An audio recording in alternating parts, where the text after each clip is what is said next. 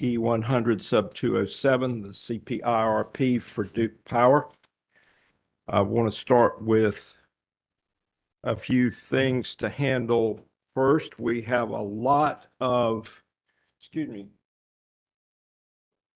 Don, you're not participating, sir. No, sir, you can't. Yes, if I have to. Okay.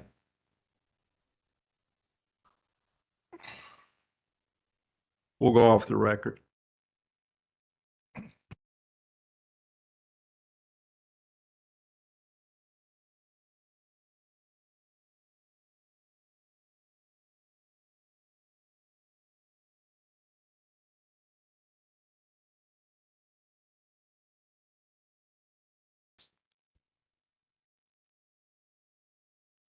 We have excused witnesses.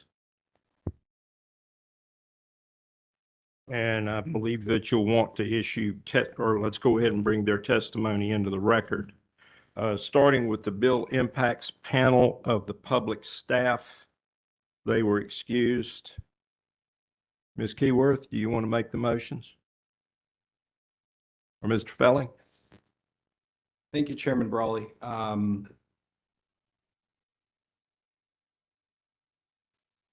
Okay, okay, what everybody's a little off. I get it. Direct testimony of Eric Fernandez and David Williamson, the bill impact panel direct for public staff, consisting of 14 pages, 2 appendices as filed on March 30, 2026, and witness summary as filed on 6/9/2026 will be identified and without objection will be admitted as if entered orally from the stand. Thank you, Chairman Brawley. Okay, I'm not showing that the direct thermal panel testimony of Evan Lawrence, Blaze Michna, and Jordan Nada, 90 pages, 4 appendices, 2 exhibits as filed on March 30, confidential, is not shown as being identified and admitted, while the highly confidential is.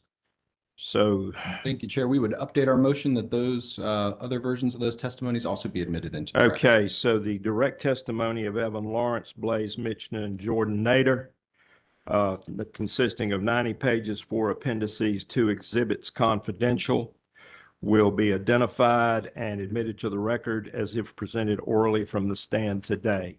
Thank you, Chairman Brown. All right, Attorney General's office, you want to make a motion?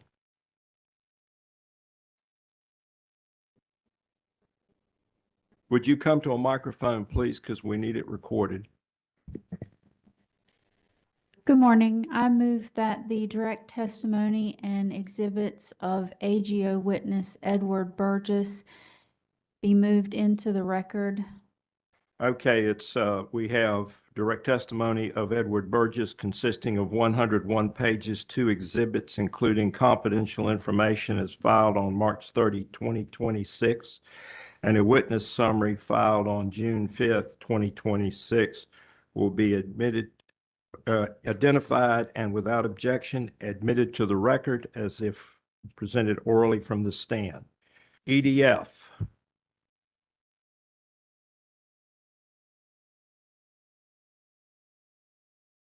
Good morning, Ben Smith for Environmental Defense Fund. We'd like to move the testimony of Rob Patrolak, which was filed on March 30th, 2026, and includes 1 exhibit into the record. We'd also like to move the witness summary filed on June 17th into the record as well. Okay, the direct testimony of Robert Patrolak of 15 pages and 1 exhibit as filed on March 30, 2026, and witness summary filed June 19th, 2026 will be identified and without objection admitted to the record as if entered orally from the stand today. Google. Morning. Google moves the testimony of Isaac Gable Frank consisting of 28 pages and 2 exhibits as filed on March 30th, 2026 into the record as if given orally from the stand. Okay, the direct testimony of Isaac Gabriel Frank consisting of 28 pages, 2 exhibits, as filed on March 30, 2026, and witness summary. No witness summary. We didn't have one? We didn't file one. Okay, did not file one. Will be identified and without objection admitted to the record as if entered orally from the stand today. Okay, NC Warren. Good morning, Chair Brawley. This is Matthew Quinn with NC Warren. Our motion is with respect to William Powers. We filed Mr. Powers' direct testimony on March 30th, 2026. It consisted of 54 pages and 13 exhibits. None of the information was confidential. We filed Mr. Powers' witness summary on June 11 of 2026. And so at this time, we would ask that Mr. Powers' pre-filed direct testimony be entered into the record as if read orally from the stand, that the exhibits accompanying his direct be admitted into the record also, and finally, that his summary, witness summary, also be admitted into the record. I noticed on the documentation I have, it was showing the direct testimony was filed March 30, 2026. You said March 26. Well, I don't know why I said March 26th. My notes even say March 30. So Okay. I believe you. I think you're right. I Well, apologize. that's all right. Actually, the reason I read everything back is you can hear it and then you'll understand that what I'm writing down is what you said, because I don't assume that I get everything perfect. So direct testimony of William Powers consisting of 54 pages, 13 exhibits as filed on March 30, 2026 with witness testimony filed June 11th, 2026 shall be identified and without objection admitted to the record as if given orally from the stand. Thank you. Sayce et al. Thank you, Chair Brawley. David Neal with Sayce et al. We have two motions. We would first ask the commission to admit the direct testimony of Michael Goggin filed on March 30th, 2026 as corrected on June 9th, consisting of 98 pages in both confidential and public redacted versions, as well as a summary filed on June 10th, and would ask that his testimony be admitted into the record as if given orally from the stand, and his 8 exhibits identified as MG1 through MG8 also be entered into the record along with his summary. Okay, so we have the direct testimony of Michael Goggin consisting of 98 pages, 8 exhibits with confidential information as filed on March 30, 2026. The corrected testimony of Michael Goggin consisting of 98 pages, 8 exhibits, including confidential information as filed June 9th, 2026, and a witness summary as filed June 10th, 2026, will be identified and without objection admitted to the record as if given orally from the stand. Thank you, Chair Brawley. And next, Sayce et al. Would ask that witness Jake Duncan's testimony be entered into the record at this time. He was excused by order of the commission earlier. His direct testimony was also filed on March 30th, corrected on June 10th, consisting of 55 pages, including both confidential and public redacted versions. And his summary was filed on June 10th. And at this time, we would ask that that testimony be entered into the record as if given orally from the stand, along with the 3 exhibits marked JD1 through JD3 and his summary. Okay, the direct testimony of Jake Duncan consisting of 55 pages, 2 exhibits, including confidential information as filed on March 30, 2026, and the corrected testimony of Jake Duncan consisting of 55 pages, 3 exhibits, including confidential information as filed on March 10th, 2026, and witness testimony as filed on June 10th, 2026, shall be identified and without objection admitted to the record as if given orally from the stand today. Thank you, Chair Brawley.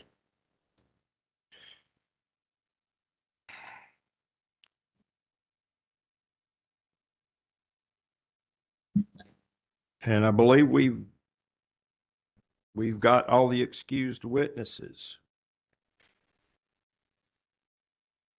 So we will continue with the Grid Edge panel from the public staff. Microsoft has completed their cross. and NCSCA. Good morning. Thank you, Chair Brawley. Justin Simulowski on behalf of the North Carolina Sustainable Energy Association. Good morning. Can you all turn to page 8 of your testimony, please?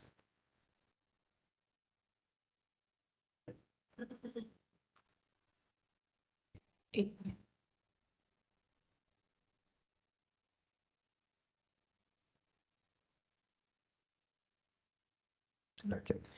And on page 8, you give a description of the PowerPair program, correct? That's correct.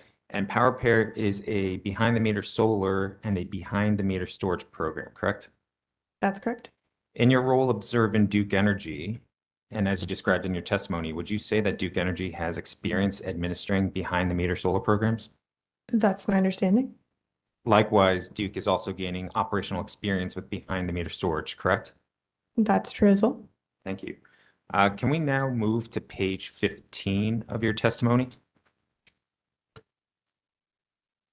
We're there. I am looking at table 2, and that table shows the amount of megawatts that Duke Energy's modeling selected, correct? Yes, that shows the power pair selected in the power pair sensitivity that Duke conducted. Great. For each service territory, can you walk us through how many megawatts were selected through 2029? Sure. So in DEP, there was a total of 9.4 megawatts available through 2029, and none of them were selected.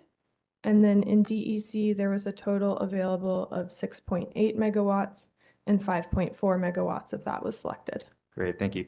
And can you also do the same for the megawatts through 2050? Sure. So this is cumulative, including the through 2029. There were 63 megawatts available in DEP, and none was selected. And then in DEC, there were 42 megawatts available, and 24 megawatts were selected. And just to clarify for the record, that 24 is inclusive of that 5.4 through 2029. I believe so. I would have to review to be sure, but. Thank you. And to your knowledge, there's also a non-residential version of the PowerPair program currently pending before this commission, correct? Yes, it's pending before the commission. And lines 13 on page 15, it is your testimony that a similar program for non-residential customers has significant potential to meaningfully expand behind-the-meter storage on Duke's system, correct? Yes, we believe that such a program could be valuable. It needs to be evaluated just as any other program for its cost effectiveness, but we do think that it could expand behind-the-meter solar on the system and be of value to the system. Thank you. And one of the things about the PowerPair program, as described in your testimony, is that there are reimbursements up to $9,000 for residential customers that pursue this program, correct? That's my understanding.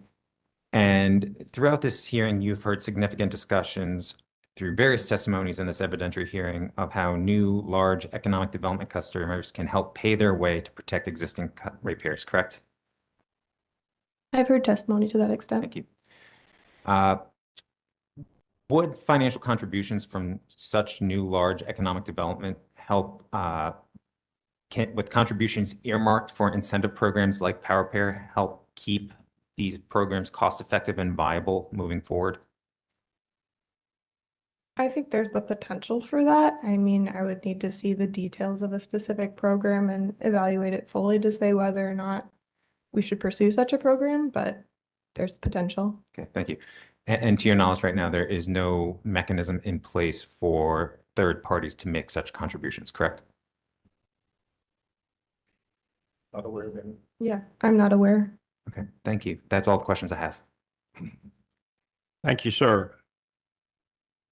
Sayce?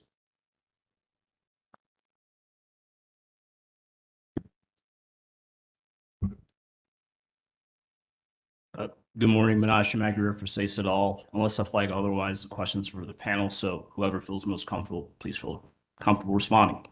Can I have you turn to page 15, lines 10 through 11 of your testimony? And just let me know when you're there. We're there. All right. So here you discuss the consistent selection in DEC's territory of PowerPair demonstrates the potential value of that program. You see that? That's what my testimony says. You also notes, this is the same page, lines 11 through 12, the potential value, and you discuss this with counsel for NCSEA, potential value of a non-residential program akin to PowerPair. You see that? Yes, I do. Okay. Are you generally aware that the company's filed an updated load forecast with its rebuttal testimony, or at least around the time of its rebuttal testimony? Yes, I'm aware. Okay. And you're generally aware that that updated load forecast projects significantly higher load over the planning period? More or less, yes.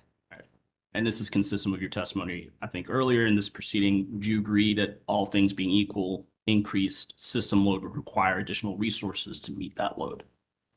Yes. Did either of you have an opportunity to hear testimony from public staff witness Metz from the stand about the need for I think this is a paraphrase, an all-inclusive resource selection given this recent updated load forecast? I heard some Mr. Metz testimony, not sure if I heard it all. Yeah, I'm not certain on the exact wording, but yes, I heard Mr. Metz's testimony. So generally familiar with like the substance of what was said? Generally, I think more specifics we would need. Okay. Would you agree that the updated spring 2026 forecast increases the potential value of PowerPair and other grid edge resources to help shrink the challenge of meeting that load? I haven't looked at any modeling that evaluates PowerPair under a load forecast other than the advancing development load forecast. But I think to the extent of it's generally true that a higher load requires more resources to meet it than the resources we have increase in value. Okay, no further questions. Thank you. Duke? No cross-examination. Okay. Redirect from public staff? No redirect. Thank you. All right, I've got a few questions. You know, I know these questions make me sound real smart, but actually staff writes them and gives them to me. Please provide public staff's review of Duke's compliance with 2023 CPIRP order as it relates to grid edge resources.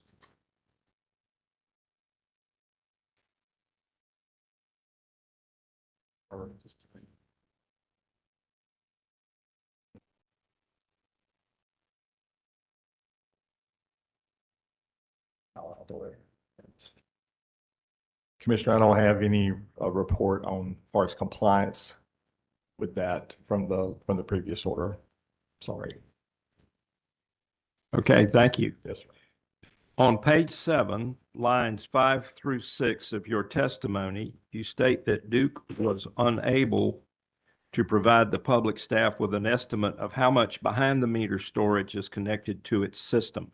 Can you provide more details on your request and Duke's response and the rationale as to why this information was unavailable? If you'll just give me 1 second, I think Yes, I might ma'am. have it in front of me.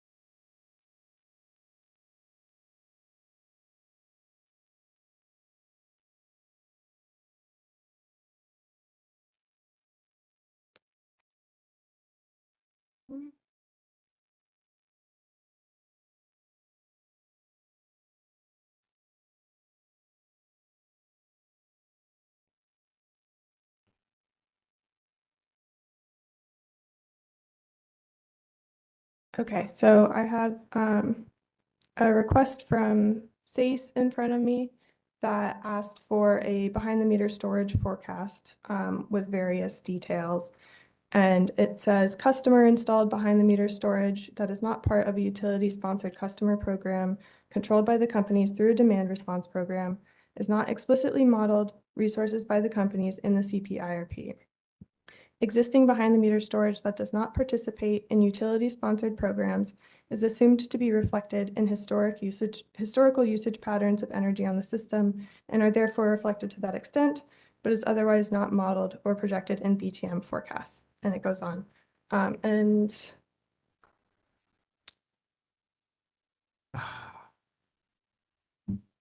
this is one of our potential cross exhibits. I'm trying to figure out which one. This is public staff potential cross exhibit 6. And then the public staff also asked how much behind the meter standalone storage in megawatts and megawatt hours is currently on the system. Please break this out by company and state if possible. And the response we received was data for megawatts and megawatt hours of behind the meter storage is not readily available. And that one, I believe, is public staff potential cross exhibit number 5.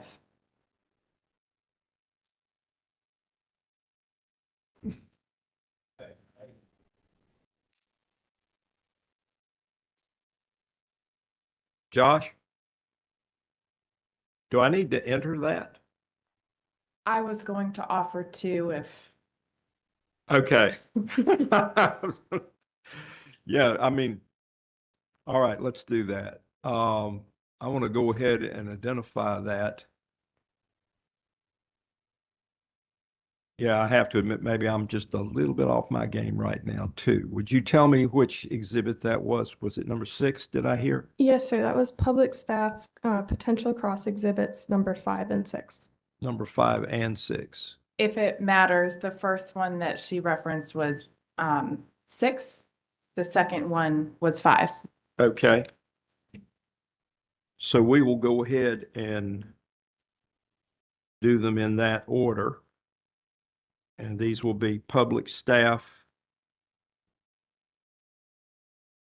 cross for the grid edge panel. Direct. And that's going to be exhibit 3. No, excuse me, exhibit 1. The previous ones were SIGFR.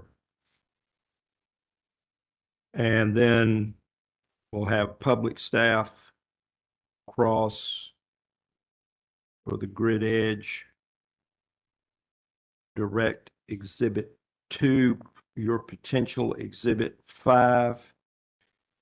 So they are both identified and without objection are admitted to the evidentiary record.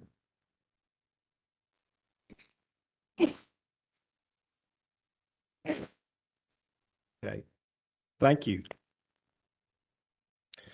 Your testimony notes that Duke did not incorporate the impacts of the One Big Beautiful Bill Act in their behind-the-meter forecast.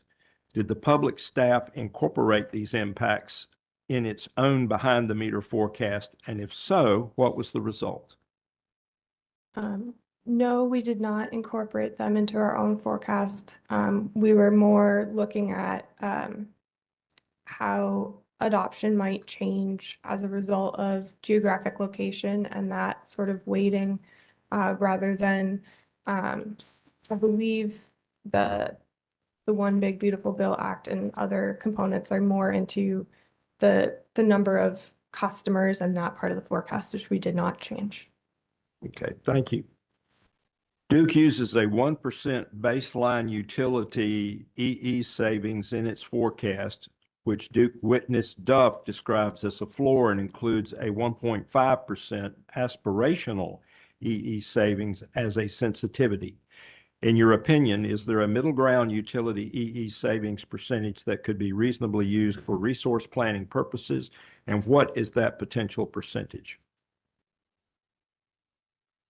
Commissioner, we supported the 1% as a minimum floor and have not contemplated a middle ground, as you say. Okay, thank you, sir. Questions from other commissioners? Commissioner McKissick. Just one quick follow-up, and that relates to the last question that Chair Brawley asked. I know you accepted the 1%, and right now the 1.5% is an aspirational target.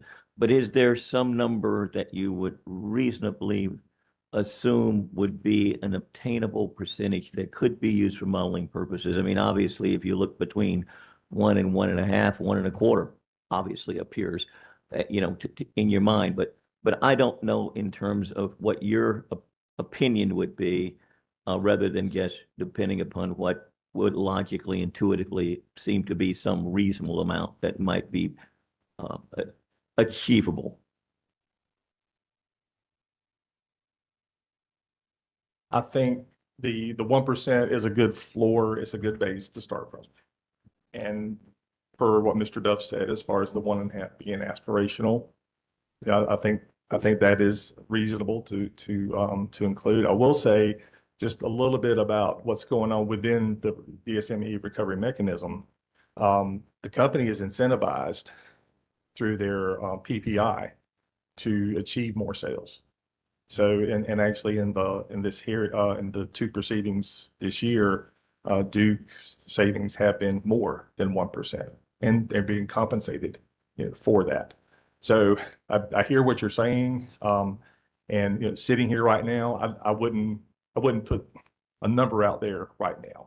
1%, I think we're good with. I think the 1.5 is a great aspirational goal. There probably is an in between, but I'm not prepared right now to tell you what that is. That's fair. I was just kind of curious as a follow-up. Yes, sir. Something I've been curious about for a while. Okay. Thank you. You're welcome. No further questions, Chair Brawley. Thank you, Commissioner. Commissioner Tucker? Commissioner Guido? Dr. Weaver, Mr. Williamson, you are excused. Thank you.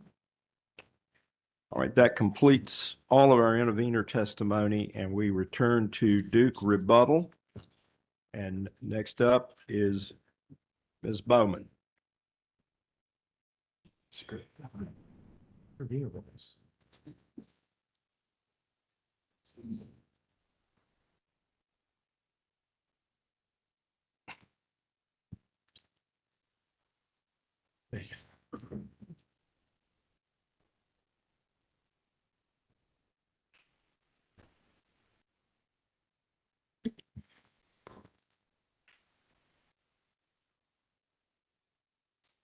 Good morning, Ms. Bowman. As you were previously sworn, you do not need to be sworn again. Good morning. Okay.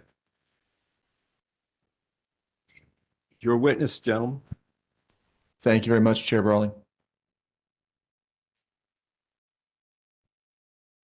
All right, Ms. Bowman, are you the same Kendall Bowman that previously appeared in this proceeding on behalf of the company's direct case? Yes. And did you cause to be pre-filed in this docket rebuttal testimony consisting of 25 pages? Yes. And do you have any additional changes or corrections you need to make to that testimony? I do not. If I were to ask you the same questions today that appear in your pre-filed rebuttal testimony, would your answers be the same? Yes.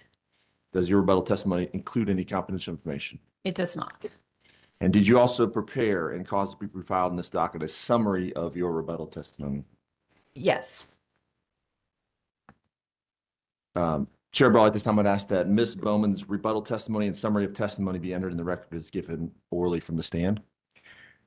The rebuttal testimony of Kendall Bowman, consisting of 25 pages, filed on May 14th, 2026, and rebuttal witness summary as filed on June 15th, 2026, will be identified and without objection admitted to the record as if given orally from the stand today.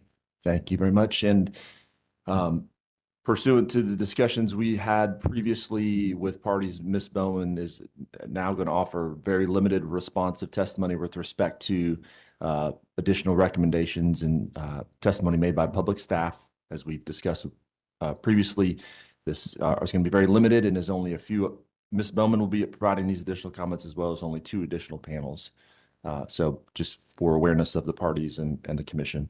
So at this time, I would just briefly ask Ms. Bowman if you have any very limited responsive comments with respect to public staff's additional testimony. I do. Just 2 very general comments. The first is given public staff's recent testimony. They've come very close to the company's proposed NTAP and action plan, with the exception of the Smith CT. of which our IRP and NTAP panel can go into details on that. But just want to reiterate, they've moved a lot closer to the company's proposed NTAP and action plan. The second is regarding reliability. I want to assure this commission that the company takes reliability seriously. It's first and foremost what our company does is provide reliable service to the customers of this state. But we also have an obligation to serve.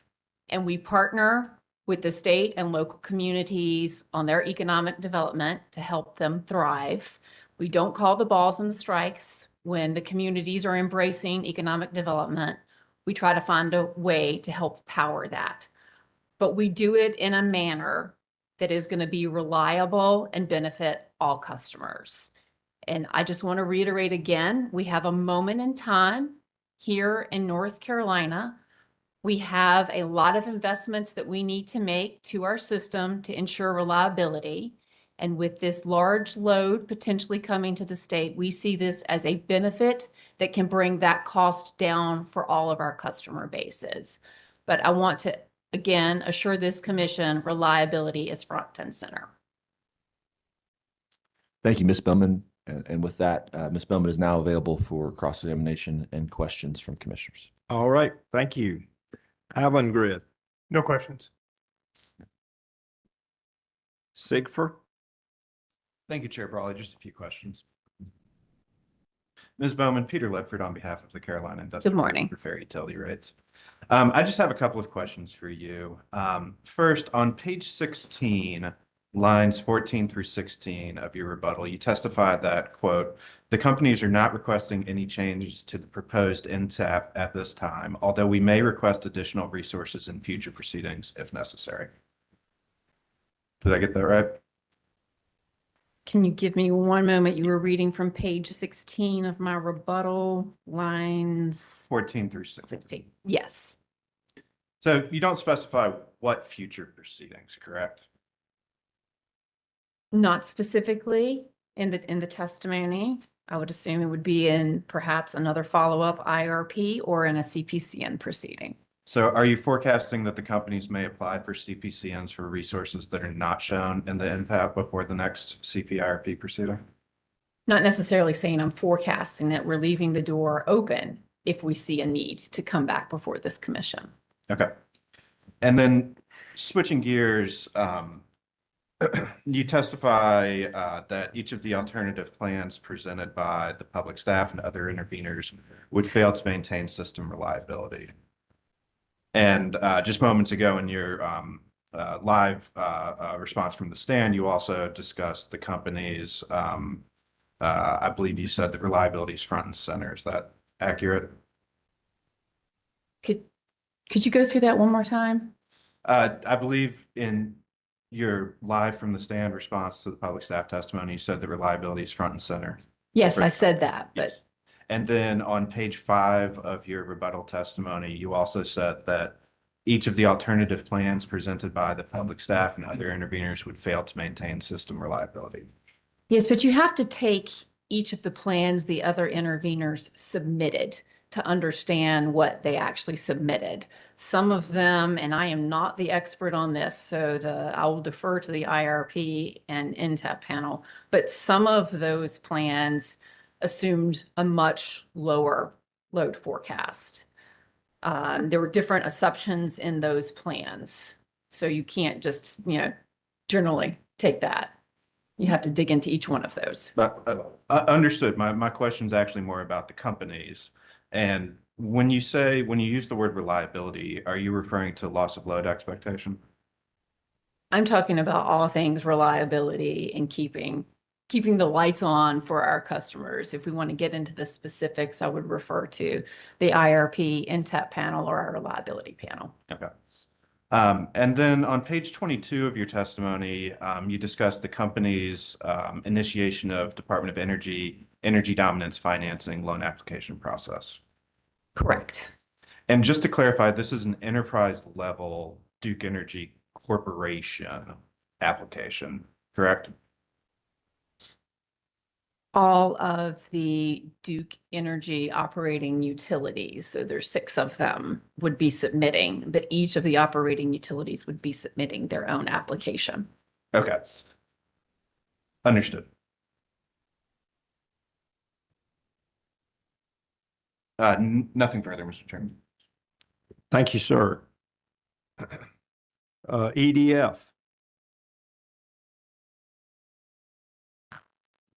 Thank you. Can you see me all right, Ms. Bowman? Yes, good morning. Good morning.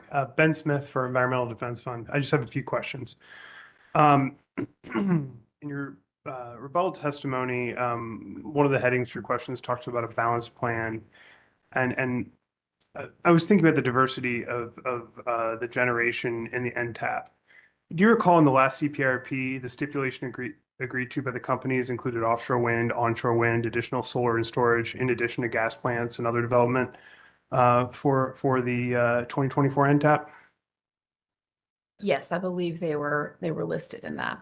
And in the current proceeding, the wind resources have been removed. The solar outcomes have changed in the current proposed NTAP. Isn't that right?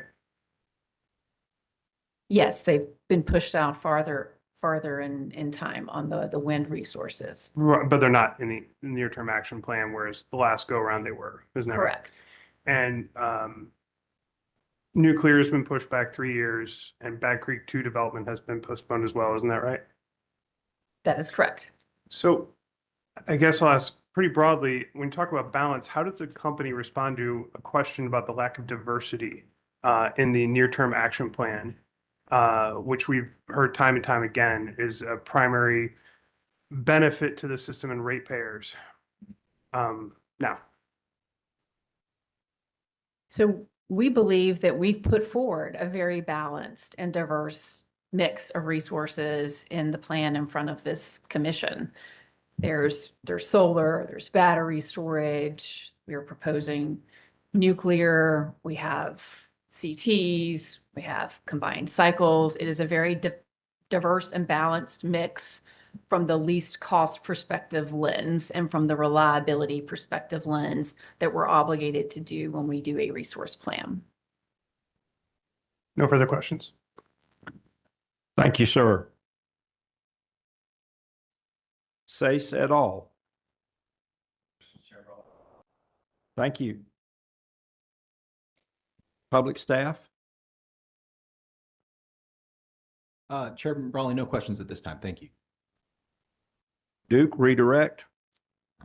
No redirect. Commissioners' questions. Ms. Bowman, is Duke open to exploring all solutions that bring down cost for ratepayers while maintaining system reliability, including potentially operationalizing the curtailments in the ESAs that Duke is already signing into contracts with large customers? So Chair Brawley, I'm not sure I'm the best witness to talk about operationalizing curtailments. I would defer that to the IRP and NTAP panel. Okay. I'm asking you the same question I asked Mr. Metz. As we move into what may be called a critical decade for Duke for the development of new nuclear resources, what is Duke's perspective on whether the commission should establish a dedicated docket to address new nuclear issues? So obviously, if this commission deems it appropriate to establish a new docket on new nuclear, we will obviously be a part of that as it unfolds. Okay. Should we also ask Mr. Capps and Ms. Nader the same question? Yes. Okay. Several Duke witnesses have cited a check and adjust approach to CPIRP activities authorized or directed by the commission, sometimes resulting in alternative actions undertaken without informing the commission. Can you please provide more details on this check and adjust approach? What is Duke checking against? Could you repeat the question? Yes, several Duke witnesses have cited a check and adjust approach to CPIRP activities authorized or directed by the commission, sometimes resulting in alternative actions undertaken without informing the commission. Can you please provide more details on this check and adjust approach? And what is Duke checking against? So I think I'm understanding the question. Generally the IRP and the enabling laws in North Carolina by nature are a check and adjust. We come in every 2 years and update the assumptions, price of fuel, this, that, and the other, load forecasts, and we have the ability to pivot and check and adjust just by nature of the way we do the IRPs. In between the IRPs, as things evolve in real time and policies change, prices change, other things change, the company's taking reasonable steps if we need to pivot. So if we need to come in, I believe in the last IRP and regarding large loads, the commission requested that we file a report on changes for where we're seeing the forecasts for load growth. And we filed, I think, 3 reports subject to check with the commission.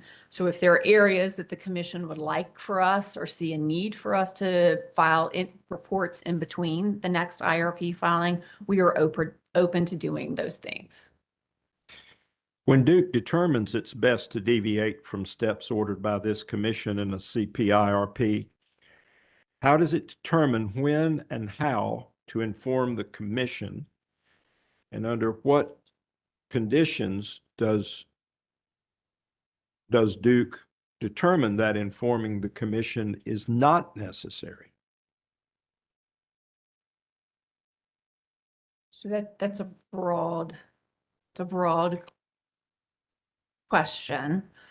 I think as we're thinking through, if it was a major change, a major shift, the team would sit down, discuss, conference with legal to determine whether we had to make a filing or not make a filing, think through the appropriate steps we'd need to take to do that. Thus far, don't believe we have determined that there was such a shift that we needed to, given the context of the subsequent filings, the check and adjust of the status of where we were in the IRP proceeding. We also have the CPCN proceedings as well. Once an IRP, we have the near-term action, but we still need to follow up in the CPCNs before moving forward with new generation construction.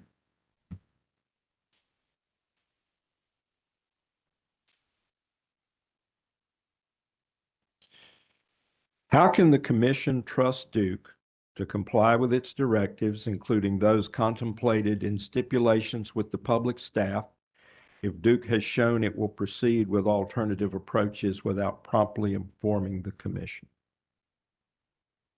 So we do not believe we've proceeded with alternative approaches. We believe we have fulfilled the commitments in the near-term action plan. We come in every 2 years again and the check and adjust. We are here before you now with some checks and some adjustments from the previous near-term action plan. So we believe that we definitely are living up to those obligations. Ms. Bowman, after hearing the testimony presented in this proceeding, are there any areas of disagreement that you believe warrant further clarification for the commission?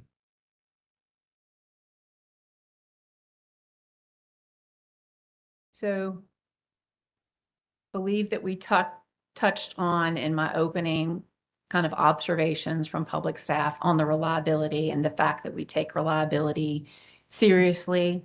Also the fact that we take cost effectiveness seriously for our customers, trying to ensure that the plan that we're putting in front of this commission is going to be beneficial for all of our customers. And we believe that we're at that moment in time now where we have an opportunity. We're going to be continuing to make investments in the system. Everything is costing more these days, whether you're talking about tariffs, inflation, labor costs. So we're going to try to continue to do everything we can to bring that cost point down for our customers. Thank you, ma'am. Questions from other commissioners? Commissioner McKissick. Just one or two questions, Ms. Bowman.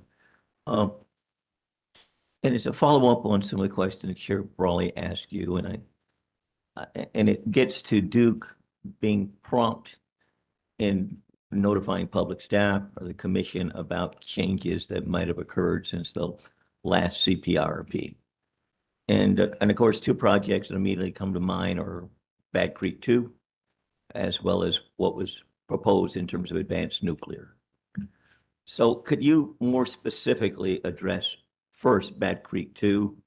Because I know everybody left here after CPIRP on a rare occasion, almost singing Kumbaya about proceeding with that project expeditiously. And of course, as a result of delays that have occurred in pursuing that project, rather than now it becoming a resource available in 2034, we're pushing it all the way out to 2040, and then it's kind of a maybe almost. So, I mean, and of course, it also affects the way public staff reviews and analyzes the need for that resource based upon what's going to be needed looking at the 2032 or within a reasonable period of time in terms of addressing demand and load that's anticipated. So can you first address Bad Creek 2 and that situation? Because I think that's one that the impression is Duke was not forthcoming when your analysis changed and where your thoughts were different about pursuing it along the same timeline that was originally proposed. Yes. So I'll try to clarify some things. Sure. So first, Bad Creek 2 still is in the resource plan. It's just been pushed out a few years. And I believe the discussion has centered around the removal of the Bad Creek 2 from the DICES, the interconnection studies from this year. The removal of that was we were seeing that project expenses were going up, battery cost, other battery storage costs were going down. That project was looking not as economical as it did several years ago in the previous IRP. There were lots of other projects in the transmission, the DICES study queue as well. If the Bad Creek 2 were removed, it can go back into the next one, but if it were removed from the current one, it would open up more availability to those other projects behind it that could come online quicker, that could benefit the system. So that was one of the rationales in terms of the decision of removing it from the DICES for just that one cluster study process. I don't mean to interrupt you, but when was notification given relating to its removal? So it was just removed from the DICES system. But was that information shared with public staff or the commission and what its implications would be? My understanding is that information was shared with the public staff, but we did not make a formal filing with the commission that it was being removed from the DICES. Perhaps we should have made a formal notification. That's what I'm wondering. I mean, you know, because it appears that obviously the significance of that in terms of timeline and the availability of that potential resource is significant. So I'm just trying to look at what can be done in a way that addresses the concern about notification. Yes. Or Duke's potential departure from what's in a CPIRP that's entered into as a result of a stipulation or, you know, or a formal order as a result of deliberations that are held. And secondly, I guess advanced nuclear. I think there's the same concern. Obviously, Duke would like to be a second mover, and things have changed in terms of the environment as it relates to the large EP1000 type reactors as opposed to the SMRs. But could you address that issue as well in terms of communication that was provided and the timeliness of that communication? So I will certainly be glad to address the nuclear. And so let's start with SMRs, the small modular reactor, which was in the previous NTAP with an in-service date that in this proposal, this IRP has been pushed out to 2037. Yes. A lot of this is driven by, Commissioner, the technology is just not ripe yet here in the United States. You have one SMR that's being constructed, and I will defer to the nuclear panel. They're sitting behind me that can provide more detail on this. You have one SMR that's being constructed, I believe, by Ontario Power right now. That also has been delayed a little bit. But that's based upon the Canadian, their regulatory licensing. There is not one ripe at this point in time in the United States. There have been a lot of headlines. You see TVA talking about doing one. We've been a partner with the DOE to get some financing to move that along, but there's not one ripe. So a lot of this is outside of the control of our company. We're monitoring, we're looking, we're weighing all of those things. But the nature of the technology is not moved at a fast enough pace. So therefore you see it pushed out. In the previous IRP, now I'm talking about AP1000s, AP1000 was not a selectable resource in the previous one. Pursuant to this commission requesting us to do that, we did that in this current one. And that is a selectable resource now that you see. And we are optimistic that that in-service date could be 2037 as well. And of course, I think in the first carbon plan, we looked at about 75 million going for the early site permitting provisions. And I think it was another 365 in the last CPIRP that was placed in there to continue the work with advanced nuclear. And we filed the early site permit for the Blues Creek yeah. location, and we're still tracking and monitoring and following that. The pace of the development just within the country has moved at a slower. And I respect that. I understand it, and I appreciate the complexity of those moving parts.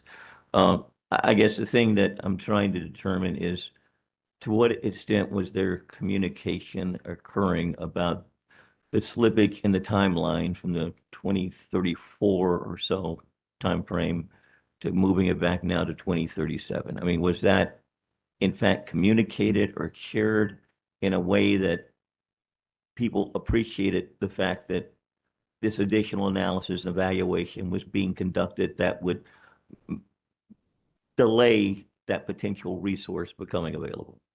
So, Commissioner, there was no formal, public available filing, but for those that follow the utility industry, it should be known by people. If you follow the industry and monitoring what's happening at the country level, if you go to conferences. So it was kind of common knowledge in the industry that the timeline would be slipping out in terms of getting someone else in the United States to start building a small modular nuclear reactor. And then if you're following what's happening in Ontario, that one also was being delayed as well.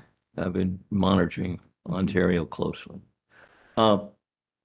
Shift gears a bit. There's been discussion that's come up about the clean energy tariff and its potential to provide additionality to the system.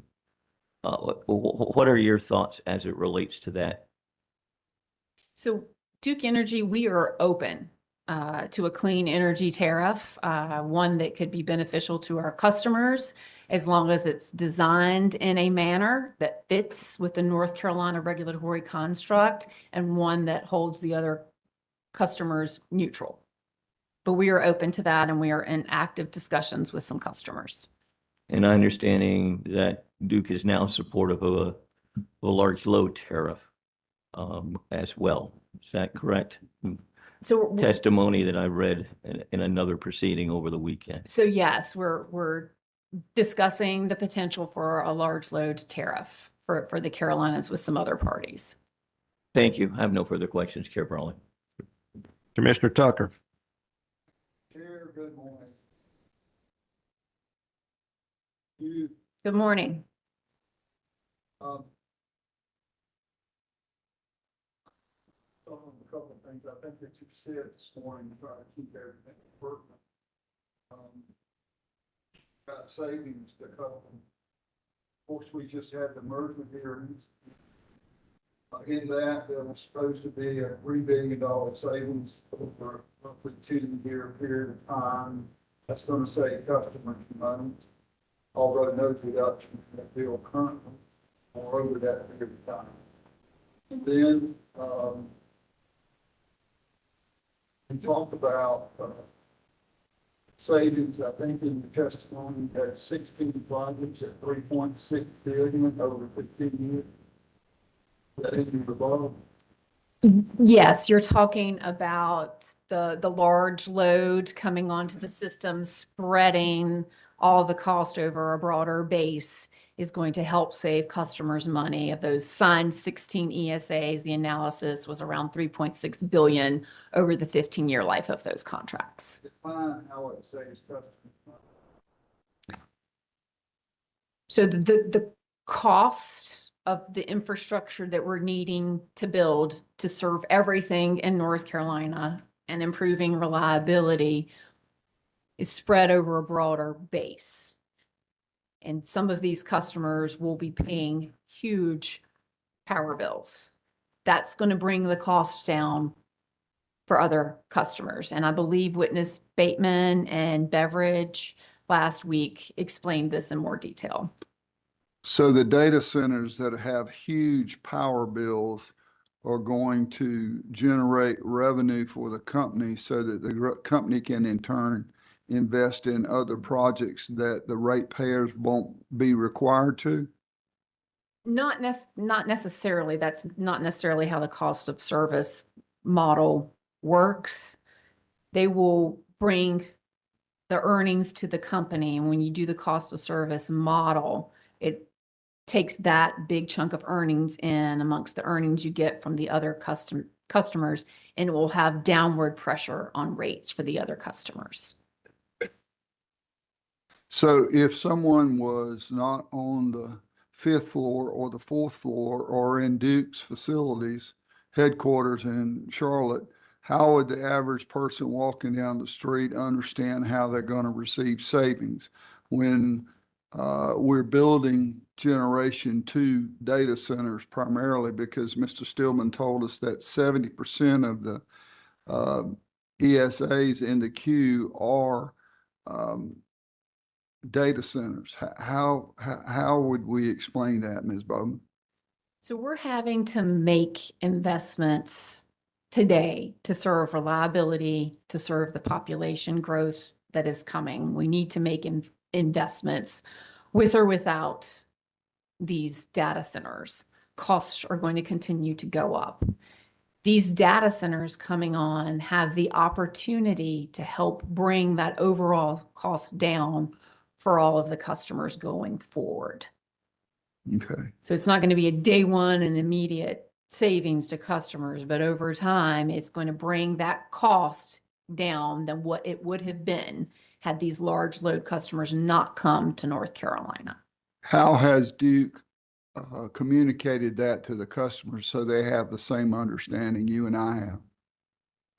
So we're trying to do that via media. When we do media interviews, trying to explain that. I recently did one with the Charlotte Business Journal where I tried to walk through explanation for that. So whenever possible, we try to do those explainers via media. We also, when we're at conferences, speaking, I think the State Energy Policy Conference that was held back in April, we have employees that try to explain through presentations and so forth. We also, on our website, dukeenergy.com, we have explainers related to data centers. We do some whiteboarding. We push it out via social media. I think Sasha Weintraub that heads up the economic development and large account management and customer has done a really neat whiteboard where he draws it out in terms of how these large load customers can bring the cost down overall for all customers. So we're trying to get the message. We're trying to get the message out. Okay. You talked about Duke being involved, and I know it to be true, being involved in local economic development opportunities in specific counties in the state who are looking for a large load for tax base, those kind of things that are there. And I know Duke's involved in all of those. And my question is, with everybody coming to you wanting you to serve, and you mentioned require to serve, when and what point do you tell those communities as they line up over a systematic period of time and get into the queue? How do you tell, when do you ever tell them, no, we're not going to build and be able to serve you? Is that question ever answered in that manner? So as you know, we have an obligation to serve in our franchise service territory. North Carolina requires us to provide service. When we're in a community and the community is open and really wanting to move forward with the economic development project, we bring that back and we go through a rigorous process looking at interconnection, distribution, transmission, and adequate generation supply. What we do is we go back and we share with that economic development potential customer the timeline. This is what it's going to take. This is how long it's going to take for us to be able to meet the needs that you're requesting.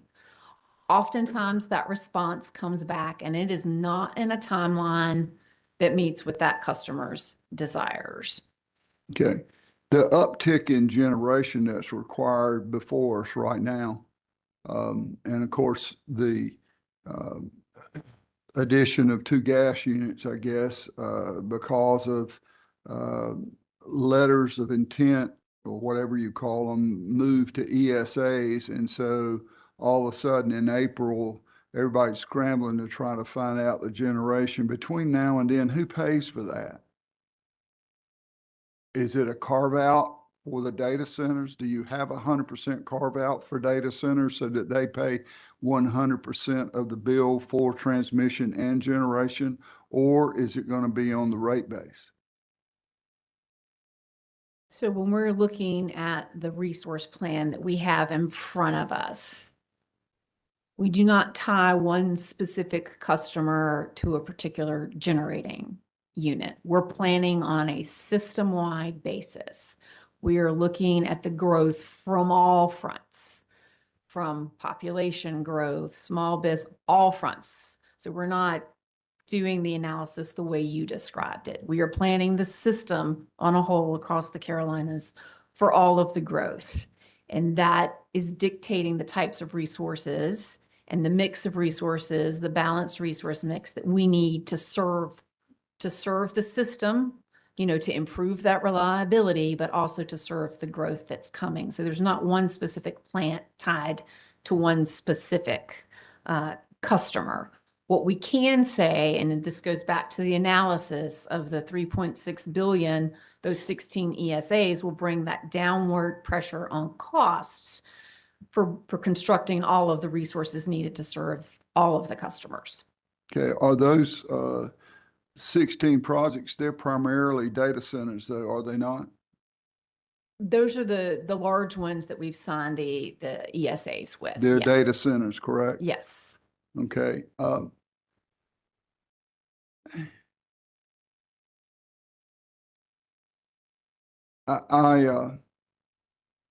I don't have any more questions, Mr. Chair. Thank you. Commissioner Guida. I just want to comment, Commissioner Tucker stole my thunder asking about customer education. So I appreciate him doing that. And that's all I have. Questions on commissioner questions?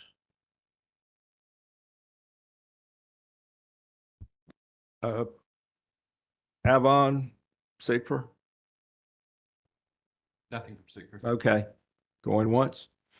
Just a few from All Duke right. Energy, if there's no other questions from parties. Thank you, Chair Brawley. Ms. Bowman, there's some substantial discussion about the ways in which Duke Energy goes about executing on commission's carbon plan decisions and the directives the commission issues. You had questions from Chair Brawley, Commissioner McKissick about that topic. Can you just describe briefly or broadly, I should say, the scope of the teams all across the Duke Energy enterprise that are tasked with executing immediately upon all the directives that the commission gives to it in its biennial carbon plan orders? Absolutely. And we take this very seriously across the company, as you can see just by the sheer number of witnesses that we have in this proceeding. What's put forward in the action plan that the commission approves, we immediately go back and work begins on that. I think if you look at my rebuttal testimony and even my direct testimony, we lay out all the work that has indeed occurred on these projects, and we take those extremely seriously. There's a whole set of people internal to the company that are dedicated to working on those at various different department levels. And there is reporting up to our senior management on the execution of all of those projects that are listed in the action plan. And as it relates to long lead time items, what we sometimes refer to as long lead time items, which are unique in a number of ways. How does the company think about progressing those in between each cycle of this resource planning process?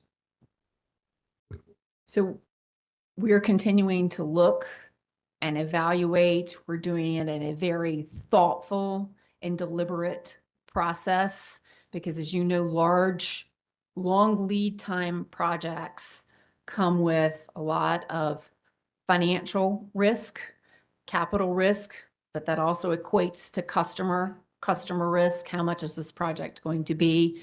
So we're continually focusing and analyzing and reevaluating and evaluating as those projects are going down the path.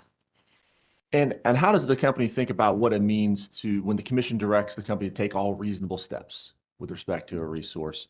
How does the company go about applying that directive, specifically as it relates to these long lead time items that have enormous capital costs?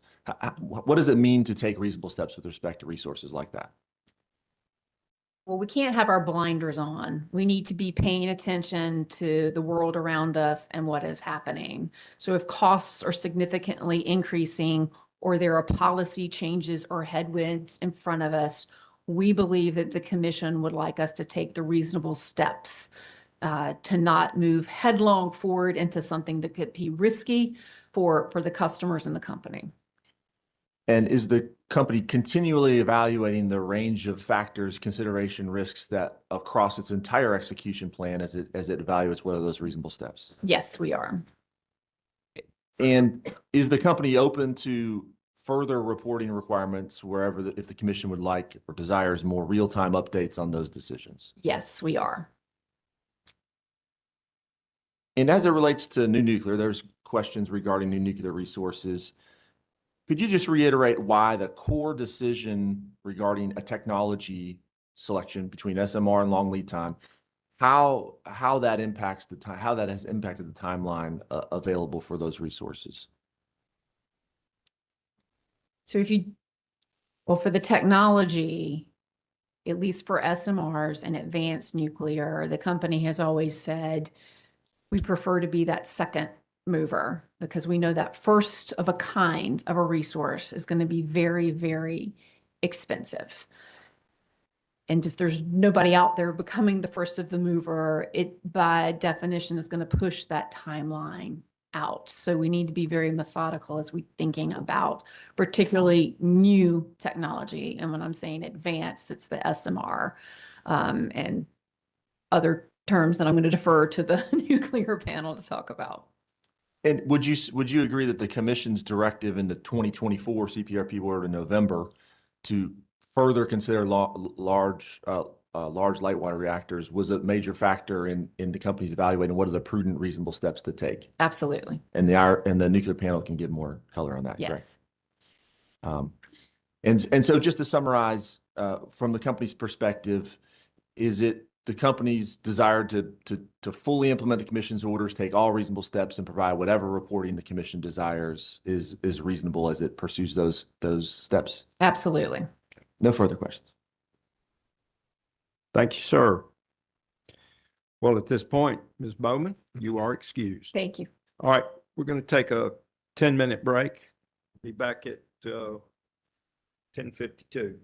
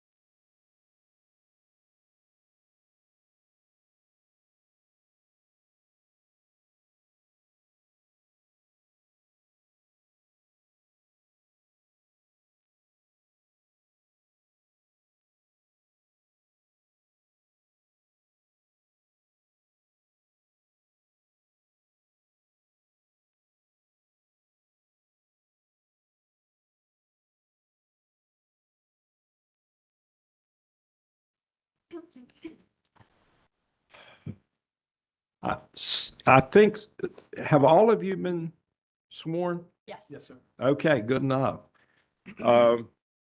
So who's handling this one? Ms. Right, Finley. Ms. Finley? Thank you. Duke Energy calls the renewables and energy storage panel to the stand. Ms. Farver, is this the same panel that presented testimony in the company's direct and supplemental case? Yes. Did this panel cause to be pre-filed in this docket rebuttal testimony consisting of 29 pages? Yes. Do you have any changes or corrections to your rebuttal testimony at this time? No. If I were to ask you the same questions today that appear in your pre-filed rebuttal testimony, would your answers be the same? Yes. And your rebuttal testimony does not contain any confidential information, correct? Correct.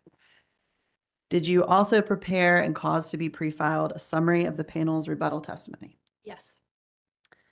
Chair Brawley, I ask that this panel's rebuttal testimony and rebuttal testimony summary be entered into the record as if given orally from the stand. The rebuttal testimony of Mara Farver, Ben Smith, and Gray Thompson as the Renewables and Energy Storage Panel. Testimony consisting of 29 pages with no confidential material as filed May 14th, 2026. And the witness summary as filed June 15th, 2026. Both of these are rebuttal. So they are identified and without objection are admitted to the record as if presented orally from the stand today. Thank you. The Renewables and Energy Storage Panel is now available for questions from the parties. CCBA. Thank you, Mr. Chairman. John Burns for CCBA. Good morning. Ms. Farver, can you provide a status update on the 2025 solar resources procurement for the commission today? Are you prepared to do that? Yes, I do have some basic statistics to share with you all, hot off the press. We notified our finalists the middle of May, I believe it was May 14th, and then they had about 30 days to decide if they were going to accept their offer or not.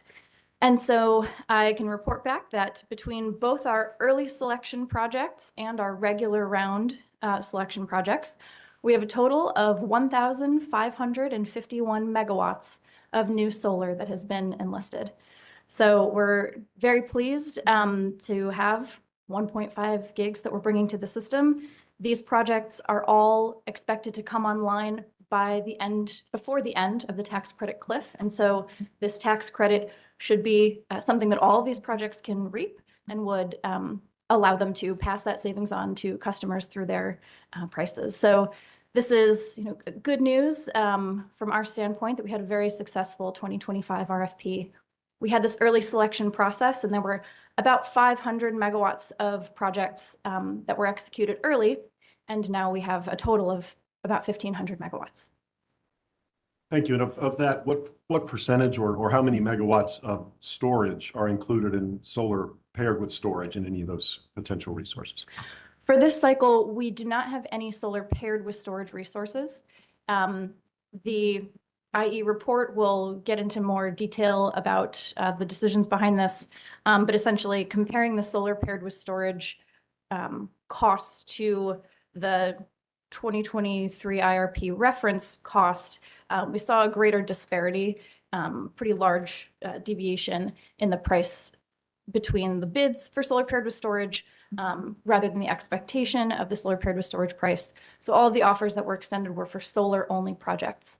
And this crop of projects was very close to the expected price of the solar only reference cost. And so the weighted average was within, I should say, the weighted average of that winning portfolio was within 3% of the solar reference cost from the last IRP.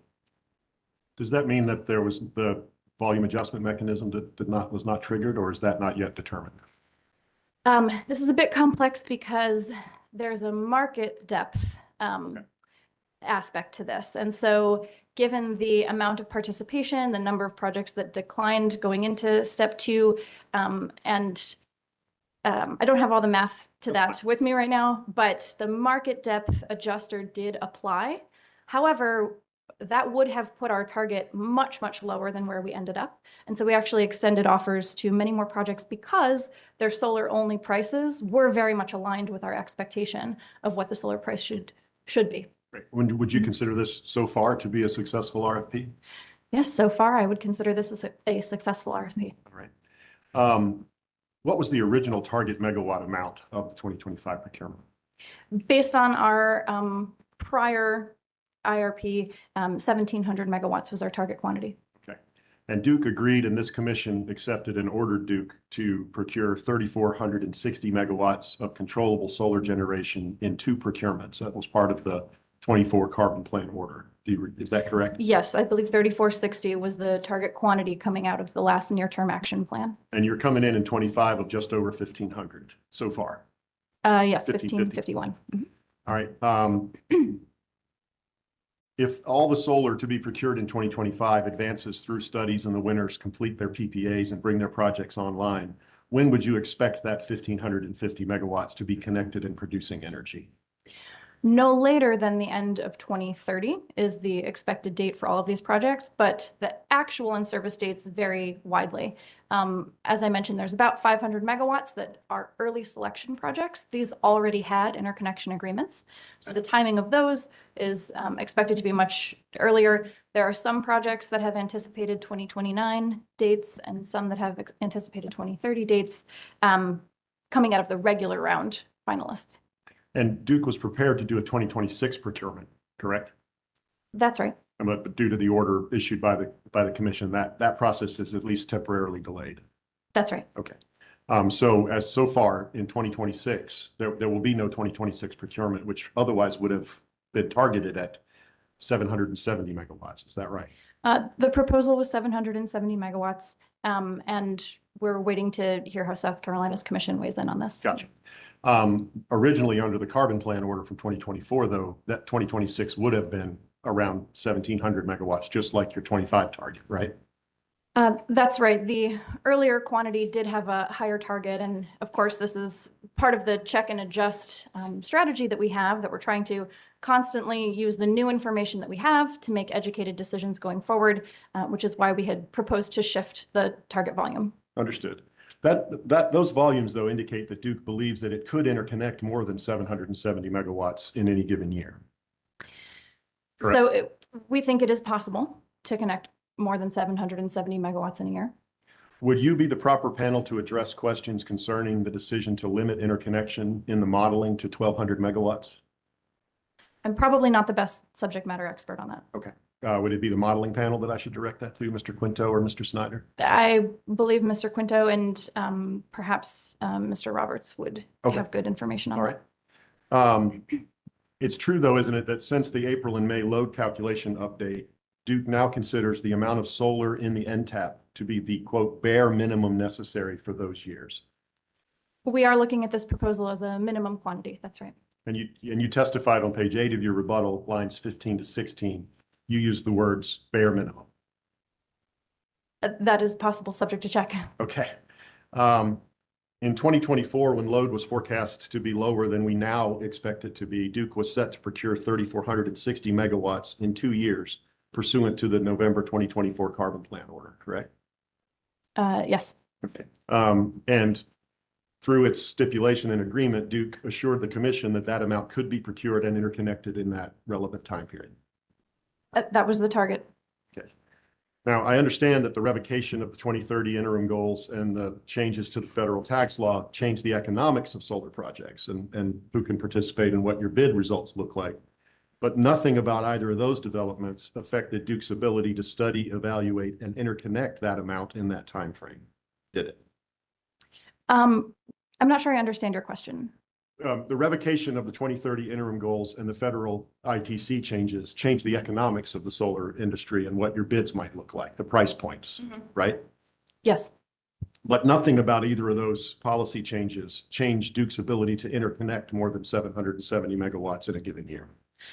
If you're asking about how the annual interconnection limits were incorporated into the model and why they changed, I'm probably not the best person to answer that. I understand that. I think I'm just, and I'm probably not being very clear in my question because that happens a lot, but those two policy changes in the law didn't change Duke's ability to physically interconnect more than 700 megawatts in a given year, outside of the modeling, but the ability to interconnect projects. I think that's accurate. Okay, thank you. Duke proposes a procurement in each of 26, 27, and 28 as part of your NTAP. Is that right? So the NTAP did have a quantity of 2,300 megawatts, and initially we were assuming 3 cycles of procurement. It can also be 2 cycles of procurement. Okay, the public staff disagrees with setting a specific procurement amount for 2028. I did see that in their testimony, and I had heard them on the stand last week explaining it a bit further. I think we actually are closer on this point than we are far apart. Please explain. I believe, at the risk of misinterpreting, that they want the ability to adjust the 2028 target number when we have more information. That's how I understood it. And so our suggestion was to have a target quantity to work towards and to set an estimated target quantity now in this cycle. And then, of course, when we have more information with the next updated IRP, we can adjust that number as needed. But I don't think that their recommendation was to set a target of 0. Understood. And I think when we had originally read their testimony, that was our interpretation. And so we just wanted to make clear that we should have a target quantity so that we know what we're working towards, with an ability to flex as we get more information in the future. On page 8 of your rebuttal testimony, you say just that the 28 procurement could be commenced and adjusted pending the results of the 2027 IRP proceeding, correct? That's right. And so 2028 will be much like 2026. That there was to be a 2026 procurement commenced while this IRP proceeding was underway. That's right. And it might be adjusted once we understand what volume would be determined to be the proper resource volume in that IRP. That's right. Of course, there's a bit of a timing mismatch between our cycles from IRP and the cycles that we have to follow for our RFP. And so we're trying to remain flexible as best we can to meet both of these timing cadences. Further in page 8, starting at line 23, I'm going to paraphrase, and let me know if I'm paraphrasing properly. I understand your testimony to be that proceeding with a procurement and establishing a target quantity for that RFP helps attract developer interest by providing predictability and assurances to the solar development industry that a procurement will in fact occur. Is that true? Yes. Okay. And not setting a target in those circumstances, you testify on page 9, lines 2 through 4, that creates uncertainty and tells the market that the target is essentially 0 and could drive developers out of the Carolinas, right? That's right. That's our concern, that we think it's good for customers to have ample interest in bidding into our RFPs. And so by setting an estimated target for the 2028 RFP, that's essentially telling the market that there will be a continued need for solar in the state and encouraging them to invest their resources and time into starting the early stage development for these projects so that they will be ready to participate in a 2028 RFP. Thank you, Ms. Farber. Is this the proper panel to whom I should direct questions related to the amount of solar megawatts forecast in the NTAP in comparison to other resources, or is that the modeling panel? The modeling panel probably has more detail for you on it. I'm familiar with this at a higher level. All right. You testified, we just covered earlier, that the NTAP amounts are the bare minimum of those resources necessary for reliability. We are looking at the NTAP as a whole as the minimum quantity for. All right. And load growth is occurring, and its expectation has increased significantly even since this IRP was filed less than a year ago. That's my understanding. And you agree that the other resources available to Duke during the time of the NTAP are fairly limited. Yes, solar and storage are typically some of the faster resources to interconnect and construct. Really the resources that are generating resources are CCs, CTs, and solar before 2037, correct? Subject to check. That's not my area of expertise. All right. Is it, given that gas, and I think others have testified that Duke is proposing to develop the maximum amount of CCs that can be fed by by the current gas system, gas is fairly maxed out in that time frame, correct? They can't add any more. This is not my area of expertise. Gotcha. Okay, well, then I won't go much further other than to say, do you believe it prudent to keep open the possibility of procuring more solar and more storage than proposed in the NTAP in order to adjust to changes in load expectations? Certainly, and our RFP structure does allow for adjustment in either direction based on the bid prices that we receive. So I do think that that flexibility on volume is important, and it is something that we have considered in developing the RFP process. Okay, I'm going to move to my final topic. Just a couple of questions here. In addition to solar and solar paired with storage here in North Carolina, Ms. Farber, you've also been involved in the development of standalone battery storage procurement programs in South Carolina, haven't you? That's right. That process included stakeholder engagement, including with CCBA. That's right. And it came about because since South Carolina enacted Act 41, which required Duke to competitively procure standalone storage resources in South Carolina. That's correct. As a result of that process, Duke has agreed to, and the South Carolina Commission has approved, a stipulated order under which Duke will procure 400 megawatts of standalone storage from independent power producers, right? That's right. The 400 megawatt target will be approximately 200 megawatts to be owned by the utility and approximately 200 megawatts to be owned by a third party. And then energy provided from that storage through an energy storage services agreement. That's correct. So there'll be some, about half of it will be developed by someone and then the project sold to Duke as an asset. And about half will be managed by the independent power producer and the capacity basically rented to Duke, right? That's right. We will contract for approximately half of that capacity. And Duke has proposed an RFP document and pro forma asset purchase agreements and energy storage service agreements in South Carolina. That's already been published and filed. We have our draft documents published, and I believe the final documents will be filed in the next few weeks. And so it is possible then for Duke to competitively procure standalone storage from independent producers where such procurement is allowed by law. Is that right? It is possible, and we are executing that now.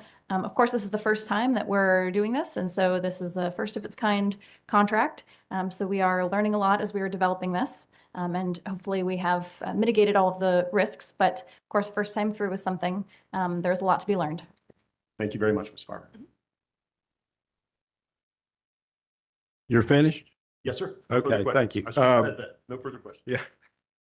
CEBA? No questions. Thank you. SIGFR?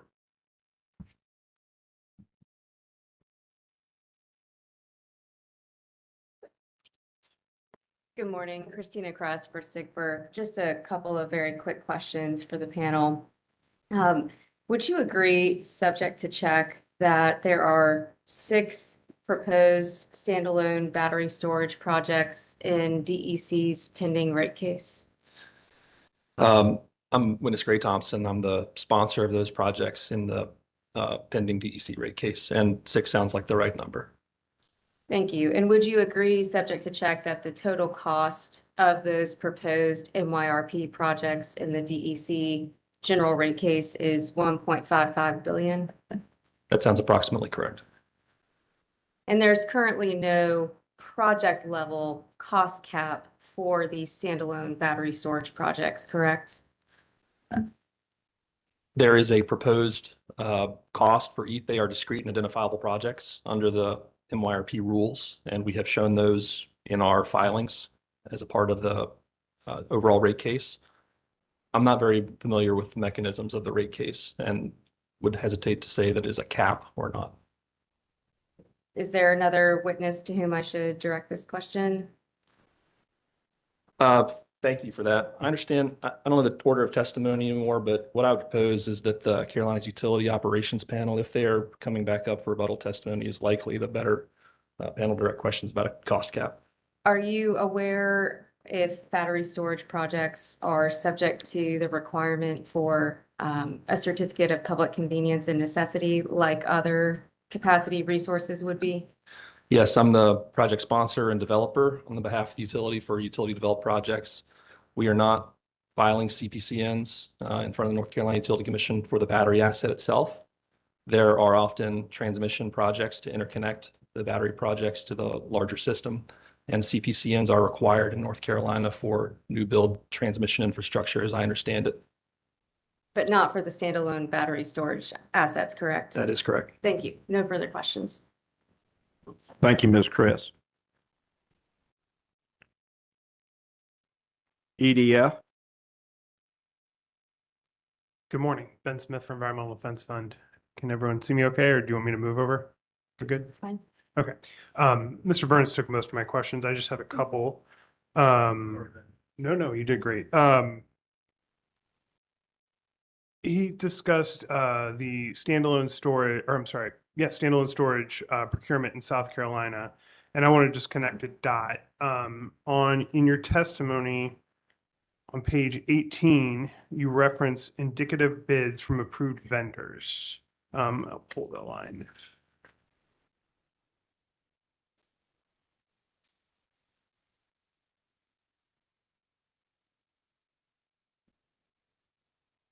And it's on line 15 on page 18 of your rebuttal testimony. Is that when you talk about the approved vendors and indicative bids, is that part of this South Carolina procurement process, or is that a wholly separate process for procurement? As referenced here in the rebuttal testimony, it's not referring to the Act 41 compliant RFP being done in South Carolina. We've not received bids. That procurement process was just approved recently, I understand. Okay, so is this, when you talk about indicative bids from approved vendors, how do you make sure that you're getting a robust sort of procurement response when you're talking about this bidding process? And maybe just talk a little bit about what you mean here by indicative bids. The question that Counselor Ben Smith was, not witness Ben Smith, was pulling this from is, why is the company's approach to near-term cost estimates reasonable? And so the line pulled out, talking about indicative bids is central and foundational to why we can assert that. Essentially, the company's been active in developing battery megawatts in the Carolinas in this exact region for several years. We now have over 150 megawatts in service today. We are operating, we're in negotiations with global suppliers of battery equipment, of construction services, and we've incorporated our knowledge of the energy landscape in the Carolinas into the cost estimates that we use as a part of the formation of the 25 integrated resource plan modeling. I think that answered your question. Yeah, I think so. That was helpful. I guess my only follow-up is sort of how does Duke signal to these standalone, the battery manufacturers and other folks that you need to have bid into it that you represent here? How do you signal to that market that you're open for business? The company's been active building large infrastructure projects for decades. We have several large infrastructure construction, engineering, procurement firms that have been a part of master service agreements that have successfully worked with us on company-built solar projects, other generating assets for years. We've gone back to many of those same construction partners when it comes to retaining services for engineering and procurement and construction. We have also been open to other partners, vetted them through quality and commercial viability, and have become established through those that are active and willing to engage in business and that we've found mutual agreement with. In terms of major equipment, we're active in a global marketplace. Many of the providers that we're engaging to underpin our own projects are also selling projects other places in the United States and across the globe. We are engaging only with top tier vendors, but we vet their products for reliability and open bid events for individual and discrete projects. And we've done it over a number of years. And so by virtue of that, we're working with top tier suppliers and knowing that we're getting cost competitive or cost effective rates from them. Thank you. Okay, I'm going to move on. That covered that piece. On page 6 of your testimony, there's a reference to VAM, reference cost volume adjustment mechanism, where you all say that it benchmarks actual bid prices against IRP cost assumptions. Yeah, I think that's the end of my chicken scratch. So, can you explain a little bit about how this part of it works? And this might be better for the modeling panel, and please tell me that if you think so, but I just want to understand how you all work in this VAM into the modeling piece. So the VAM, the volume adjustment mechanism, is something that's part of the RFP. And so we use the data that was inputs to the model to derive the VAM. And so the model has certain assumptions about cost for each in-service year. And so doing that calculation looks to the corresponding in-service year and then translates that to an LCOE, the levelized cost of energy, so that we can compare on a dollar per megawatt hour basis, how are the bid prices looking compared to the expectations, the expected cost that was part of the IRP model. Thank you. All right, last topic.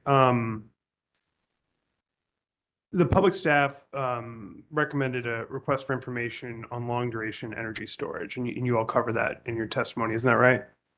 Yes, that's correct. And you all, and I think your last, well, I'll just ask.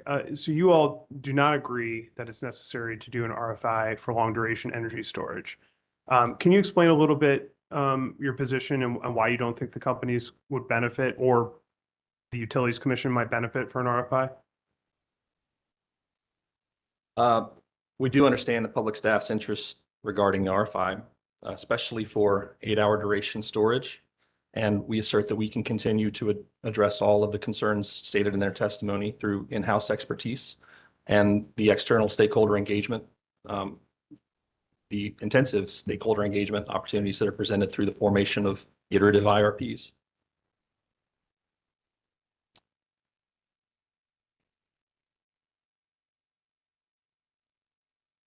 Okay, so I think I'm hearing your position is that the stakeholder engagement in the IRPs might cover what an RFI in this would cover. Is that what I heard? That was half of it, yes. The other half is Duke Energy has the Emerging Technology Office, an entire department devoted to monitoring the developments in emerging technologies, just as its name implies. We incorporate their experience and study of the industry into the formation of our integrated resource plans. We have a appendix titled Generation Screening. Generation screening is an important step in the formation of the models, and like all technologies, long duration storage is one of those that was screened and described in our appendix. We feel that process has been sufficient and intend to continue doing it and welcome further discussion. That's where the stakeholder engagement piece comes in on anything we conclude and then include in the integrated resource plan. Thanks. Last question on this. You mentioned, I think, emerging solutions, and I apologize if I'm misrepresenting exactly what you said, but is that Duke Energy the parent company that has this office, or is that within Progress or Carolinas? I'm going to offer answer subject to check. I believe that the employees in the Emerging Technology Office are part of the holding company and not specific to any of the individual operating companies. What I can confidently say is that their expertise is available to any decision making required into the by the jurisdictional operating companies. Thank you. No further questions. Yes, sir. Microsoft. Microsoft has no questions. Thank you. Say said all. Thank you, Chair Brawley, David Neal for Say Said All. If I could first approach with the notebooks. I see they're now on the floor. So I'll bring those, the exhibit notebooks up the table before I start. Okay. You may approach. Thank you.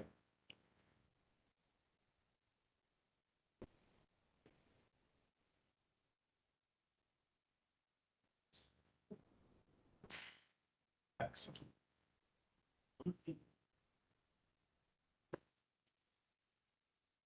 Hopefully that doesn't count towards my estimated time. Good morning, David Neal again with Say Said All. Good to see you again. Morning.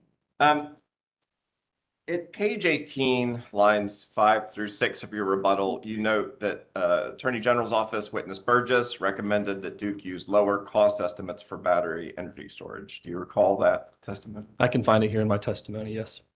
And do you recall that Sayce et al. Witness Rumpani made a similar observation in her testimony about Duke's battery capital cost assumptions? That sounds familiar to me.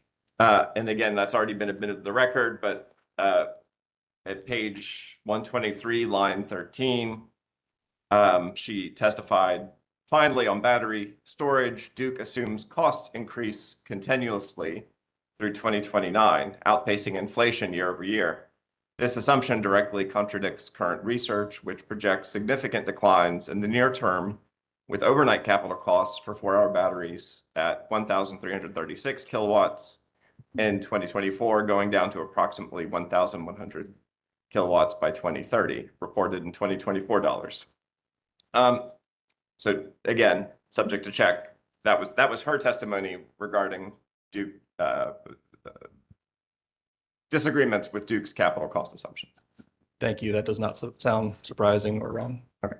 And do you remember in the last IRP, CPIRP proceeding, I had some questions for you and I believe the NTAP IRP panel about whether Duke's battery cost assumptions were reflecting current market trends?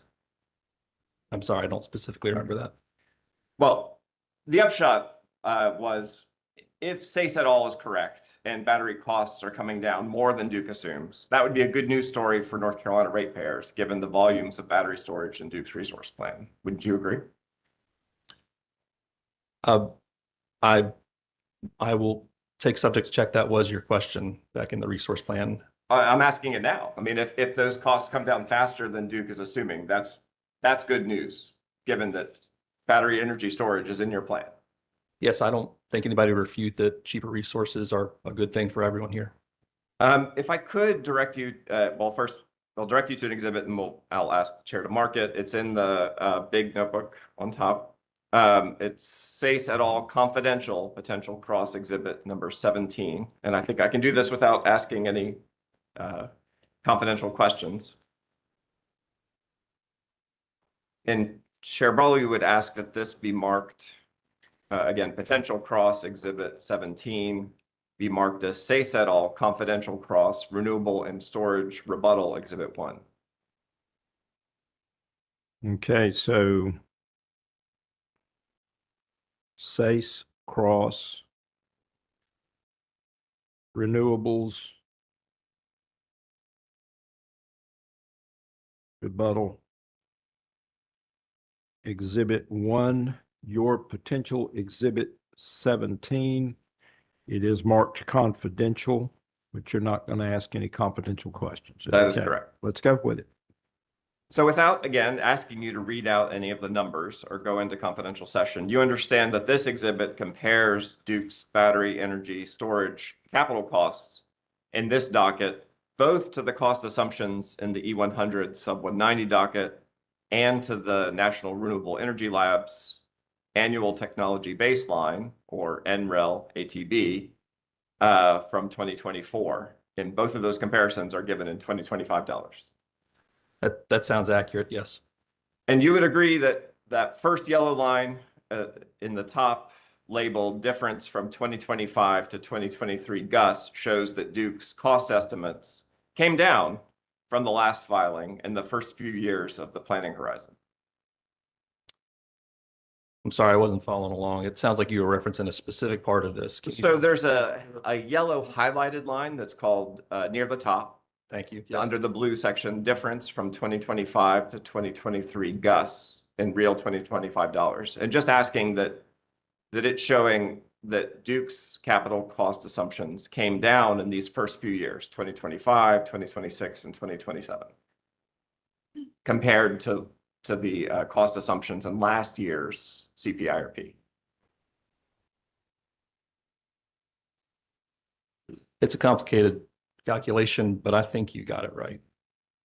And again, the GUS is the generic unit summary, which contains the overnight capital cost estimates that are used as an input in Duke's modeling in this case. That is, yes, we use the GUS to refer to generic units, work with the modeling team to ensure that they have reasonable operational and cost characteristics that can be used prudently for selection in the modeling that the IRP team does. That's what the GUS is. And then just again, to describe what's on the exhibit, the bottom yellow section is a comparison of the cost estimates from Duke's GUS in this proceeding to the 2024 NREL ATB's advanced, moderate, and conservative overnight capital cost projections. That appears to be what it describes. And Chair Brawley will just mark one more exhibit. It's in the other notebook, I believe, the potential redirect exam, Exhibit 4. So under tab 4, we would ask that this be marked SACE et al. Confidential Cross Renewable and Storage Rebuttal Exhibit 2. Oh, sure. I know this is, we'll not do this again. Potential redirect Exhibit 4, which is the definitions from NREL Advanced Technology Baseline. Okay.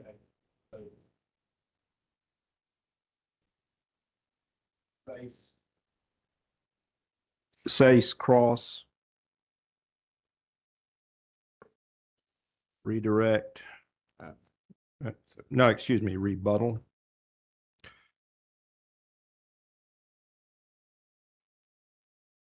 Exhibit 2, and this is your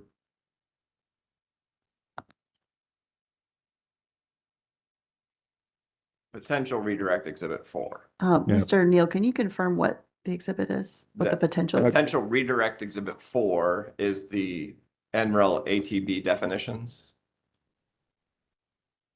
Do you have that?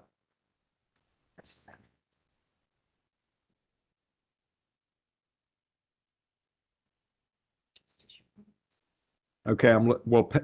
Page 1 begins at the top. Annual technology baseline says definitions, parameters, levelized cost of energy. Is that the document you're referring to? Yes, sir. Is that the document that you have? Yes, sir. That's in front of me right now. Okay. We're on the same page. That's also identified. Thank you, Chair Brawley. Directing you to page 6 of that exhibit, you see that NREL provides definitions for advanced, moderate, and conservative scenarios.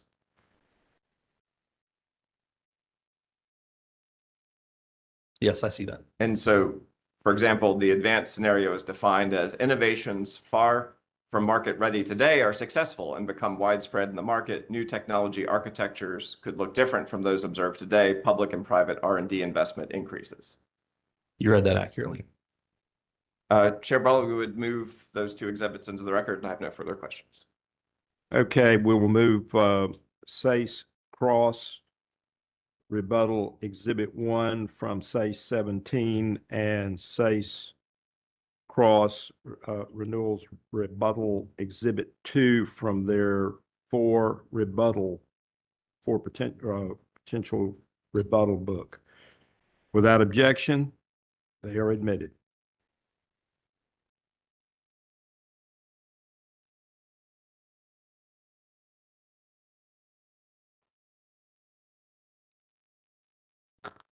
Are you done? Yes, sir. No further questions. Okay.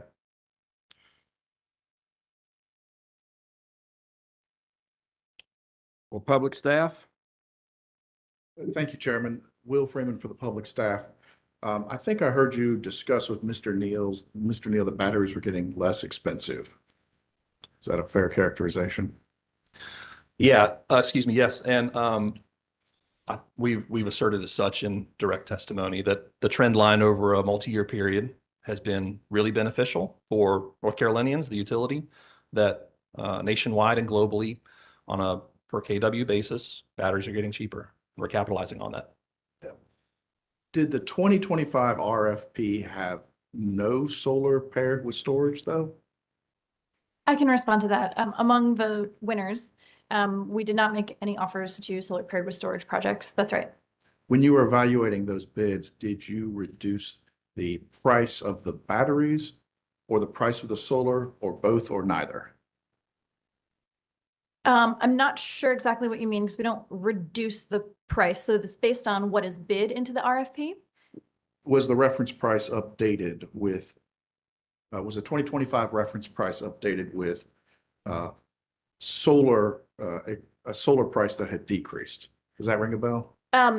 So I believe what you might be getting at is using a reference cost derived from a 2023 IRP versus a 2025 IRP. Thank you. I appreciate that, Ms. Farver. No, of course. And so at the time that we had established the RFP, we were pegging it to the 2023 IRP because that was the most recent at the time. Of course, this is one of our lessons learned about how to stay fluid and stay up to date with the most recent information. We had said in the rules of the RFP that we would compare to the 2023 IRP. As additional information, we did look to the 2025 IRP, and we saw our solar-only costs were lower than the 2025 expectation. But because we had pegged to the 23 IRP, we were sort of beholden to stick with the rules that we had set up at the time the RFP was established. Did you ever update the prices for solar or batteries? I heard your statement. Did you ever consider updating the prices for these new numbers? I think this will be something that we incorporate into future RFPs to make sure that we have the flexibility to use the most recent cost information available, so that our comparison can always stay contemporary with what we're seeing in the expectations. This is, again, a tricky timing aspect because when we established our 2025 IRP, we have that new reference cost to peg to, but of course we don't have an approved order at the time that we'll be making these decisions. And so we are in this in-between period between having that updated information, but it's not officially approved yet by this commission. And so we are trying to update our decision-making based on the best available information, but still trying to stay aligned with what the commission has approved. Thank you. One moment, Chairman. Thank you so much. I don't have any more questions. Duke, redirect? No redirect. Okay, it's commissioners' questions. Mr. Smith, is there any relevant information you can share with the commission that hasn't been covered already regarding Duke's actions that caused Bad Creek 2 to move from an in-service date of 2034 to 2040?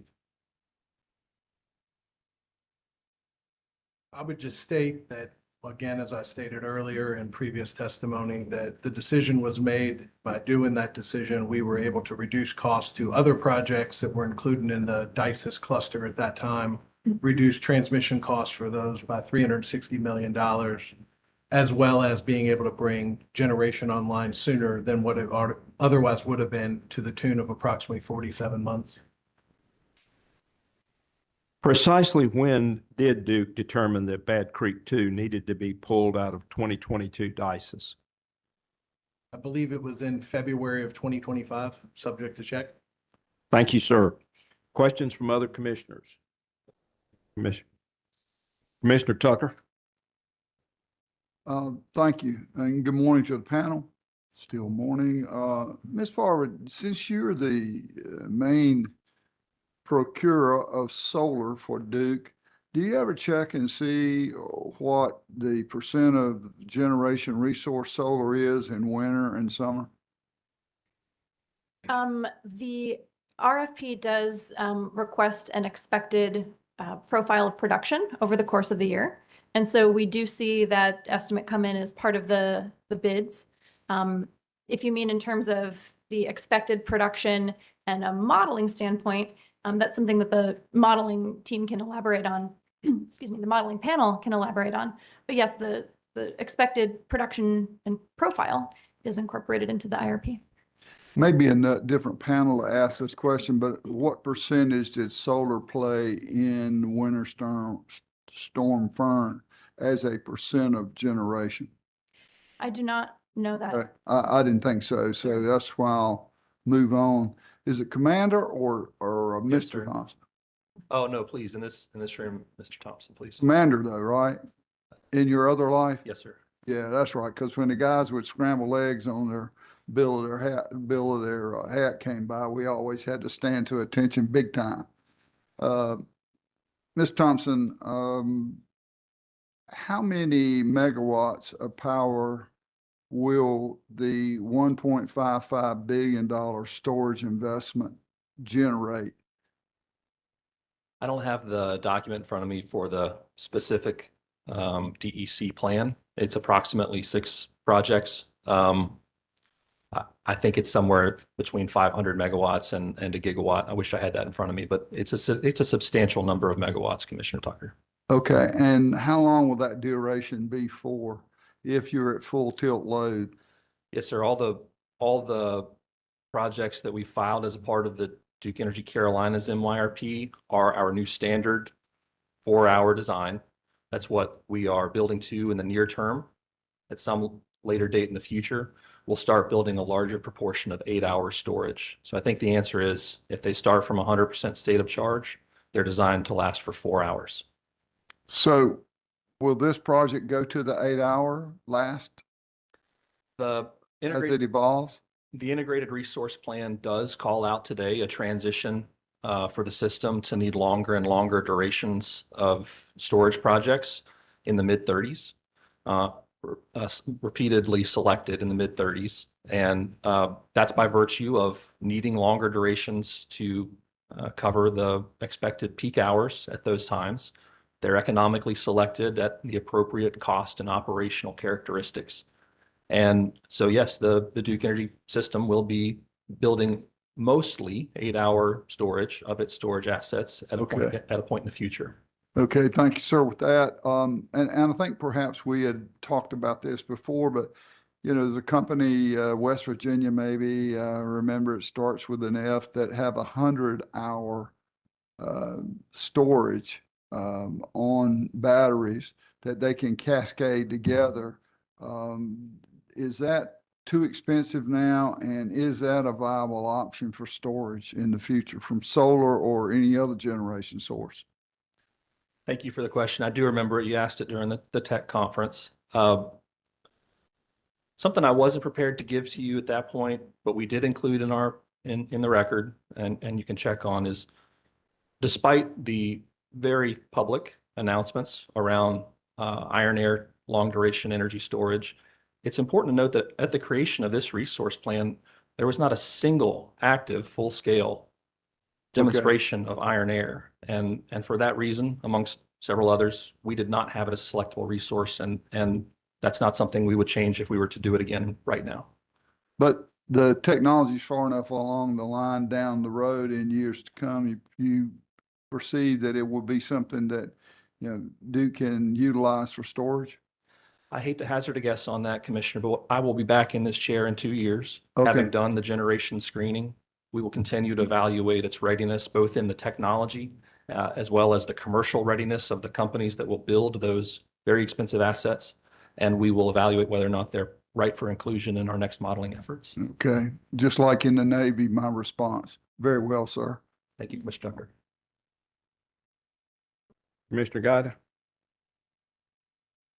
Yeah, Mr. Thompson, I don't know if I saw this in testimony, forgive me if I missed it, but with regards to, and I think partly in your original testimony, a little bit about battery dispatch was talked about. Is there anything that you could think of worth updating the commission with regards to the company's, you know, I'll just say, and if this is for a different panel, let me know, but you know, what the company has operationally learned in terms of dispatching battery storage. You give me a brief characterization as kind of where the company is on that. Thank you. The company's storage assets are monitored from the Regulated Renewables Operations Center, which is a subsection of the company's Energy Control Center. They have a growing fleet of dispatchers with building expertise in how to operate batteries so that we can get the most out of them. Probably the most salient data point, Commissioner Guida, is that we had over 150 megawatts of battery energy storage in service as of the end of 25. And at a grid constraint point in this year, they were called upon to dispatch to meet system peak. It's a demonstration that the battery assets we bought we are using them. We're using them to serve Duke Energy load at the most critical hours of the year. In terms of the nuances of the control schemes and the exact optimization of their usage throughout the year, I think that's something the company is going to improve upon. At the start of 2023, we had less than 10 megawatts of battery storage online. By the end of 2028, we're going to be over a gigawatt. It's natural to expect that we're going to improve our operational dispatch of those assets in that time. But we're already today using them for most critical function for which they were selected in the modeling.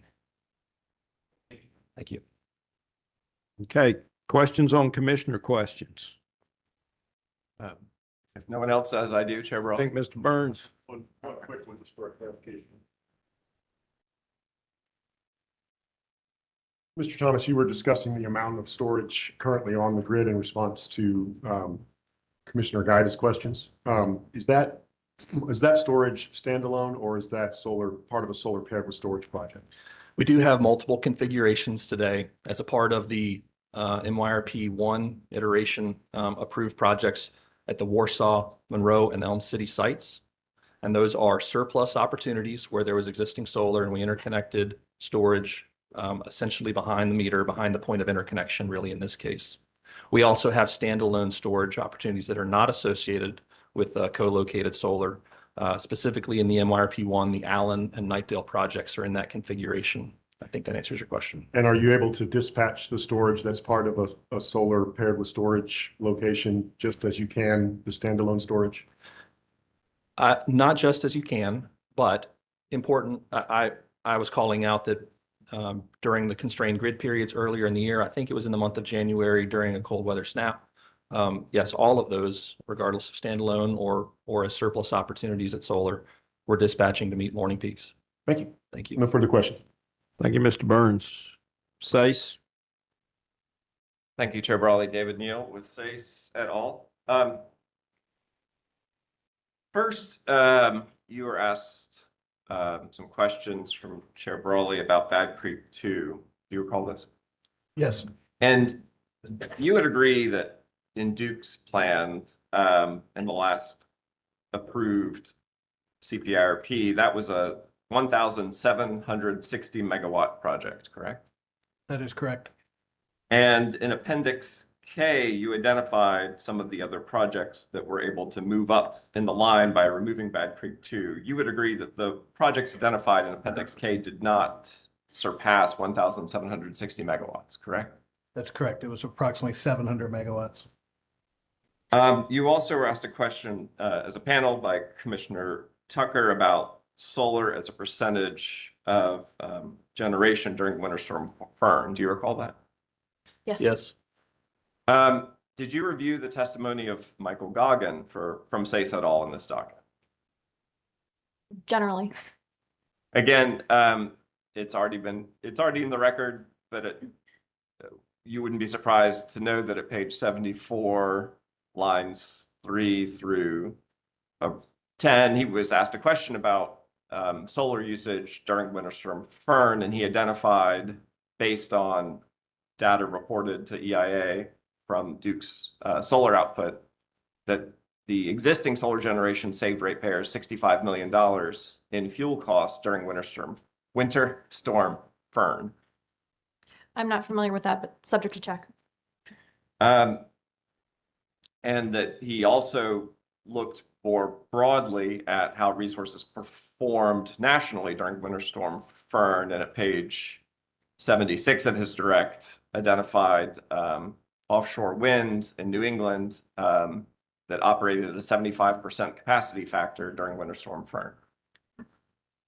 Subject to check. I don't have his testimony in front of me. All right. No further questions. Thank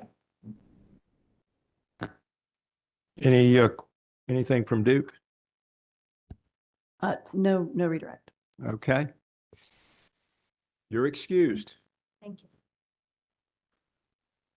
So next up, we have nuclear caps and Nader.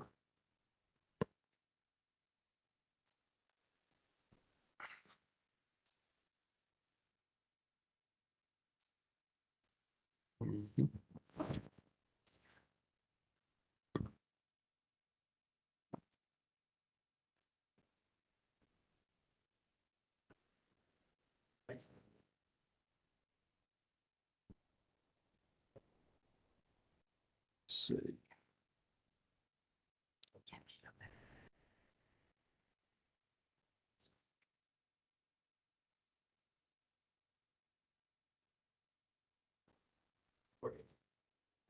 Okay.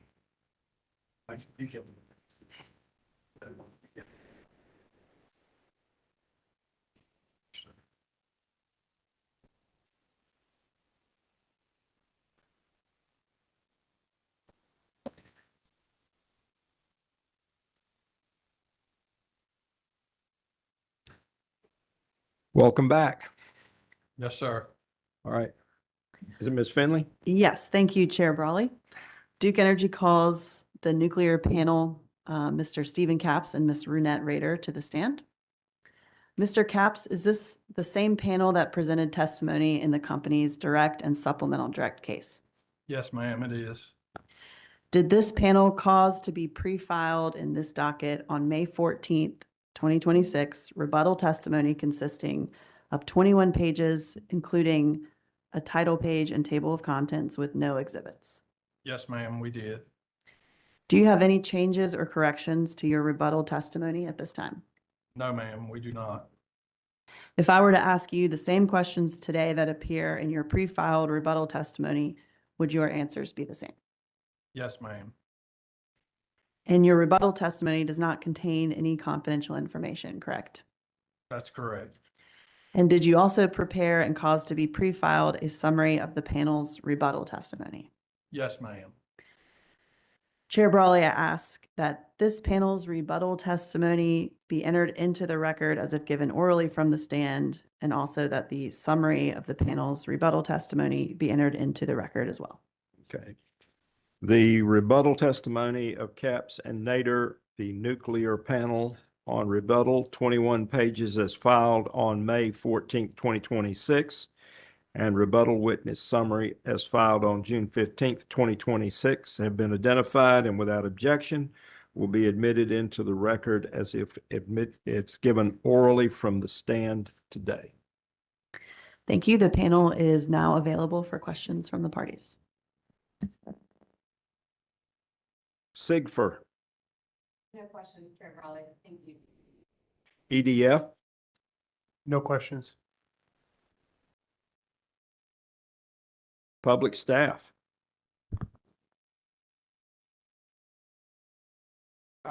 The public staff has no questions. Thank you, Chairman. Okay, let me see if I've got.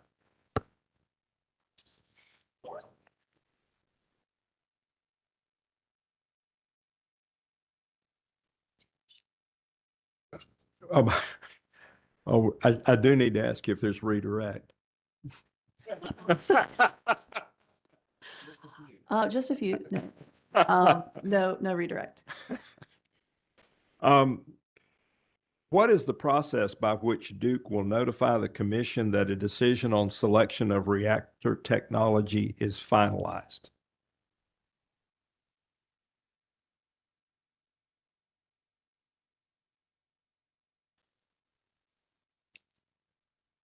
I mean, my initial thought, Chair Brawley, was that once we finalize a decision or finalize a technology and make a decision to move forward, then we would have to bring a CPC in to the commission.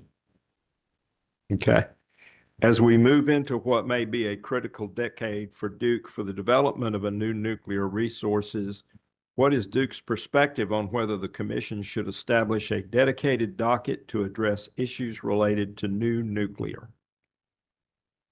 Chair Brawley, if the commission felt like that would enhance the communication and the interaction, we would certainly comply with whatever wishes you all may have. So follow up, you're willing to do it, but it sounds like you don't really need us to do it. No, sir, I would not say we do, but if you all do, we will certainly work with you. Well, thank you, sir. Questions from other commissioners? Commissioner McKissick. Just one or two. In terms of the early site permit application that's been submitted, and I gather is close to 3,000 pages. But what is your anticipated timeline in terms of receiving some type of approval? It's my understanding it's likely to be in early 27, but is that accurate information or do you have better information as available? Yes, sir. We would expect the approval in approximately August of 2027. August of Yes, 27? the NRC has laid out a milestone schedule. Okay. And upon receipt of that, what would be your next step, depending upon where things are at that time? Well, depending upon where things are at that time, I think is the big qualifier to that question. The logical next step would be if we move forward with SMRs, would be to select an SMR technology, and then move forward with a construction permit application or combined license application to the NRC. That's if that's the path that, we go down the SMR path. We've talked a lot about large light water reactors here as well, but that would be the SMR path, next steps. And of course, the Nuclear Regulatory Commission has approved, I gather, an as-built, what I will refer to design based upon, for the AP 1000, based upon Vogtle 4. Now, it's my understanding the intent of Duke at this point in time would be to evaluate how that design might be utilized for sites that you would consider constructing that type of unit or units. So you're asking about the AP 1000? I want to be Yes, sure I heard that AP right. 1000 now. For the AP 1000, that's correct. The AP 1000 has a certified design. A revised certified design is under review by the NRC. We spoke about that during our direct. And our intention is to use the approved revised certified design that's based on Vogtle 4 to update the licenses that we currently possess for the WS Lee plant. And then for the Sharon Harris plant, update the application that was previously submitted to the NRC. And I'm trying to get some idea of what that timeline might be.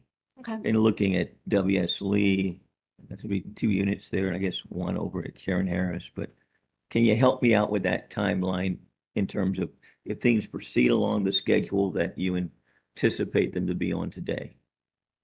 So WS Lee definitely provides the best timeline for initial deployment, for the earliest deployment. Are you more interested in licensing milestones or construction milestones, or both? Both. Okay. So for licensing, the licensing is fairly streamlined for WS Lee because we already have a license. The things we're doing in licensing space for WS Lee are really just to enhance the license that we already have to what we know is a constructible design with Vogtle 4. And I don't mean to interrupt you, but what kind of timeline does that require? So we've split the WS Lee license update into 2 parts. The first part is Westinghouse submitting that DCD 20 for review and approval. We expect that by the end of the year. They're going to have the safety evaluation report by August, and then they have some administrative things they have to do. We expect by the end of the year, they will have DCD 20 approved. So that's really a big step in the WS Lee licensing process, because then what we've started working on is going through our license and updating it, marking it up essentially to reflect the DCD 20, and we'll submit that to the NRC as a license amendment request either later this year or early next year. And I imagine that would only have a few months turnaround by the NRC. The DCD 20 Westinghouse asked for a 9-month review, and the NRC is going to meet or beat that. We would probably ask for a 6 or 9-month review on our license update. So very streamlined.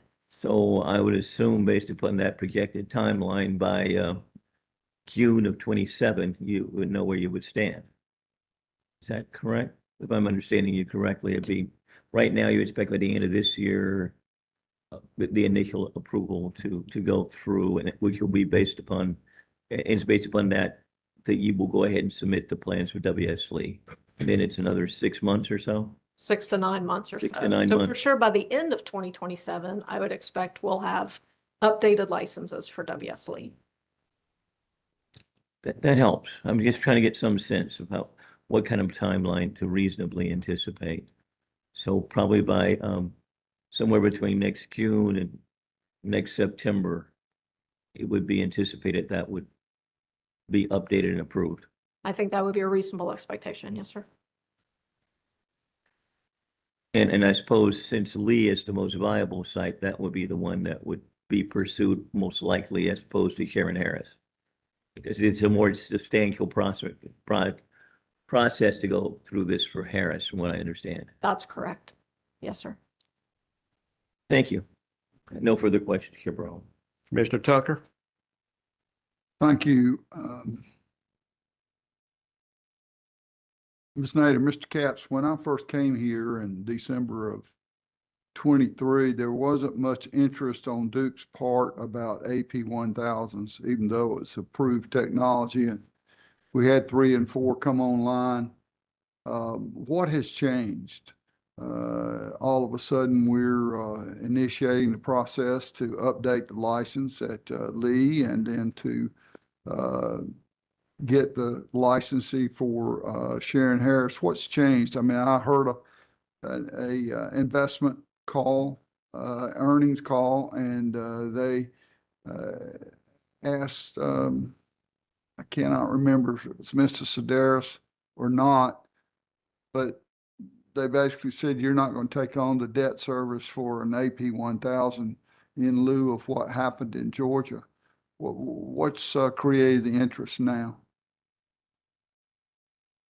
So I would say it's a number of things, Commissioner Tucker. I mean, one is the piece you prefaced the question with. Vogel coming online certainly helped that, even though there were some challenges. Having those 2 units operating in Georgia certainly helped that discussion. I think for a period of time in the U.S., there was growing interest in SMRs, but because of the Vogel experience, there was not nearly so much interest in large light water reactors. And I think, we'll say over the last 2 years, that has changed as well. Just both the public sentiment and the political sentiment toward large light water reactors. And then, I think the other piece is originally small modular reactors were viewed as small and much more inexpensive. But as we have learned more, they are smaller, the capital outlay is less. But you nor I would say they're inexpensive. So I think just the economic analysis relative to the small and the large has caused the large discussion to come back on the table. The SMRs, though, were going to require the same skilled labor, the same everything that AP1000 is going to, except on a smaller scale. Yes, sir. I mean, electricians, millwrights, welders, fitters, it would be exactly the same. Yeah, okay. Did I hear you say that we would know more about what's going to happen with the nuclear reactors, whether it be SMR or whatever, when Duke came forward to ask for a CPCN? Is that correct?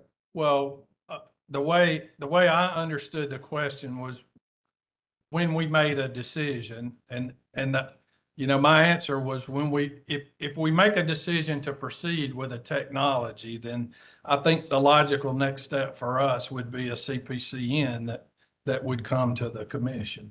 Okay. All right. Very well, sir. I don't have any further questions. Commissioner Gaida?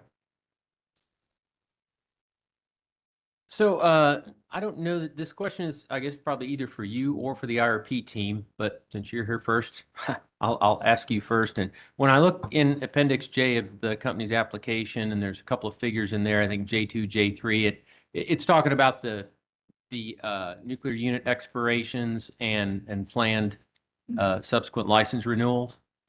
But my primary question is really because I don't know if I guess maybe I missed this.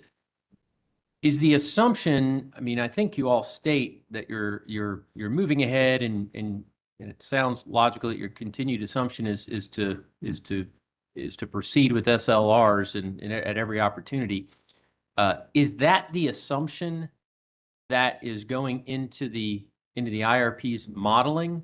Or is that, is there a point at which, you're waiting to see for the SLR to get to a certain point before that goes into the modeling? Does that question make sense?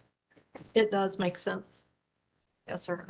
It does make sense. And you can verify with the modeling team when they come up, but so subject to check to that, the assumption in the model is that all 11 existing nuclear plants will run through the subsequent license renewal period. Okay. So 4 of the units we have approved.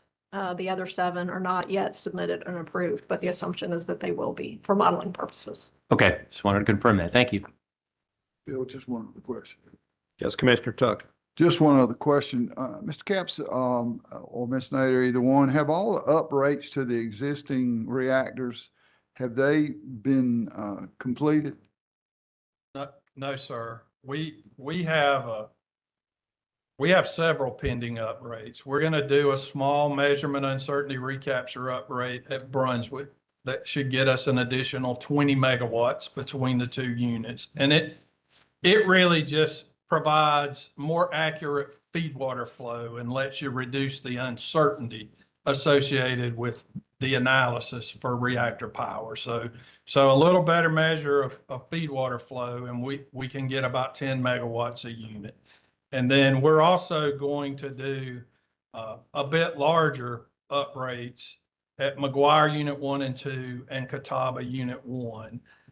And we'll uprate those plants by 75 megawatts each. And they'll take some pretty significant hardware changes on the secondary side of the plant. So, think secondary pumps, feed water heaters, more separator reheaters, components in the feed flow and steam flow path. We'll have to replace those for the higher flow rates.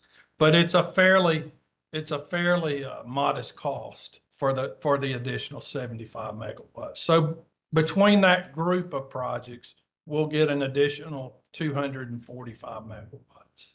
That's it? Yes, sir. Okay, thank you. Thank you, Mr. Chair. Questions on commissioners' questions? I have a couple. Mr. Burns? Thank you, Mr. Chairman.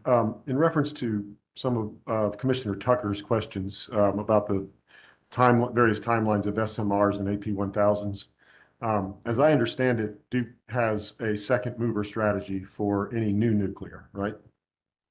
That's correct. And so all of the SMRs and the non-light water reactors that you discuss in your plan are a little further out than they were in the last carbon plan. They're a couple of years further out. Your projected date of completion of those is later now than it was under prior plans, right? That's correct.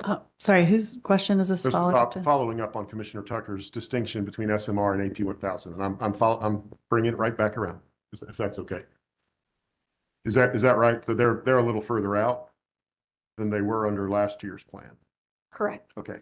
And the AP1000 is the only one that you would be a second mover on because it's currently there's already an AP1000 on the market and operating. As of today, that's correct. Okay. So as Commissioner Tucker was asking, the difference between the SMR timeline and the AP1000 timeline, if the SMRs are pushed back further, the only thing available to Duke will be an AP1000 if you're going to follow your second mover strategy.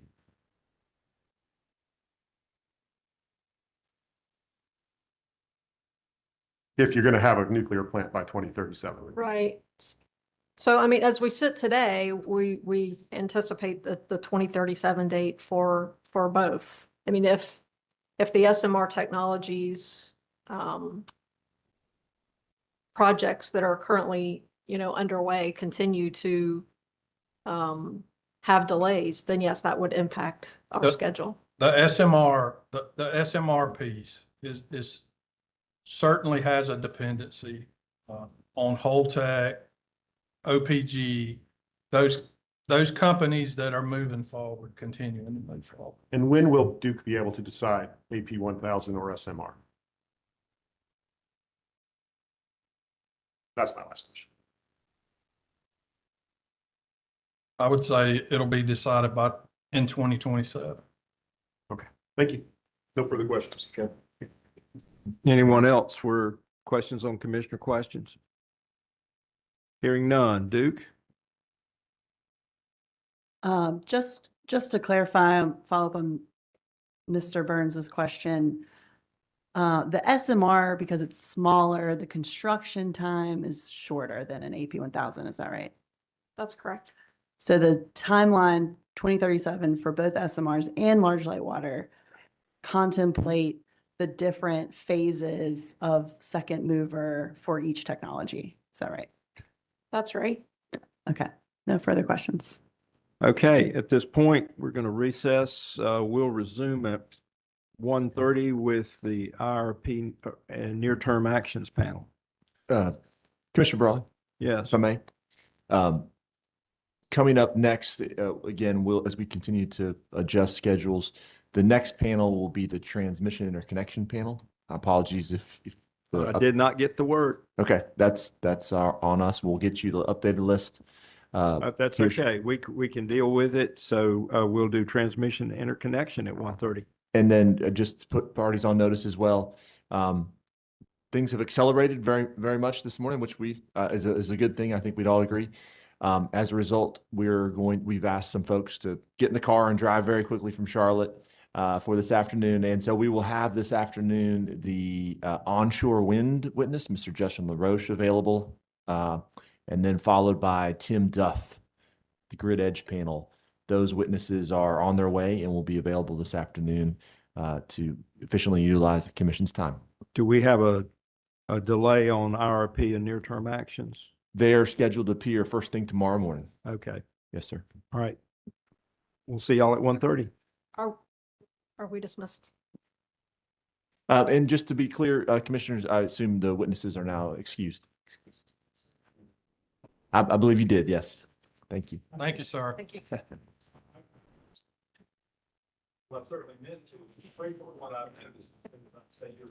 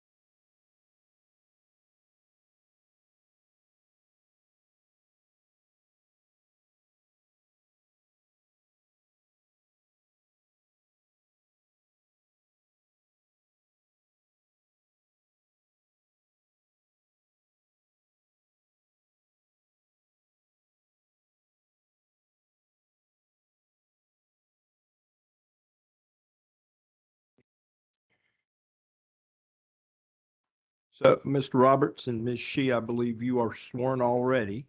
Yes. Yes. Okay, Ms. Finley? Thank you, Chair. Duke Energy calls the transmission and interconnection panel to the stand. Mr. Roberts, is this the same panel that presented testimony in the company's direct and supplemental case? Yes. Did this panel cause to be pre-filed in this docket rebuttal testimony consisting of 33 pages and one exhibit on May 14th, 2026? Yes. Do you have any changes or corrections to your rebuttal testimony at this time? I do not. If I were to ask you the same questions today that appear in your pre-filed rebuttal testimony, would your answers be the same? Yes. And confidential information is contained in your rebuttal testimony, correct? That is correct. Did you also prepare and cause to be pre-filed a summary of the panel's rebuttal testimony? Yes. Chair Brawley, I ask at this time that the panel's public and confidential rebuttal testimony and rebuttal testimony summary be entered into the record as if given orally from the stand. Okay. The transmission and interconnection panel rebuttal testimony of Dewey Roberts and Jing Shi, 33 pages, one exhibit, including confidential information as filed March 14th, 2026, along with rebuttal witness summary filed June 15th, 2026, have been identified and without objection are admitted into the record as if entered orally from the stand today. Thank you. I also move that this panel's one rebuttal exhibit be accepted into the record. I'm sorry, I left that out. Okay, yes, and one exhibit will also be identified and admitted to the record. Thank you, Chair Brawley. The transmission and interconnection panel is now available for questions from the parties. Avon Grid. Thank you, Chair Brawley. Ben Smith for Avangrid Power. I want to direct you to page 31 of your rebuttal testimony.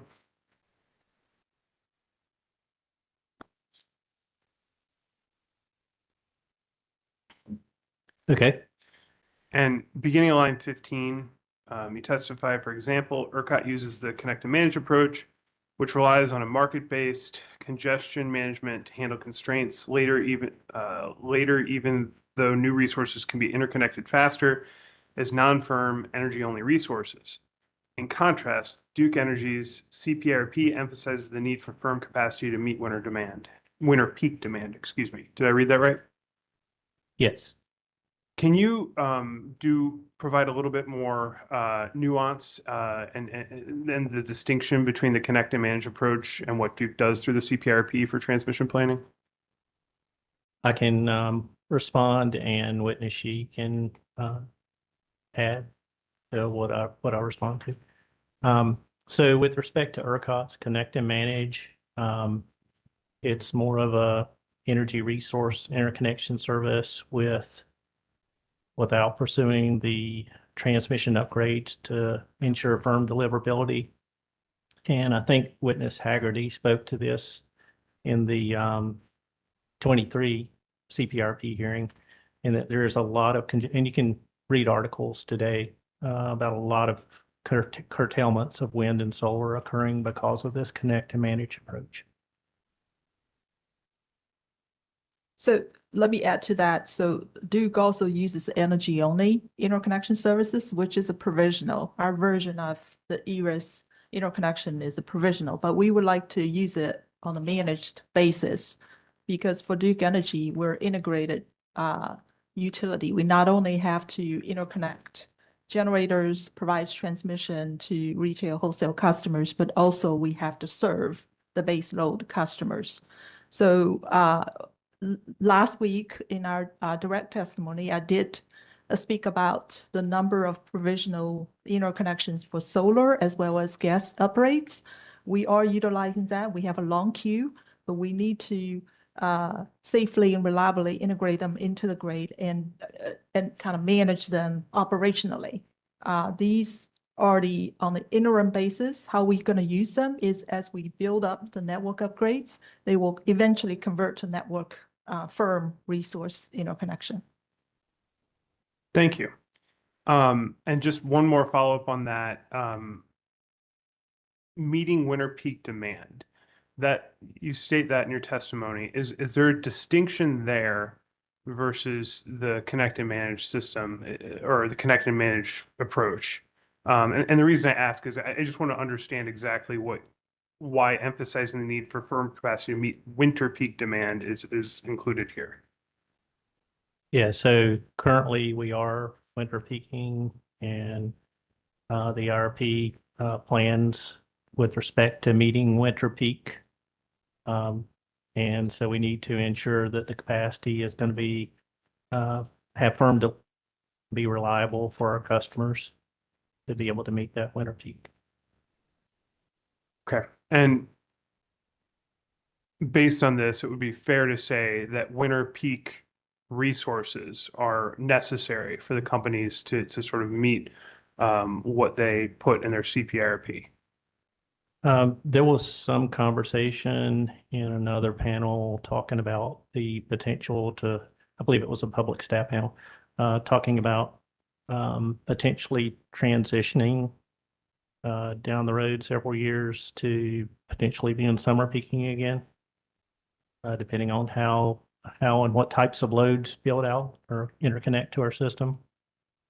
So we need to, and our IRP does keep that in mind as well with respect to being able to reliably serve a peak, whether it's in the winter or in the summer, in the near future or distant future. So I do want to add that, energy resource is on an as available basis. When IRP meets the plan for the winter peak, you need a firm capacity. So we need both, right? And the provisional interconnection is just one additional option. But from a resource plan standpoint, I do think we need a plan for the firm capacity, which is provided by generators in network resource interconnection service. Thank you. No further questions. Thank you, Mr. Smith. CCBA? Yes, thank you, Mr. Chairman. Hello again. John, for the record, John Burns for CCBA. I wanted to follow up on a couple of the things we did talk about last week. And one of them you were just talking about, Ms. Shi, is the provisional interconnection. It's true, isn't it, that provisional service as provided by Duke is not really technically ERIS interconnection? I think it fits the definition of FERC, energy only ERIS service, perfectly. Well, in your testimony and in Appendix K of the IRP, proposed IRP, you testify that it's provisional. You give the definite, you give the progress of provisional, and you say you'll report back and consider whether ERIS should be expanded. Is that fair to say? Or I can quote your exact. Yeah, if you point me to the right. In Appendix K, page 25. Page 25. All right, I'm there. At right above that dark header surplus interconnection service process, do you see the paragraph above that talks about ERIS? Yeah, I do. The last sentence of that paragraph, as more resources request and start using provisional interconnection service, the companies will continue to evaluate information obtained from use of such service to further study ERIS as another interconnection option. Are you making a distinction between ERIS and provisional there? Hang on, just. Or does the company make a distinction between provisional and ERIS in that sentence? So provisional, I'll say respond and then let Witness She add to the response. But provisional, as Witness She stated, is a managed approach. Mr. Roberts, I hate to do this to you, but could you get a little closer to the microphone? I'm sorry. Provisional is a managed approach to allowing resources to connect sooner and for an interim period till the network upgrades get completed, placed in service such that their network resource interconnection service and firm deliverability can be established.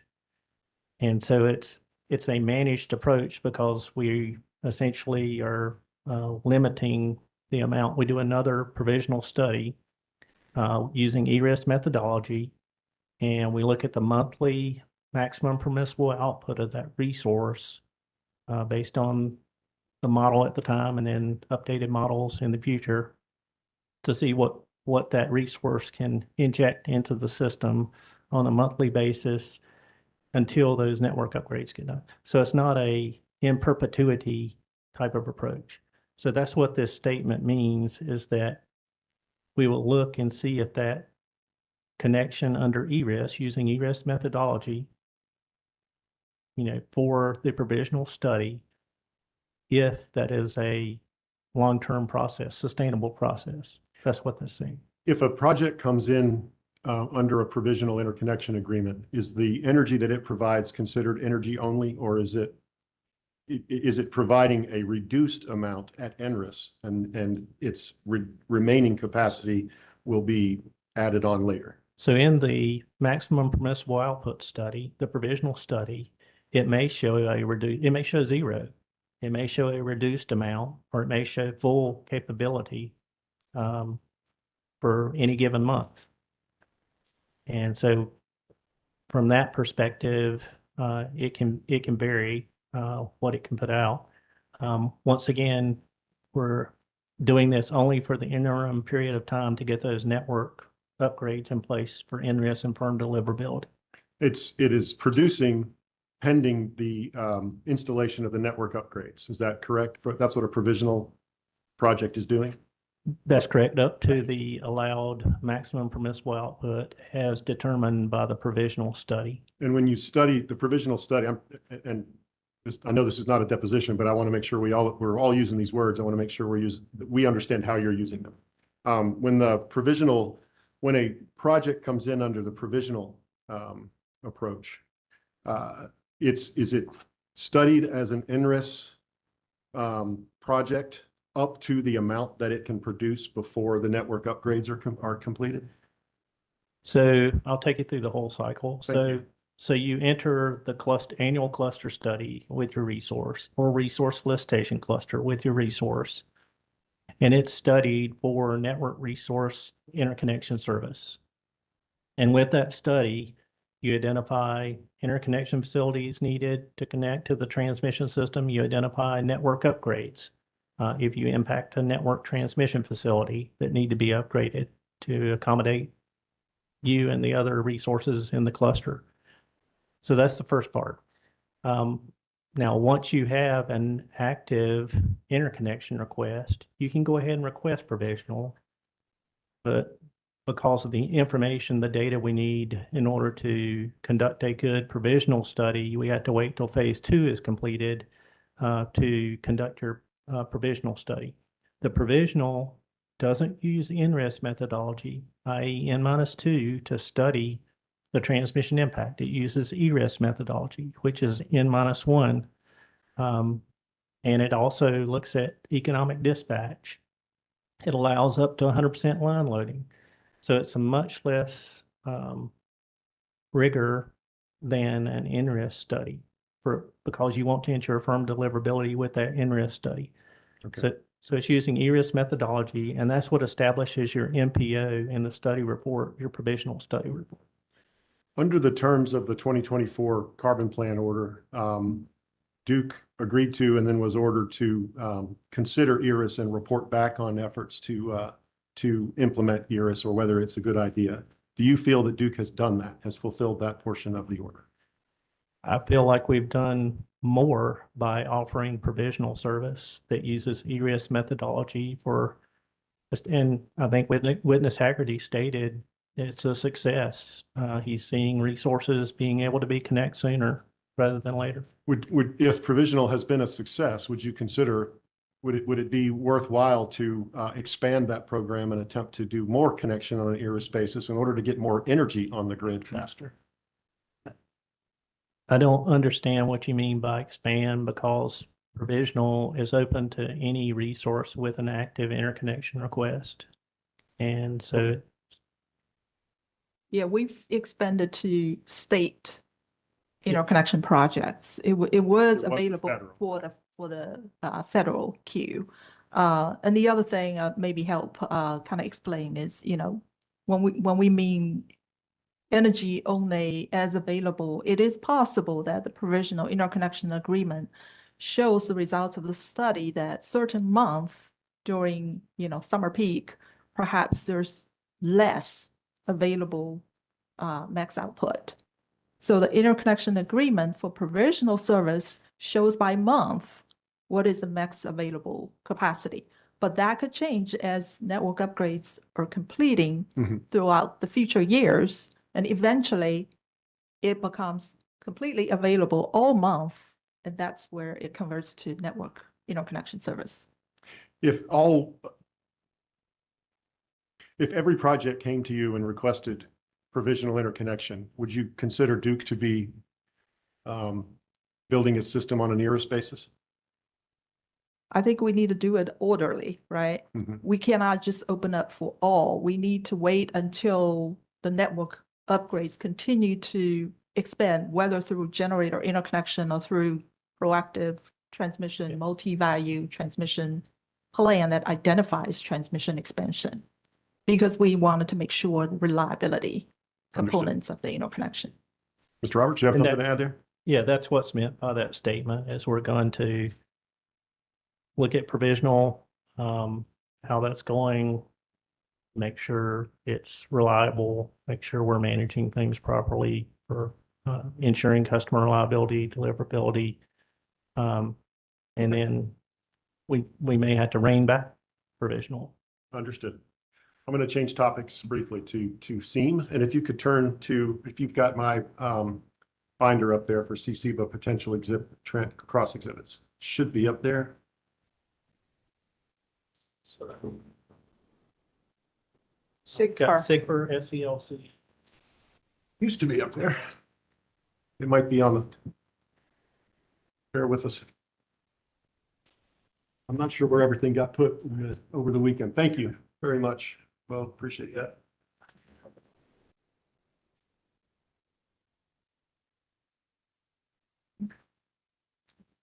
If you could turn to proposed exhibit 12.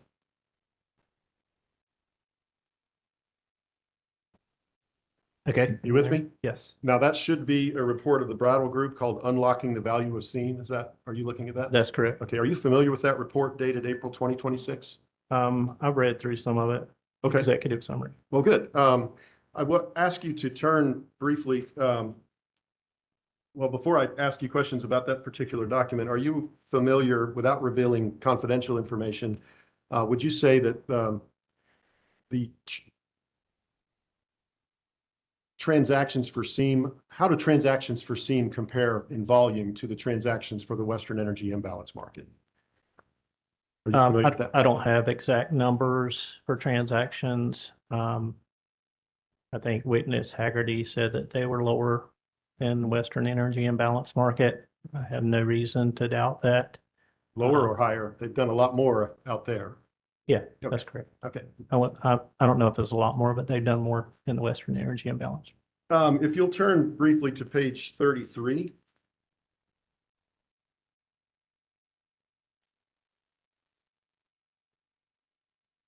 You see at the top of the page, the sentence that begins in 2025, WEAM, Western Energy Imbalance Market, produced a market-wide benefit of $2.13 per megawatt hour.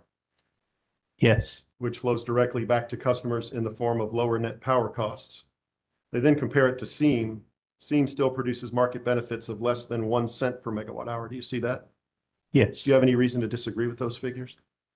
No, but as I stated, under direct, and I think several other witnesses have stated this, is that with similar portfolios across the Southeast, you wouldn't expect high deltas, incremental cost differences, but from system to system, and thus you would expect lower versus out in the West. You've got Pacific Northwest hydro. You've got a lot of solar in California and a lot of gas. And then you've got, I believe, Witness Haggerty said mine mouth coal, different resources to the west. So it's fair to say then that having diversity of resources is important to being able to balance a large region. Well, I think every region has developed and matured differently, evolved differently, right? Right. I mean, like I said, with California, you had a strong renewable portfolio standard. So a lot of solar got built out. And then Pacific Northwest has been known for a lot of hydro. And then west of that, you've got some solar built out, gas, mine mouth coal. So you've got a lot of different incremental cost, widespreads with incremental cost across that region. And I think that's one of the main contributors to generating the numbers that this report refers to with respect to the Western Energy Imbalance Market. It would be extremely rare, though, for the entire Southeast from Louisiana to Virginia, including Tennessee and Arkansas, to be covered by one cloud, wouldn't it? I mean, it's the whole region's not going to go down at the same time in most instances, is it? That's correct. Okay. So there is diversity even in the Southeast, even though we're all integrated utilities with similar weather profiles. Yeah, there is weather diversity. I'll agree with you there.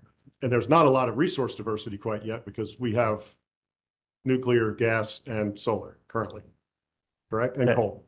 That's correct. Okay.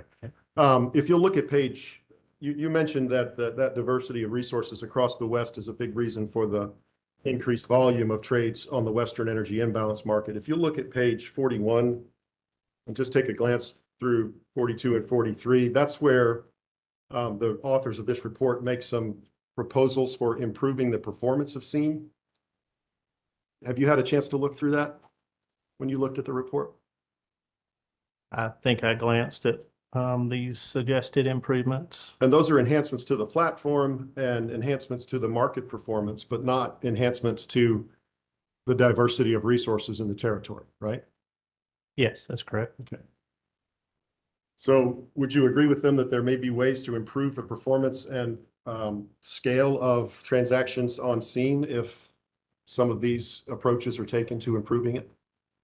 Yeah, I mean, the governance board, the members have had discussions on optimization of SEEM. Okay. And they're looking for those ways to optimize SEEM for the benefit of our customers. Mr. Chairman, at this time, I'd move to introduce CCBA Potential Exhibit 12 as CCBA, I got to get this right, CCBA Cross Transmission Panel Rebuttal Exhibit 1.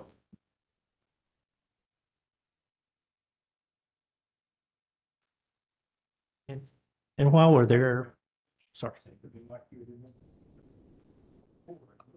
It's similar. There's another study that I introduced. That's a different exhibit. I think that was the report on the CTPC transmission plan that I looked back. I only introduced one exhibit in that. And with this particular panel. If I double introduce it, I'll make sure I refer to it the right way, but I don't think I've introduced this one. And while we're there. Wait, just a second. I want to make sure I've answered the chairman's questions. Excuse me, so CCBA Cross Transmission Panel Rebuttal Exhibit 1, your potential Exhibit 12 is identified and without objection is admitted to the record. Thank you. Go ahead, Mr. Roberts. Yeah, while we're discussing SEEM, Witness Haggerty said something about leveraging an energy imbalance market with respect to lowering curtailments. So that piqued my ears. I was curious. So I went and looked at the data, and over the last 3.5 years, there's only been like 95 hours of solar curtailment due to excess energy, which is the only curtailment that would take advantage of a energy imbalance market. With additional resources on the grid, would you expect more curtailment or more energy to be put on the grid if you have more solar plants out there? Even our modeling is showing really low curtailments into the future, and I think it's because we're adding a lot of batteries. And that energy is needed here. Fair to say? Yes. Yeah, we did. Bear with me, I might be able to cut this short.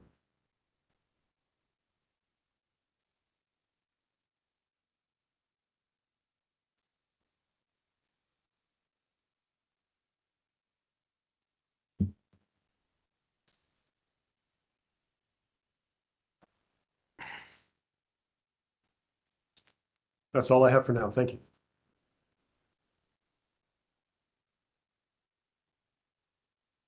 Okay. Thank you. By the way, Mr. Burns, we did introduce that. Did we? On a public staff, system reliability and operations. So the record can note we've got it twice. Okay, just belt and suspenders. If that's Sorry the about that. worst mistake we make today, we're doing pretty good. I'll try to live up to No, that. Chairman. I'm not going to call that a mistake. I'm going to call that an excess of caution. CPIRP. Thank you. Ms. Kress? Thank you, Ms. Kress. EDL. No questions. Thank you, sir. Say said all. Sorry, I didn't quite get it.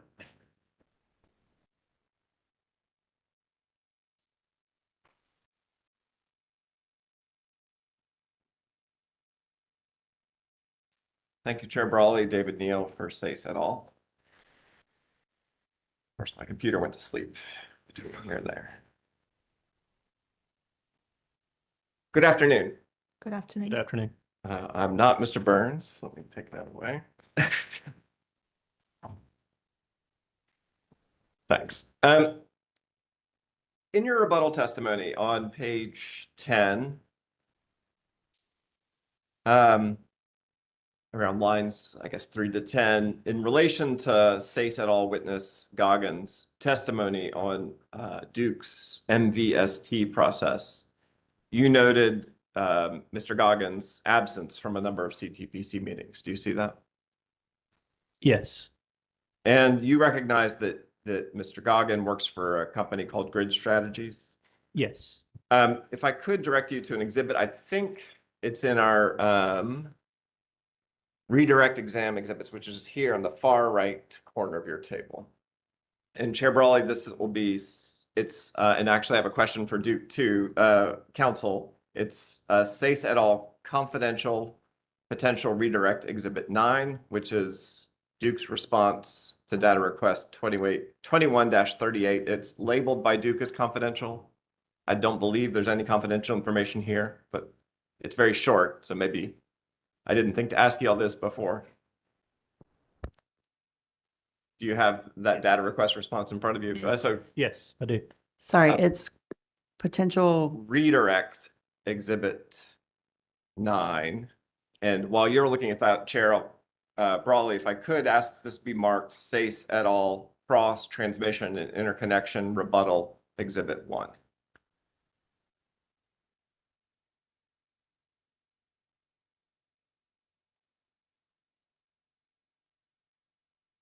I believe that all of the responses to 21 were labeled confidential. I don't think that's confidential. We can agree to that. Okay, so it is not confidential. All right, so this is SACE Cross Transmission Panel Rebuttal Exhibit 1 based upon your potential rebuttal number 9. Yeah, redirect number 9. Redirect number 9, not, and this is not confidential. Okay. And you will see, thank you, Chair Brawley.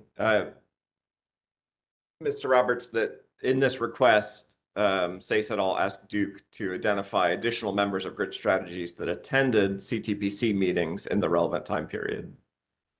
That's correct. And you see that Duke responded that 2 of Mr. Goggins' colleagues from Grid Strategies attended a total of 11 of those meetings in the relevant time period. Yes, one person attended 1 meeting and the other person attended 10 meetings, I believe is what the response says. And it also goes on to say that witness Goggins only cites Mr. Zimmerman that attended the 10 meetings once, and it was unrelated to the CTPC MVST study. But again, you recognize that regardless, his colleagues were attending those meetings. Yes, that's correct. And you understand that one of Witness Goggins' recommendations relating to MVST at a high level is that Duke needs to consider a longer-term planning horizon for transmission studies? Yes. And that it's his opinion that including that will help identify a larger suite of optimal transmission investments, including higher voltage and greenfield transmission, interim solutions like GETs, and strategically sited batteries and expanded transmission ties with neighbors. That's Mr. Goggins' opinion. Right. And you would agree that a greenfield transmission project typically requires anywhere from 10 to 15 years from a project start date? It depends. If you have right-of-way, existing right-of-way that you can utilize for that greenfield, no, it wouldn't take that long. If you had to acquire the easement, yeah, it could take 10 years. And you would agree that Duke's initial MVST process used a 10-year planning horizon? Yes. And that process did not identify any greenfield transmission lines? It screened several greenfield transmission lines and found that they didn't resolve the need, didn't come close to resolving the need identified in the MVST study. And you would agree again that Mr. Goggins' critique includes that the needs analysis within this initial MVST process didn't account for a number of other benefits, potential benefits that he's recommending be considered. If he's referring to the 7 benefits that Order 1920 considers, there were 2 that we felt weren't applicable to local transmission projects at the time, so we didn't include, but we are considering those for the 2026 MVST study. And I think that was it that he suggested. And Chair Brawley, at this time we would move to admit SACE et al. Cross Transmission Interconnection Rebuttal Exhibit 1, and I have no other questions. So that's SACE Cross Transmission Rebuttal Exhibit 1 based on your potential redirect Exhibit 9 without objection is admitted. Thank you, Mr. Neal. Thank you. Okay, public staff. Thank you, Chairman Brawley. Tom Felling with the public staff. Good afternoon. Good To you afternoon. both. This question, however you all want to divide and conquer, I'd welcome your input. But can you all provide your viewpoint on general potential benefits of increasing DEP transmission intertie expansion from now through 2050 and what benefits that might have for 1U system operation? Yes, so we have we studied some greenfield lines associated with that intertie between legacy systems in the MVST study. And once again, it didn't show it resolved the identified needs. I'm aware of the public staff testimony and their recommendation to increase, that we need to look at increasing intertie capability. At this point in time, with our studies, I don't see a need, but once again, we'll be performing transmission planning as one combined entity going forward. And if some transmission needs show up that are resolved by what would have been a intertie line associated with the legacy utilities, then we would look to pursue a project.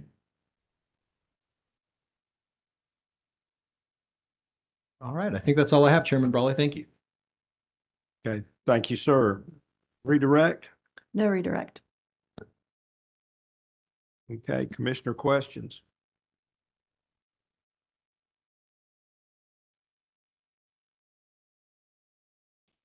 Oh, welcome back, by the way. Can you explain how Duke determines that a site is suitable for surplus interconnection and why Duke did not evaluate its coal sites for surplus interconnection? Yeah, I can try first.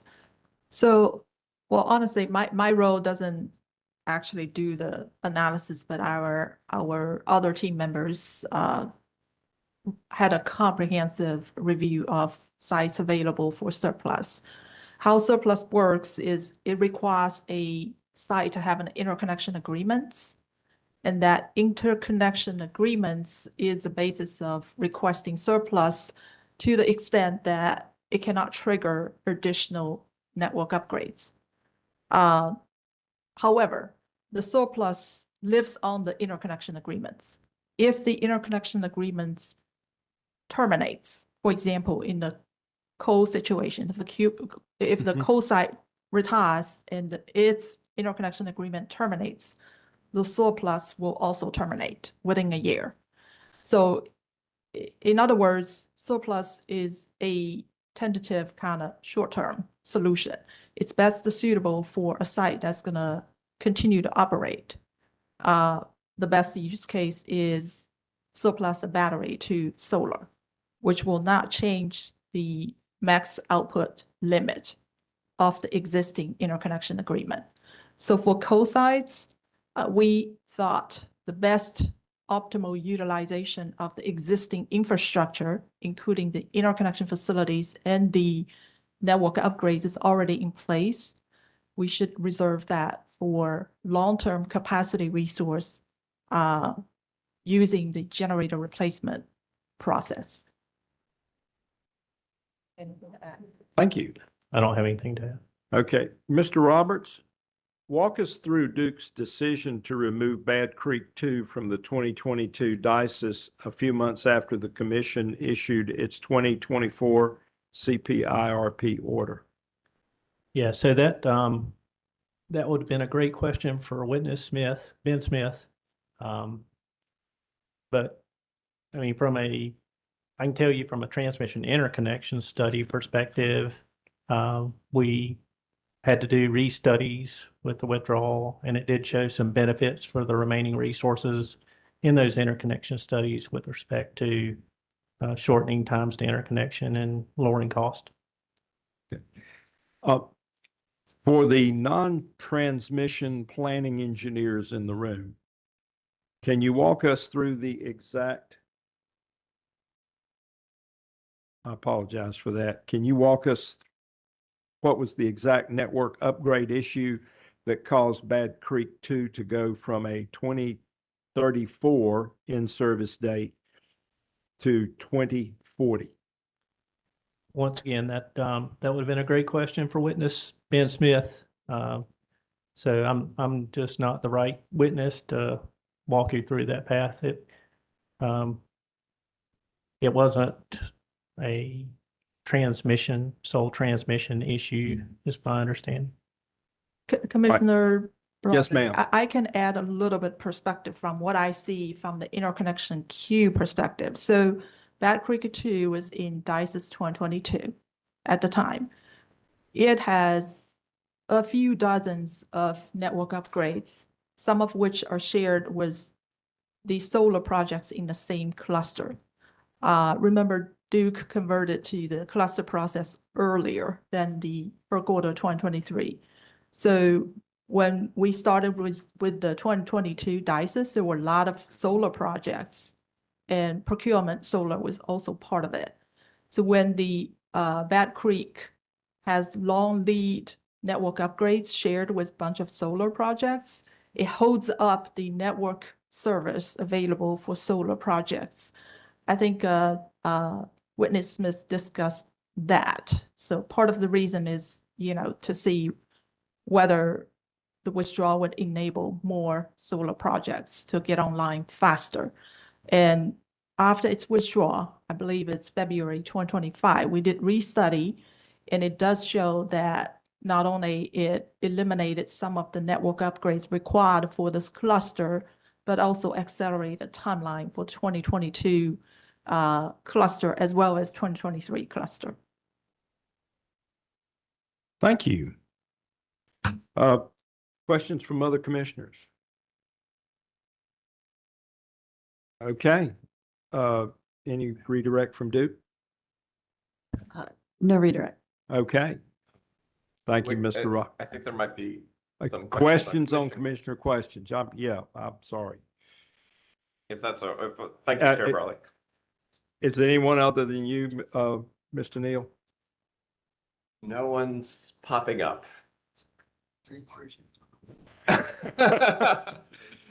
So Yeah. heard. Again, David Neal with Say Set All. On that last question from Chair Brawley about Bad Creek 2 being removed from the 2022 DICES cluster study, you mentioned it would help move some other solar projects up the line. Do you know if those solar projects have stayed in the line, or if any of those dropped out?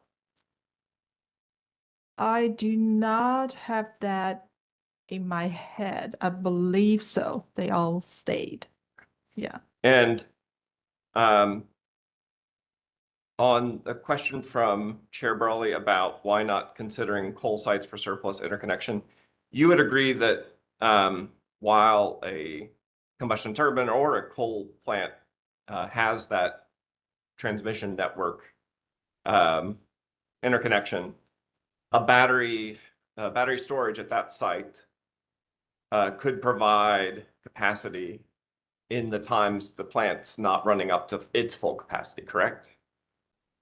But you'd be utilizing that behind the meter interconnection space, that a battery at another brownfield or greenfield location that could contribute incremental capacity over and above the coal would be better, right? Wouldn't you agree that a battery discharging at winter peak in addition to the coal generating its output at winter peak would be better? I'm not here to answer questions, but I will say that a question for you is if the if the interconnection, well, let me take a step back.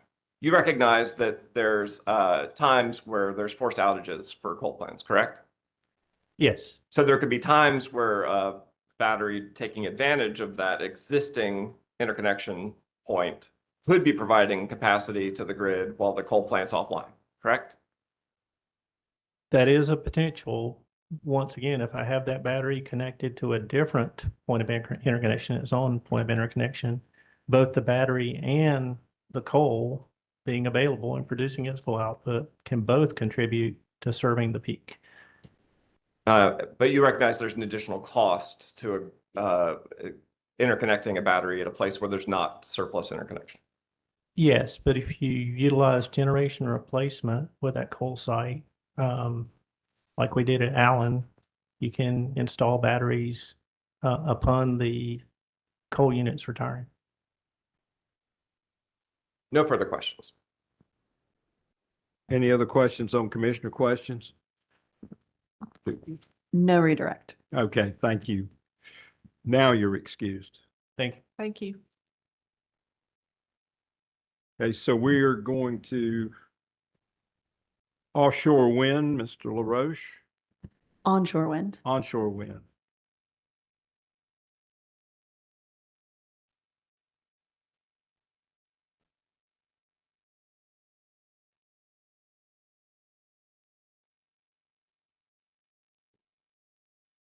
Okay. Welcome back, sir. Thank you. Afternoon. Duke Energy calls Justin LaRoche to the stand. Mr. LaRoche, did you cause to be pre-filed in this docket on May 14th, 2026, rebuttal testimony consisting of 13 pages and 4 exhibits? Yes. Do you have any changes to your rebuttal testimony at this time? No, I do not. If I were to ask you the same questions today that appear in your pre-filed rebuttal testimony, would your answers be the same? Yes. And your rebuttal testimony did not include any confidential information, correct? Correct. And did you also pre-file a summary of your rebuttal testimony for the commission? Yes. Chair Brawley, I ask that witness LaRoche's rebuttal testimony be entered into the record as if given orally from the stand, as well as the summary of his rebuttal testimony, and the 4 rebuttal exhibits be marked for identification and entered into the record. Okay, the rebuttal testimony of Justin LaRoche, onshore wind panel, will be of 13 pages, 4 exhibits as filed on May 14th, 2026. as well as rebuttal witness summary filed on June 15th, 2026, are identified and without objection will be admitted to the record as if given orally from the stand. Thank you. Witness LaRoche is now available for questions from the parties. Okay. Sigfer. Thank you, Ms. Chris. EDF? Yes, Chair Raleigh, just a couple. Yes, Mr. Smith. Ben Smith for Environmental Defense Fund. Mr. LaRoche, during this hearing, we previously discussed that in the Dominion footprint in North Carolina, there are 2 projects which total approximately 400 megawatts of onshore wind. Do you recall that? Yes, I do. And I'm going to point you to page 10 of your testimony, beginning at line 11. Director rebuttal. I'm sorry, rebuttal.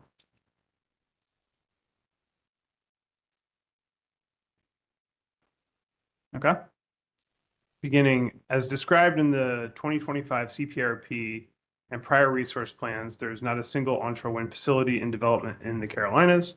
It is not yet clear that new onshore wind resources can be successfully sited, permitted, and cost-effectively operated within the company's service territory in a material volume. Did I read that right?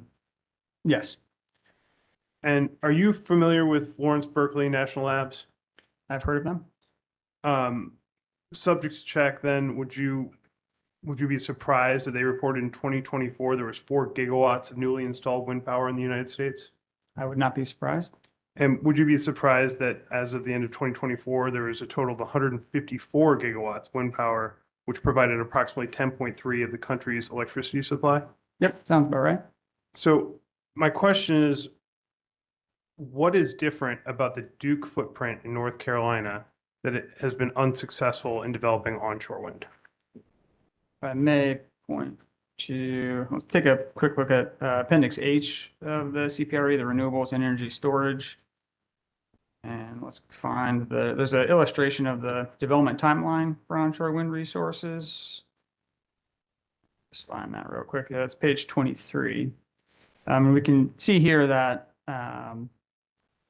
what our plan was based off and assumed it's a roughly almost an 8 to 9 year timeline to bring on a new onshore wind facility. So siting projects that came online in 2024, yes, relevant in the broader marketplace. I would feel confident if we were to look at the updated numbers for 2025 and 2026, we'll see a significant decrease in those volumes as well.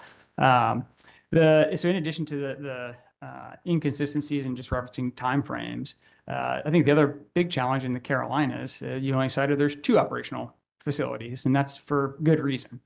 Wind speeds in the Carolinas are significantly lower than the other, what I call hot markets across the United States. We knew that going into our preliminary siting feasibility studies. We know our land parcels are much smaller than in the Midwest as well. So a viable project is typically going to touch a lot more landowners than a project out west. And then topography is the other big challenge, just identifying large swaths of buildable land where we can cluster in turbines is significantly more challenging. I think I mentioned last time, we identified 246 potential onshore wind sites in our siting feasibility. To date, we've eliminated 211 of them for various reasons. So thank you for that. And I guess I'll just follow up to say, I realize that there are only 2 onshore wind projects in the Dominion footprint in North Carolina, but they do total 400 megawatts. And Duke has 0 megawatts. And presumptively, the same land challenges and the same weather concerns and wind resource concerns likely would impact that area of the state. So I guess I'll ask one more time, what's the distinction between the success of folks in Dominion's territory in North Carolina pursuing these and Duke's? I believe this question has been asked and answered.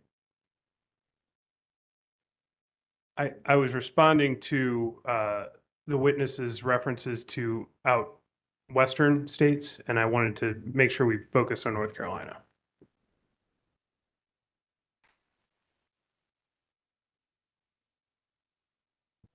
Okay, I'm going to give you a little latitude. If you want to go ahead and try to answer this. Sure, happy to. Okay. So although I'm not I have not looked at Dominion service territory for siting, but I am familiar with those two facilities.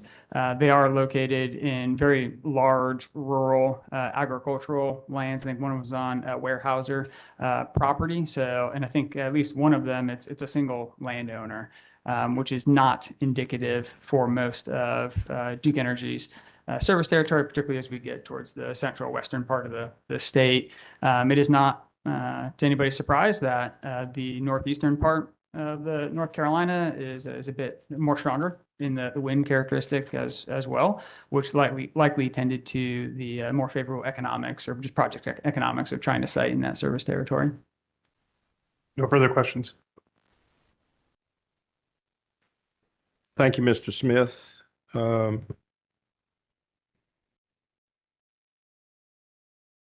Say said all.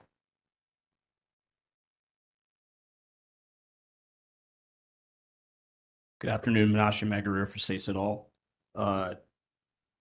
Couple questions. All right, Ms. Lors, on page 3, beginning on line 7 of your rebuttal testimony, and just let me know when you're there. Yes. All right, so you note here that onshore wind was not selected in the near term in the company's recommended portfolio. You see that? Yes, sir. All right, and I'm paraphrasing here, but if you jump to lines 8 through 15, you note that the exclusion of onshore wind in the near term informs the lack of additional wind development expenditures and just the general scope of the near term recommendations for onshore wind. You see that? Yes. Is that a fair summary? Yes. Okay. So further down, we're still on page 3 here, line 18. You also note that onshore wind, so in contrast to the near term, is just not selected through 2040 in the company's recommended portfolio. Correct. See that? All right, so on the following page, so next page, so page 4, lines 5 through 9, you list the modeling sensitivities where onshore wind is not or was not selected through 2040. Yeah, table 1 summarizes the sensitivities, right? The non-recommended portfolio, and summarizes how much onshore wind was selected through 2040. Okay. But since the company's filed their recommended portfolio, you would agree that there has been an increase in the economic development load forecast for the companies. That is my understanding. Are you generally aware that in the company's April 15th spring large load report, Duke is now projecting 7,946 megawatts of advanced development projects as far as peak demand for those projects collectively? Subject to check, but sounds familiar. Okay. Which is significantly higher than what the company's preferred portfolio assumes. Yes. All right. And indeed, that spring 2026 large load project. I'm sorry, are we getting to an onshore wind question? Because we are. Indeed, that spring 2026 large load report projects a load increase that's in line with the company's high load sensitivity portfolio. Again, subject to check, but sounds about right. And would you agree that the high load sensitivity selects 300 megawatts of onshore wind in 2032? I can't specify what year, but through the planning period. Through the planning 300. period. Yeah. Okay. All right. So going to page 9, beginning on line 18 of your rebuttal testimony. What line number? This is beginning on line 18. Okay. You note the timeline to initiate an advanced development of onshore wind can take up to 9 years. Yes. So given that 9-year timeline and given the load the company is now projecting, which is in line, as you said, subject to check with the company's high load sensitivity, would you agree that the companies are currently behind schedule in developing onshore wind by 2032, assuming that that high load forecast holds?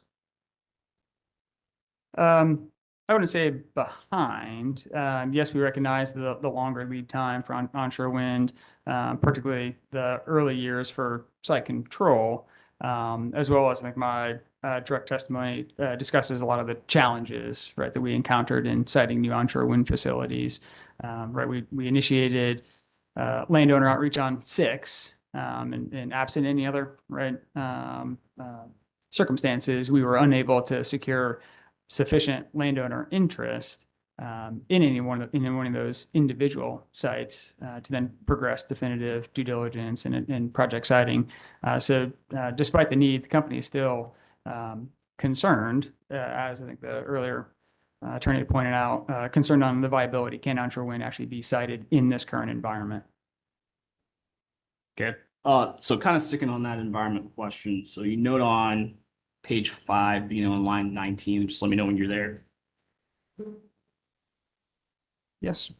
So you note that the current policy and market environment, among other factors, I'm paraphrasing here, warrants the company's measured approach towards developing onshore wind. Correct. Yeah. Do you have Appendix H in front of you, the renewables and storage appendix? Yes, I do. Okay. Once you've got it, can I have you turn to the supply chain risk section on page 25? Just let me know when you're there. Yes.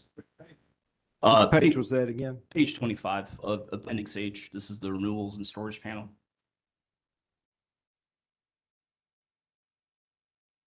And you said you're there, right? Yes. Do you see that first sentence that starts with like other generation resources? Yes, I do. Take a couple seconds or how long you need just to review that first sentence and let me know when you're done. Yeah. Okay. Obviously, noting this is just talking about some of the market environment dynamics, but would you agree that the dynamics that are referenced in Appendix H here that you have said warrant the company's current measured approach are not unique to the onshore wind industry? So yeah, so sentence 1 talks about more supply chain challenges. Right, but generally kind of grouped under the market environment with regards to just generally how easy or from the company's perspective, how easy it might be to bring onshore wind on. So I think I think the supply chain one's more on the execution side. Much of the challenges I discussed that more on the siting side, landowner engagement, stakeholder engagement, local county permitting. So that's still very rare, right, within Duke service territory. Much of the counties that we did identify potential sites on don't even have a permitting pathway. So something that would need to be established. Okay. Turning to page 9, lines 4 through 7 of your rebuttal testimony. Just let me know when you're there.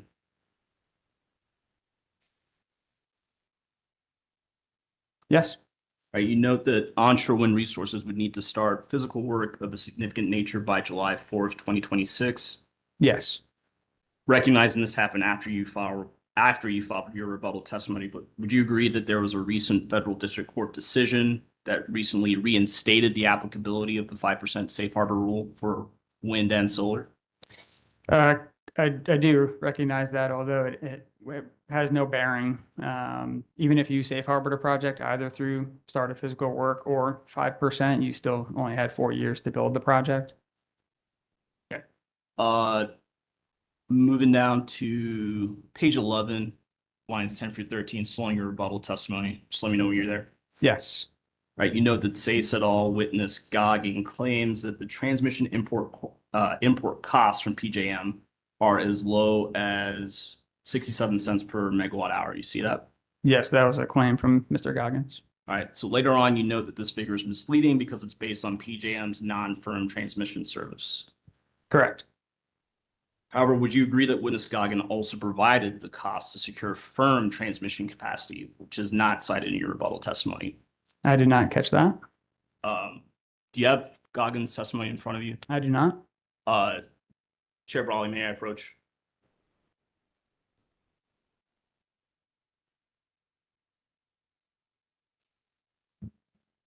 Tom.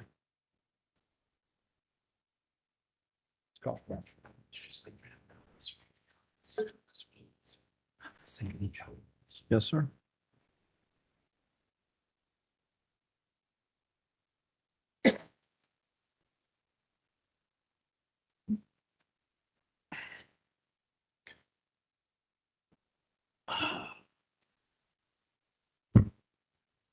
Okay, I've handed you page 57 of direct testimony of Witness Goggin. Can I direct your attention to lines 7 through 10 on that same page. And just take some time to review those lines and let me know when you're done. Yeah, I believe we're talking about the same figure. And when I went and looked up the source for this, it did say that it was non-firm. We're Okay. talking about the 67 cents per megawatt hour. Okay.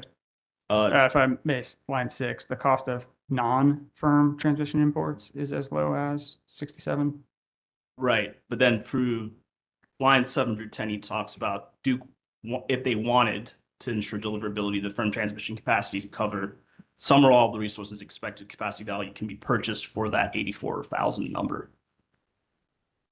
Yeah, I did not do due diligence on the reference number footnote 61. Okay.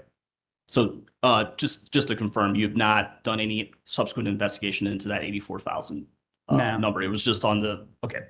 All right, moving on. So just the last couple questions. You note on page 12, lines 14 through 17 of your rebuttal testimony. Just let me know when you're there. Said 6 through 12? Page 12, lines 14 through 17. 14. Yep. Yeah. So you notice here that state's witness, Dr. Rampani's suggestion to procure onshore wind is inconsistent with House Bill 951. Correct. All right. Are you generally aware of the commission's ruling on an Avangrid petition for declaratory ruling on the ownership of offshore wind generation facilities? Loosely aware. Okay. Can I have you turn, it should be up there. It's states it all judicial notice binder. If it's not there, I'm happy to try and find it for you.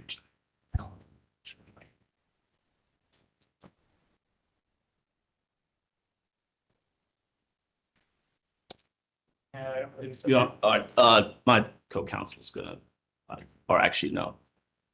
Thanks, Bo. Thanks, man. Okay. Which binder are we talking about? Chair, this is the states it all judicial notice binder. So it's a judicial notice document that we. Okay, potential redirect exam judicial notice or potential cross-exam judicial notice? It's probably with the redirect given the number, I think. It's a judicial notice document 10. Okay. Well, no, this has only got one in it, so that's all right. Okay, NCUC order in docket E-100 sub 206. Yep, that's the one. Okay. Yep. All right, we'll take judicial notice of our order. Yeah. And you're at that order, correct? Yes, sir. All right. Can I have you turn to the second full paragraph on page 20 of that order? I'm sorry, can you just let me get there a second? Yeah, sure.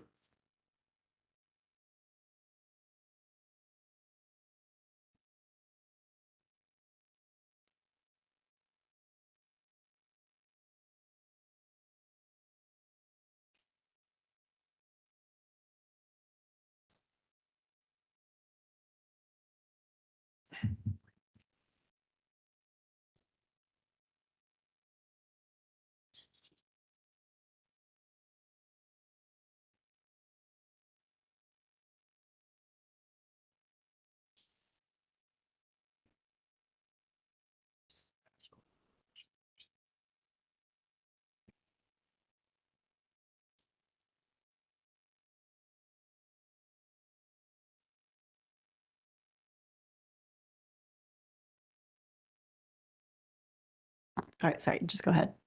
Okay. And are you on page 20 of that ruling? Yes. The order page, I think. Can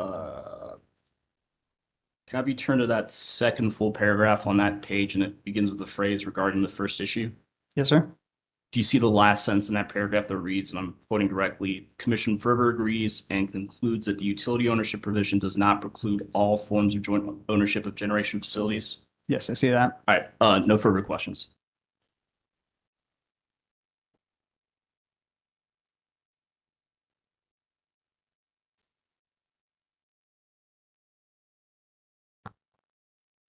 Public staff, Thank you. No questions from the public staff.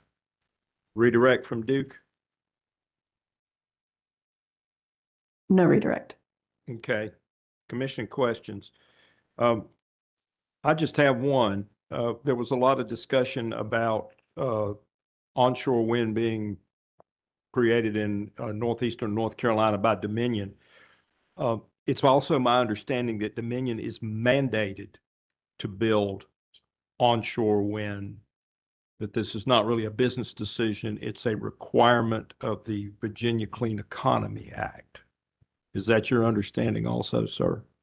I am unaware of no North Carolina requirements. No, I mean the Dominion is required by their Virginia Commission to build wind I in their believe, service I territory. believe that's true for offshore wind. I am unaware of a similar mandate on the onshore wind side. Okay, thank you. That was a question I had. Commissioner McKissick. Commissioner Tucker. All right. The questions on commissioner questions.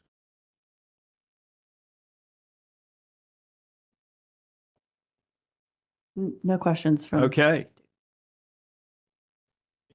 Thank you.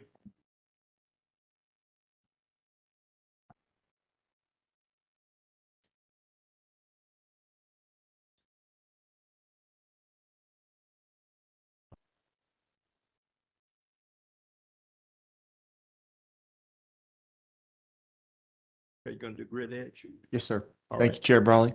Yes, sir. If you will have just a moment as we get rearranged a bit, but this time we will call to the witness stand, the grid edge panel. I'll tell you what, why don't we take 10 minutes? So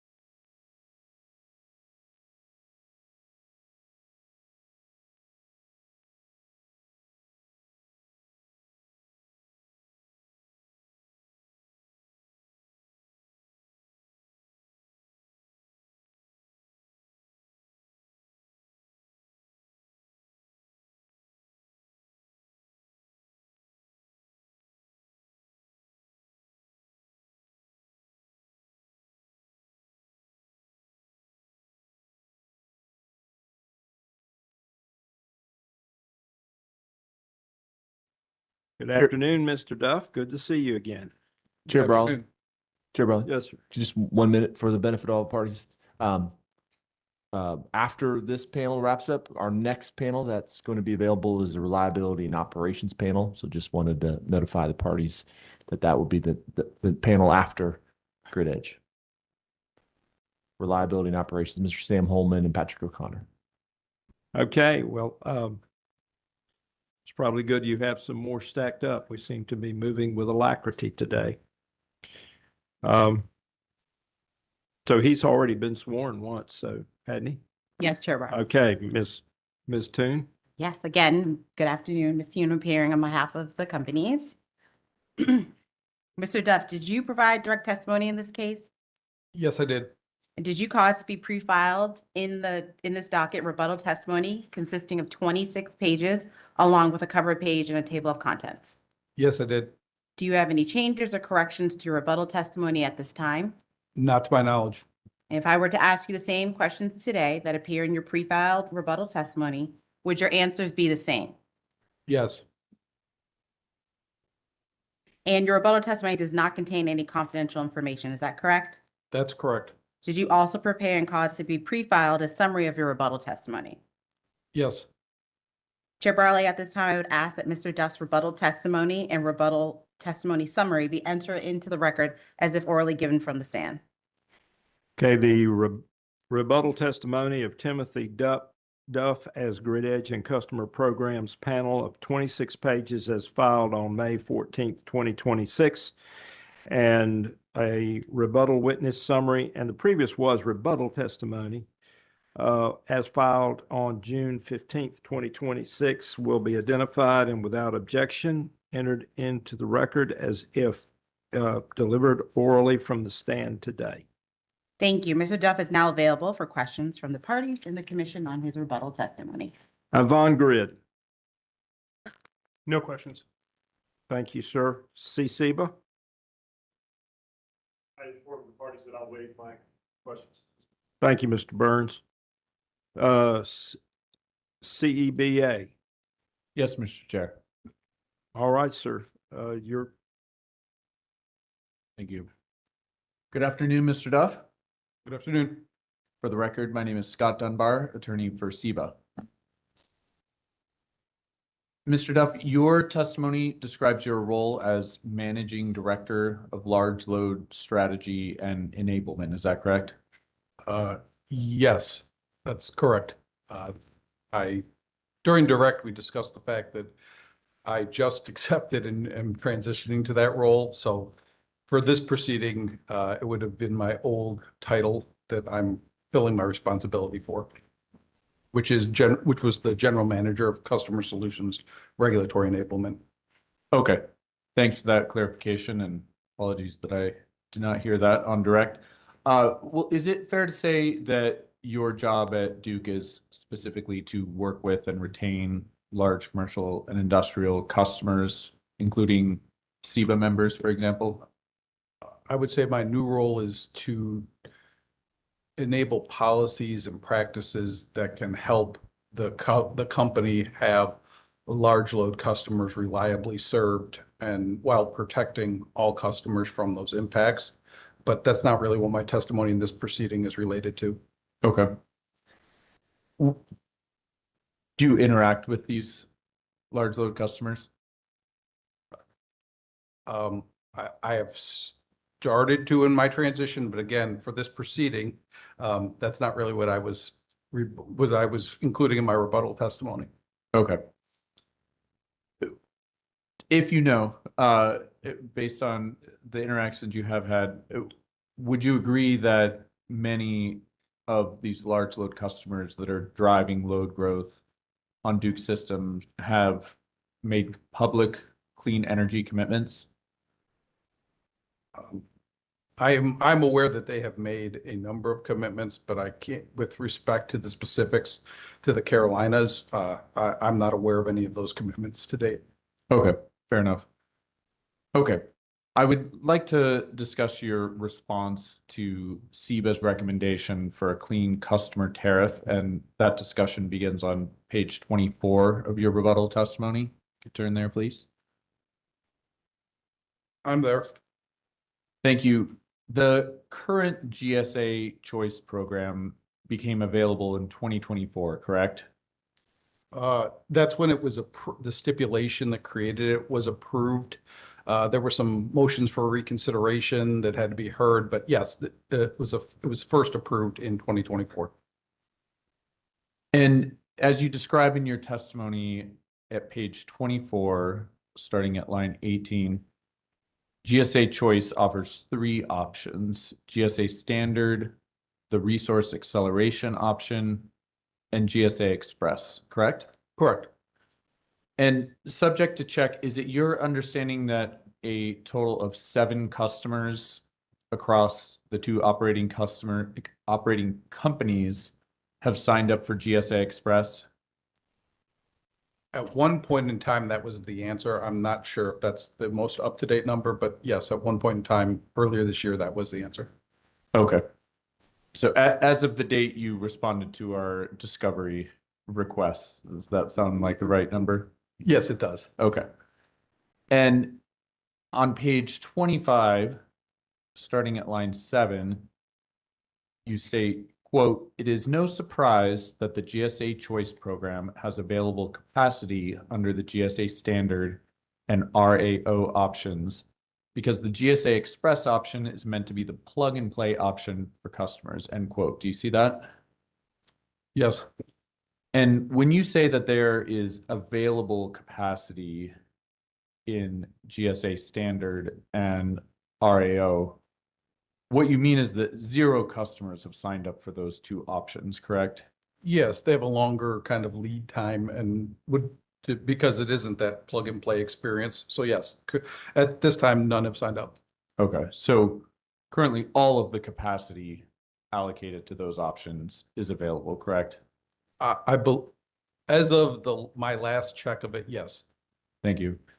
And further down on page 25 at line 12, you state, quote, "This simply reflects current customer preferences for a more streamlined option, but it does not mean that the other options under the GSA Choice Program are not suitable for certain other customers."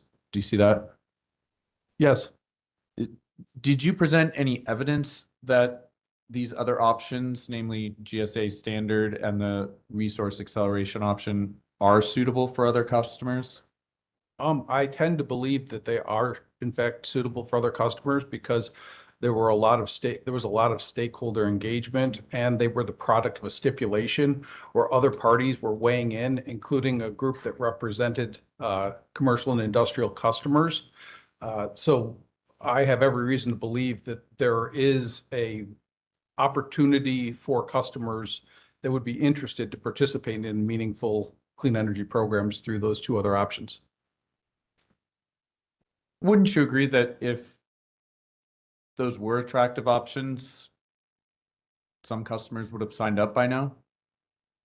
Not necessarily. I think there's a whole lot of things that have been going on since the time of 2024. There's been a general political landscape shift. There were ending of tax credits associated with clean energy. So it's hard for me to, in isolation, say that in the year and a half or so that they've been around, that somebody not participating means that they weren't well designed. It doesn't mean that we aren't willing to have discussions to see if there are additional options that need to be developed. But I don't think it's ripe to say that those programs don't offer value to customers today. Speaking of changing landscape, when the current GSA Choice Program was approved in 2024, I know you're not an attorney, but I'm sure you are aware that at the time, North Carolina law required Duke to achieve a carbon emissions reduction target of 70% by 2030. I'm aware that that used to be the requirement. And this interim target was repealed by Senate Bill 266, correct? So subject to check. I don't know which piece of legislation, but yes. Fair enough. And would you agree that by removing the interim 2030 target, the legislature effectively delayed the date by which Duke must demonstrate any carbon emissions reductions by 20 years to 2050. I wouldn't want. Objection, to the extent that counsel is asking for a legal conclusion, Mr. Duff has already indicated that he's not an attorney, but to the extent you can answer, Mr. Duff. Yeah, that was what I was gonna say, is I don't want to speculate on what the intent of the law was. Fair enough, and I'm not asking you to render a legal conclusion, but as far as you know, Duke isn't attempting to demonstrate or isn't required to demonstrate carbon emissions reductions until 2050. Do you agree with that? What I know is that Duke is required to put forward a plan in this proceeding that would show how we would get to a 2050 goal. Okay. Okay, fair enough. On page 26 of your testimony, starting at line 9, you're addressing the concept of additionality, and you state, quote, in summary, as a part of good resource planning, any new resource brought online will need to be part of the baseline in future integrated resource plans, end quote. Do you see that? Yes. And when you refer to part of the baseline in this sentence, is it fair to say that you're referring to the fact that Duke must account for the energy and capacity contribution of all system resources when it runs its model in an IRP? What I'm saying is that if we're running a Green Source Advantage program or any other of the clean programs, that the associated energy and capacity with those programs should be incorporated in the load forecast the company is planning to meet. Okay. Thank you, and I agree with that. So just to put a finer point on it, you're not saying that good resource planning requires Duke to consider the environmental attributes of these new resources, only their operational characteristics, correct? I wouldn't necessarily go that far. I didn't say that. What I said is that it needs to factor in the energy and capacity. If that energy and capacity is not emitting carbon with respect to the 2050 component, then I definitely think it needs to reflect that. I know you're not the modeling expert, but does Encompass consider the environmental attributes of resources? I'm not, I can't speak to Encompass, I'm sorry. Okay.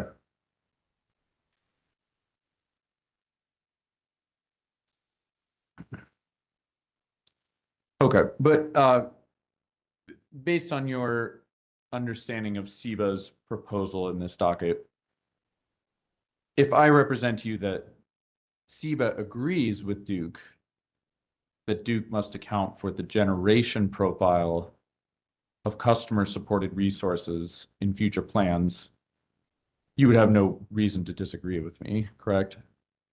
What I would say is that we believe that if it's through our programs, that's why I talk about it in my testimony, is that to the extent that it's part of our grid edge to offer these programs to customers to get additional clean resources online, they need to be factored into the plan. That's what I'm saying. Okay. And thank you for that. And what I'm asking is if I represent to you that SEBA agrees with what you just said, do you have any reason to disagree with me? I can't speak for SEBA. So, if you're speaking for SEBA and that's what you say, then I will believe that's what you're saying. Okay, thank you. Based on your understanding and potential interactions you've had with large customers, would you agree that many large commercial and industrial customers that have clean energy commitments will only fund clean energy resources if they can demonstrate that their funding is the reason that resource was built? Objection, it costs to speculation. Again, if to the extent the witness can answer based off of experience, then. Yeah. All right. I'm going to sustain it. He can't read the minds of the customers. May I respond? Yes, sir. I understand the objection. I'm not asking him to read the minds of anyone. I'm just asking if he understands the goals of the customers that it's his job to support in his role. Would you rephrase your question then? Okay.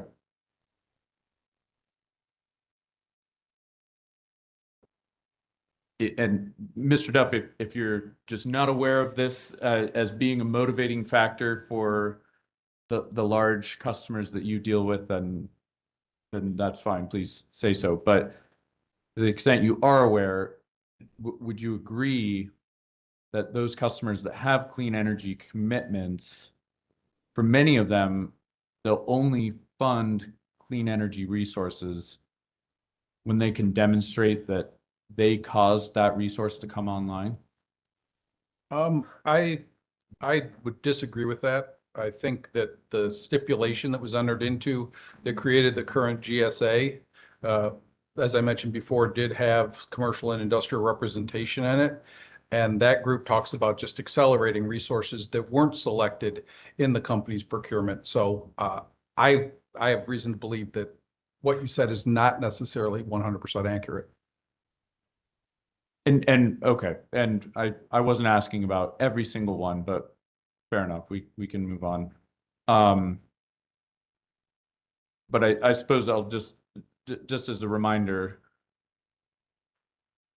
the current GSA choice program, as you just described, when that was negotiated and settled, that was when Duke was subject to the 2030 interim target, correct?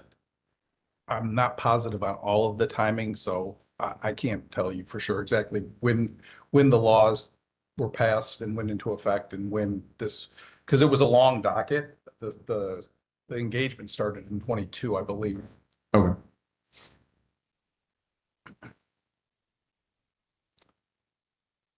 Okay.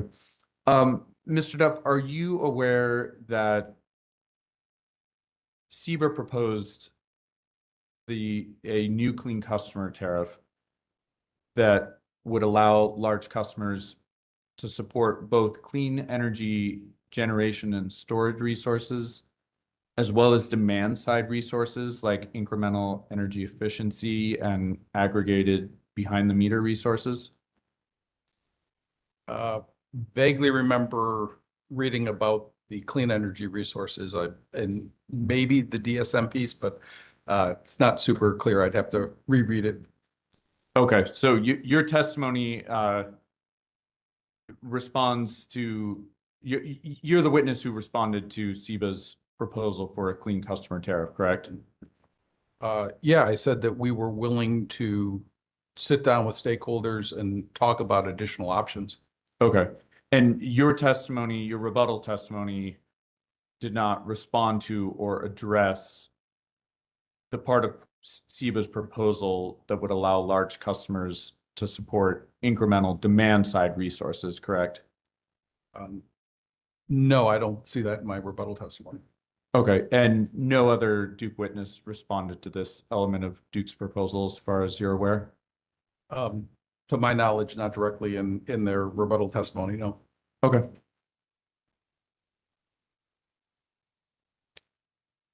No further questions. Thank you, Mr. Duff. Thank you. Thank you, Chair. Mr. Dunbar. Sigfer.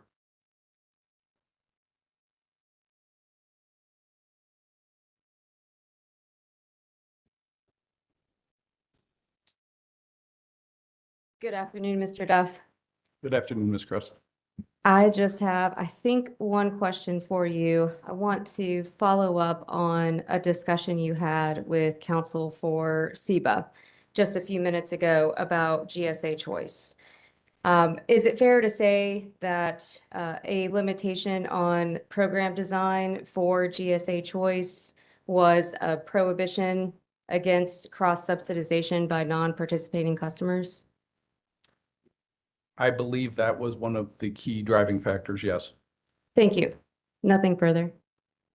Thank you, Ms. Kress. Environmental defense. Yes, just a couple. Ben Smith for Environmental Defense Fund. There we go. Mr. Duff, I'm not sure if I agree with you or not on this. So I'm going to ask about the EV sales in the UEE forecasts, which in your rebuttal testimony, I read as beginning at page 8. Do you recall that portion of your testimony? Yes, I do. Maybe I'll just ask it very broadly. You find a distinction in what the public staff's recommendation is versus what sort of, I'll say it differently, a distinction in planning versus accounting for cost recovery. Can you explain, and maybe I'm saying this wrong, but can you explain what your position is in response to the public staff's recommendation with respect to EV sales in the future UEE forecasts? Certainly. So the public staff, as I understood their testimony, proposed that in the next CPIRP proceeding, that the company, for its different modeling assumptions, both show it with including EV sales and excluding EV sales. In the last CPIRP, the company had discussed that it was concerned about including EV sales because there really isn't a known efficiency opportunity for those. The charger is actually not the end load. It goes into the vehicle, and the company really there isn't an efficient widget you can put on to make it use less energy. So we were concerned at that time with EV sales growing that including EV sales in eligible sales would end up inflating the amount of sales that would need to be reduced from future UEE-based forecasts. So in this resource plan, the UEE forecast excluded EV sales from all three sensitivities, the high, the low, and the base. The public staff said that they thought that we should have included it. They recognized that it didn't have a large impact on the UEE forecast this time because the EV sales forecast had come down. And they recommended that in future IRPs that we show both those baseline modeling assumptions with and without EV sales. The company did not disagree with doing that. It adds volume to the filing, as you're going to have now potentially 6 sensitivities if you show each case with and without EV sales in terms of what an eligible sales modeling assumption would be. But we didn't disagree with the thought that you should show it both ways so that everybody understands what the exclusion or inclusion of EV sales has on the overall amount of UEE that's modeled in the IRP. What the company and my testimony discusses is we disagreed with the logic that was stated by the public staff. The public staff stated that because for the cost recovery incentive mechanism that the utility was approved to operate under in its most recent cost recovery mechanism review, it does not exclude EV sales. And my point in the testimony was there are different purposes. One is for cost recovery that's trying to incentivize the company to do more. And so EV sales seemed like they should be included in that goal. There were lots of stakeholders in those discussions. However, the company's concern for resource planning does not change. If EV sales start to grow dramatically again, including them in the baseline for resource planning modeling could have the effect of inflating the amount of utility energy efficiency that occurs over the long planning horizon, which could make the resource plan less achievable. That was what was voiced. However, as I said before, the company did not disagree with the public staff's recommendation for future IRPs to include both eligible sales with and without EV sales included. Okay, thank you. No further questions. Thank you, Mr. Smith. Microsoft.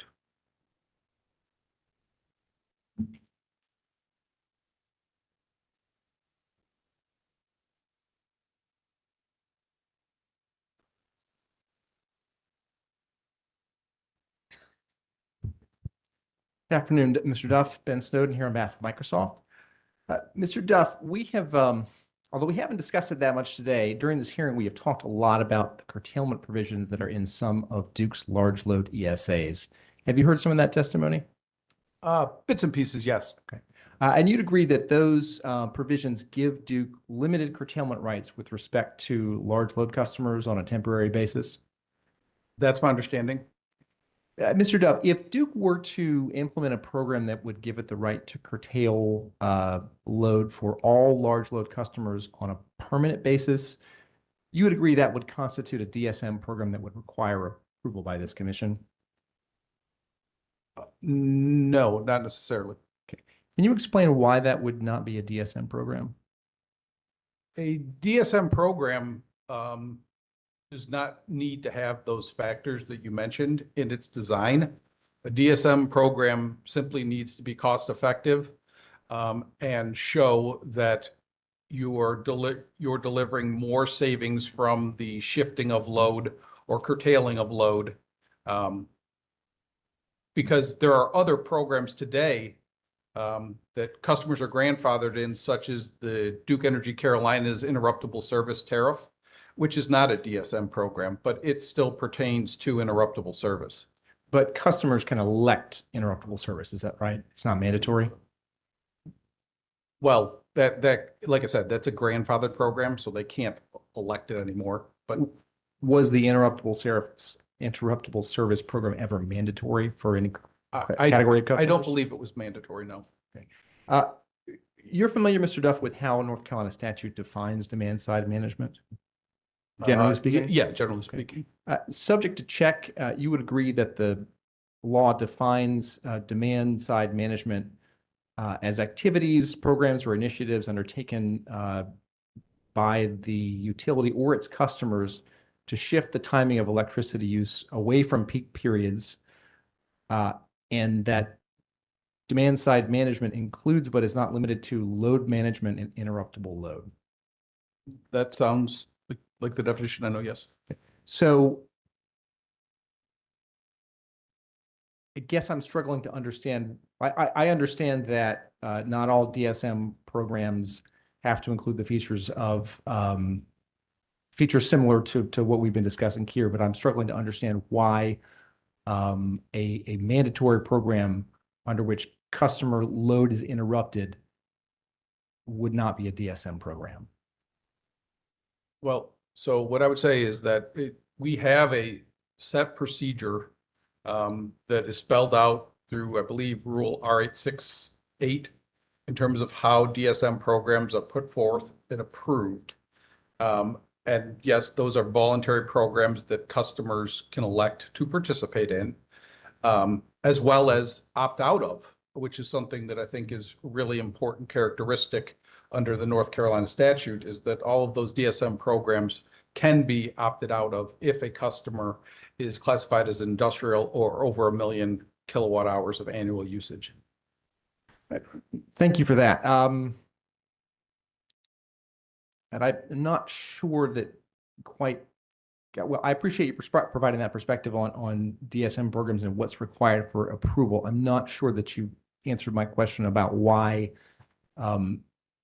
a program under which customers have to interrupt their load on request from Duke on a permanent and mandatory basis would not be a DSM program. Well, as I said, with a DSM program under North Carolina statute, customers can opt out of that. That sounds like that's in contrast to the definition you just provided, which is mandatory participation and curtailment. So I don't agree that that would fall under the DSM program definition that a customer could opt out of.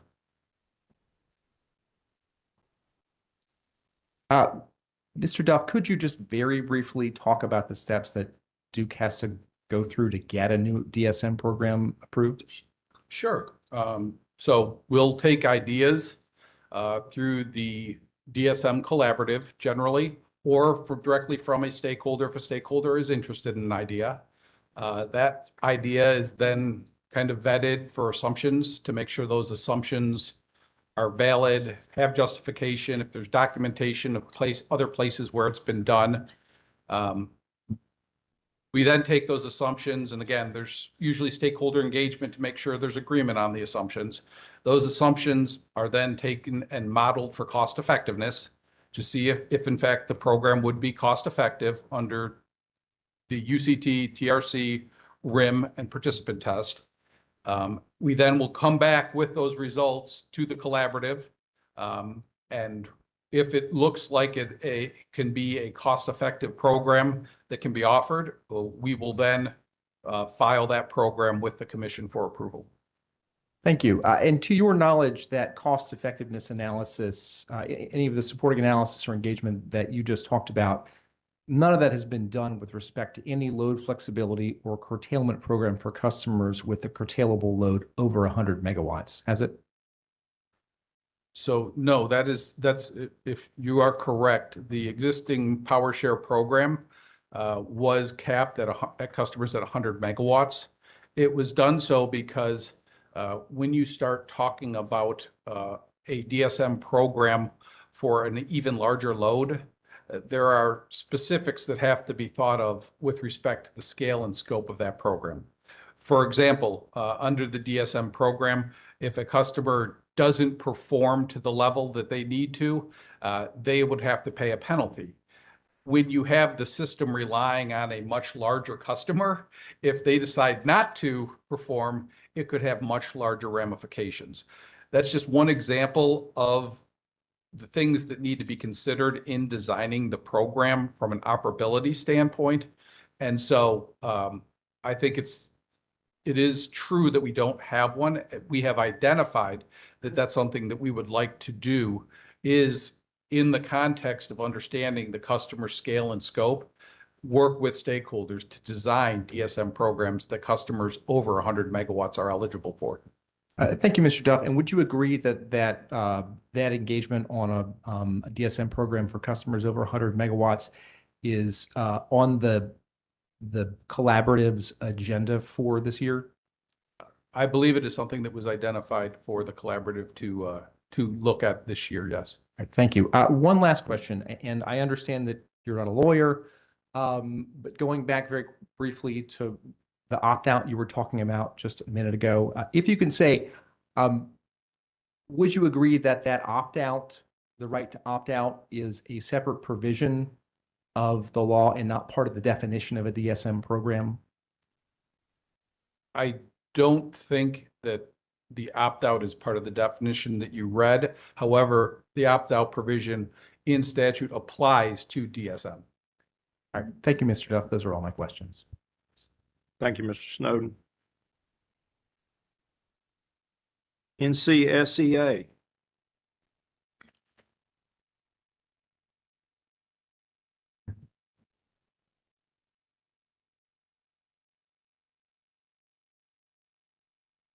Thank you. Justin Simulowski on behalf of the North Carolina Sustainable Energy Association. Good afternoon, Mr. Duff. Good afternoon. If I knew you were going to be summoned from Charlotte, I may have asked you to bring Mr. Blumenthal up along with you, but you're stuck with me. If you would have been on the way, I might have been able to get him. But nonetheless, could you turn to page 14 of your testimony, please? You said 14? Yes. Yep, I'm there. On page 14, that is where you describe the power pair pilots, correct? Yes. And also on page 14, you affirm that cohorts A and B and DEP were fully subscribed by the end of 2025. and DEC was nearing full subscription by the end of 2025? That's correct. For the record, can you just walk us through the differences between cohort A and cohort B? So you have cohort A, which was part of what I would say is cohort A is wholly contained within PowerPair, meaning that the customers within that cohort are on their own for managing the battery.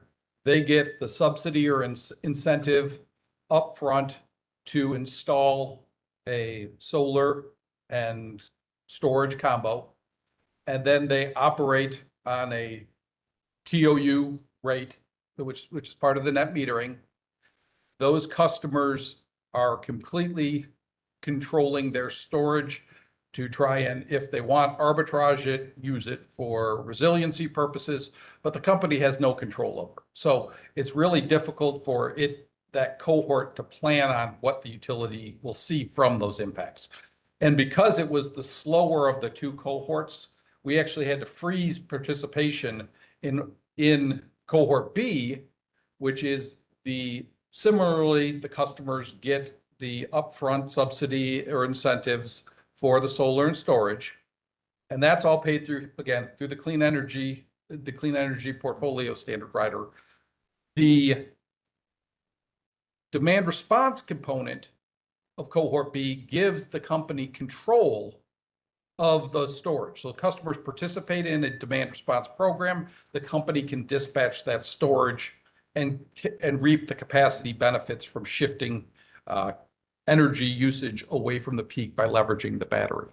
And like I said, we actually had that fully subscribed for DEP earlier. And then once it was fully subscribed, there was still interest. So then customers started to participate in cohort A. Thank you. So there seems to be, at least in the initial phase, a preference for the utility managing the battery. I would say that we have learned that customers seem to prefer a demand response option to participate with the battery. Yes. Okay, great. Thank you. Can you turn to page 15? And I'm looking at starting at line 17. I'm there. It says, even with that accelerated adoption, there is still relatively little data regarding customer and utility system experience with these assets. This is important because the companies need this type of information to perform EM&V and obtain meaningful lessons learned from the pilots. Did I read that correctly? Yes, you did. I asked public staff this morning on their Grid Edge panel. Would you say that Duke Energy has experience operating behind the meter solar programs? NEM. Operating behind the meter solar? I don't think I think that's the delineation that we really have made, is the solar is not dispatchable, it's not controllable. We don't operate the solar. That's one of the concerns with PowerPair is we are paying an upfront incentive for an asset that really isn't a utility asset. We're giving the incentive or subsidy to customers to install the solar, but once they've installed it, how they operate it, it's theirs. It's not utility controlled at all. Okay, so I'll take it another step. Thank you for that answer. Yeah. Duke Energy has experience administering a net energy metering offering. Yes. Okay. And Duke Energy is gaining experience with behind the meter storage programs like EnergyWise, correct? Yes, that's correct. So I'm just wondering that if these are existing technologies, rooftop solar, behind the meter storage, the companies have some experience administering or managing these assets. They're just using these existing technologies in an innovative way to provide greater services to the grid, correct? So I guess I want to make sure that we're talking about the same thing. The passage of my rebuttal testimony I read was talking about the fact that, yes, we saw a tremendous amount of adoption way more quickly than what was originally anticipated when the commission ordered the 3-year pilot. However, as I said during direct, we're not sure how much of that was being driven by the ending of the tax credits that ended at the end of 2025, or was 100% driven by the power pair incentives. What we have seen is that, as I said, very little of the participation in the non-demand response cohort was actually before the fourth quarter of 2025. So in order to understand how the customer is going to use that solar and storage combo together and be able to measure and verify it, we need a full calendar year.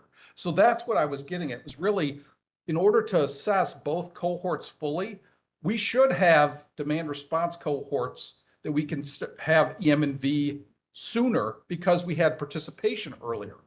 However, like I said, with the non-demand response cohort, we want to have a full 12 months of data so we understand what they're doing across the year. So it's really a timing issue. And in order to make sure that you have the M&V, to make sure that the program was effective in doing what the commission ordered us to do with the pilot, we want to have that M&V and all of the necessary data to perform that M&V in a robust manner. Thank you. I really appreciate that clarification. But just to make sure I understand correctly, it is the demand response program that gives the capacity value to the utility, correct? That is correct. And so cohort A, you just want to see how the customers are managing their own battery. That's the EM&V you're looking for. Well, we need both, because we with all of our demand response programs, we do EM&V of those. And as I said, one of the things that was really interesting is that we found that there were a lot of customers that already had their own batteries that chose to participate in the demand response program. So there was no upfront power pair incentive to get solar and storage. 17% of the total were actually customers outside of power pair. So yes, that demand response is real. We see customers who have storage that want to let the utility leverage it for an incentive. And we think that's great. We're getting to the point, like I said, that piece of the M&V we will have sooner, but to do the full power pair analysis, which directed us to compare the results for the cohorts, we need both cohorts to be completed. Thank you. My last question in this line is power pair is only available to new behind the meter solar customers, right? People that already have solar on their rooftops could not participate. Customers had to get new solar and storage, correct? Great, thank you. Okay, I'm going to transition a little. Can you now go to page 17 of your testimony? I'm there. And can you read your definition of a VPP starting on line 22, continuing on Sure. page 23? The term VPP may have different meanings. From my perspective, a VPP is simply one or more grid edge resource or customer program that can be controlled or dispatched by a utility similar to a traditional supply side resource. Thank you. And if we can now go to page 21.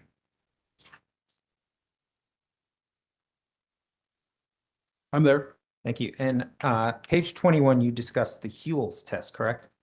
Yeah, I do.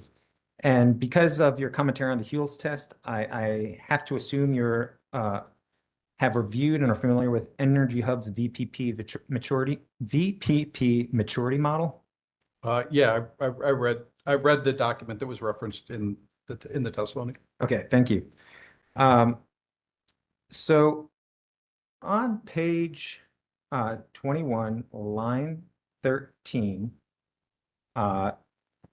it reads, "It is inappropriate to require the companies to report out the results of a subjective Hewell's test in the context of its resource plan." Can you help me understand your use of the word subjective? Just because I think the Hewell's test is an objective framework. Well, no, the Hewell's test itself is would the operator know there was a power plant or not? I think that is very subjective by definition. I could ask somebody if it looks like a power plant to them, and they might think it does. It could ask somebody else, and they may not think it does. And I think it depends on what type of power plant you're comparing it to. Is it looking like a peaker? Is it looking like a base load? So I think it definitely is subjective in terms of how the test was developed. But at the same time, the VPP maturity model does sort of lay out 5 different levels to help guide that subjectivity, right? It is laid, yeah, it lays out what it believes a maturity path is, yes. Okay, so you think it's inappropriate to report to the commission an inventory of DSM capabilities? Like, I'm just trying to understand. No, so when I talk about the Hewell's test, from the resource planning perspective, we are showing the capacity and energy associated with the DSM or VPP resources. My point is that the Hewell's test, which, oh, by the way, was just put forward as again, it happens to be a vendor that we use, but it's a vendor's perspective on what the maturity of a VPP is. And my only point is, from a resource plan, as long as it's cost-effective capacity and energy resources that are being delivered to the resource plan, the Hewell's test is a nice to know, but it's not, shouldn't be required. So you still refer to the Hewell's test as an interesting data point, though, because there's other capabilities that it can help identify. So from my read of the Hewell's test, most of the additional benefits are really more down at the distribution level than at the bulk power system, which is really more what the resource plan is looking at. So that was my point, is I'm not saying that there isn't a level of, there can be a level of interest in it. My point is that it really isn't something that is required in a resource plan setting to be required of a utility to include. Okay, on page 22, regarding the Hewell's test commentary, you discussed the active load management offering that was agreed to in the last EEDSM cost recovery mechanism, correct? So there is a framework for active load management that was in fact approved in the most recently updated cost recovery mechanisms for DEC and DEP. That active load management component requires the company to identify programs or DSM offerings that will be used to try and seek benefits outside of the current net benefits that are recognized by the commission and by stakeholders in determining cost effectiveness. So we went through and identified some of those additional benefit streams, but said that the company would identify a potential DSM offering that it would offer in a different manner to try and get additional benefits. The company also had to commit that it would identify what those additional benefits were, how they would be quantified, and how they would be EM and V'd. Once those additional benefits were approved by the commission, then and only then could they be recognized in cost effectiveness and in future program design. So for the advanced load management, though, on page 22, starting on line 6, it says the companies and on line 5, as the companies propose and the commission approves the potential ALM offerings I described earlier, the companies and stakeholders will obtain the necessary insight that will allow for meaningful evaluation of the additional values that may be realized from VPPs, demand response programs that operate to shape load rather than simply shift load, correct? Yes, that's what it says. So right now, there's just not enough demand response infrastructure in Duke's system to evaluate the current status of their demand response fleet? That's not what the testimony says. The testimony says that the additional benefits that can be obtained beyond the 3 commission recognized benefit streams, those have to be, because you run the programs differently. If you're shaping rather than shifting, you're likely running it more often. You might have to pay the customer more. And we did put in the customer protection that the existing benefit streams have to justify the program. So if you identify an ALM, but you have to increase the cost to get more utilization to shape load, it may not be cost effective, and then the commission wouldn't approve that ALM offering.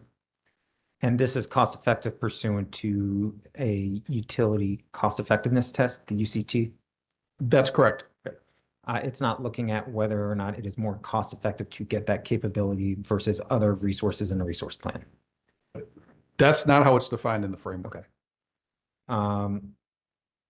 My last couple questionings, these ALM offerings that have additional benefits, once an ALM offering has been identified and starts moving through that process, where would that assessment be reported? We would be reporting the assessment to the commission as well as to our collaborative. Would it be in a separate docket, or would it ultimately work its way into being included in a carbon plan IRP? Because it is, the ALM is a cost recovery program, the cost effectiveness and generation of those benefits would need to come through the cost recovery model. To the extent there are additional benefits that would justify a different DSM forecast, that would then be reflected in future IRPs. Okay. And as of right now, the active load management has 20 megawatts per Duke service territory in North Carolina right now, correct? No, the mechanism allows the company to identify up to 20 megawatts for the purposes of demonstrating those additional active load management benefits for commission approval and incorporation into future DSM cost recovery. So there's a possibility for up to 40 megawatts total. That's correct. Okay, thank you. No further questions. Thank you, sir. Thank you, sir. Say said all.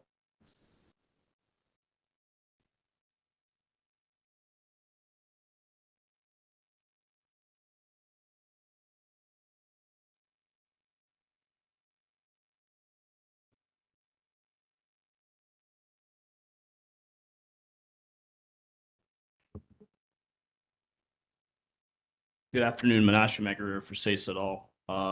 Council for NCSEA asked a couple of my questions, so my process will be a little shorter. Okay,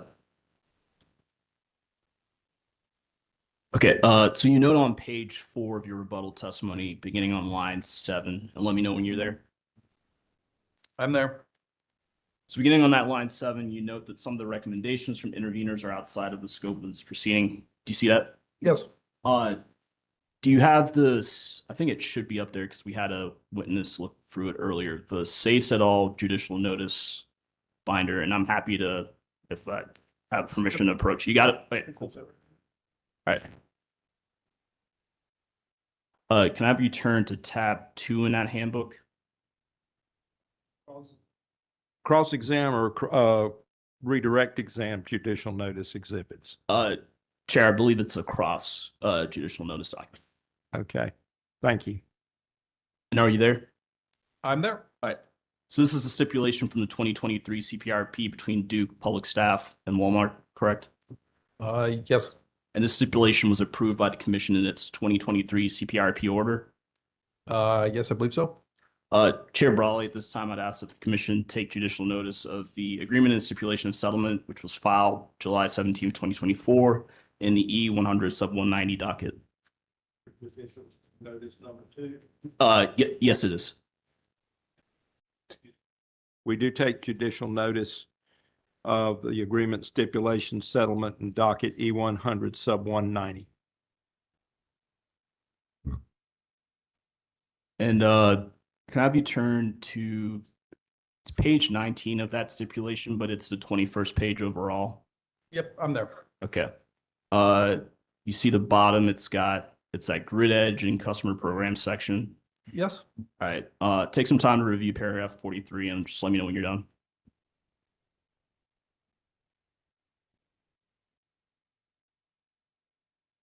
Yes, All right. So just summary, just paraphrase, like pursuant to that paragraph, Duke was required to file approval with the commission for a non-residential power pair program.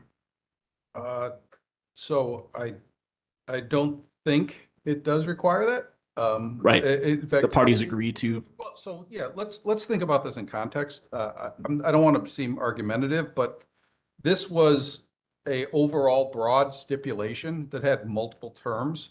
And so one of the terms in the stipulation, I believe there's three terms under the Grid Edge customer programs, did relate to agreements with customers that and this paragraph in particular looks that we would look at the power pair residential program and we would evaluate those results and see if a program similar could be developed for non-residential customers.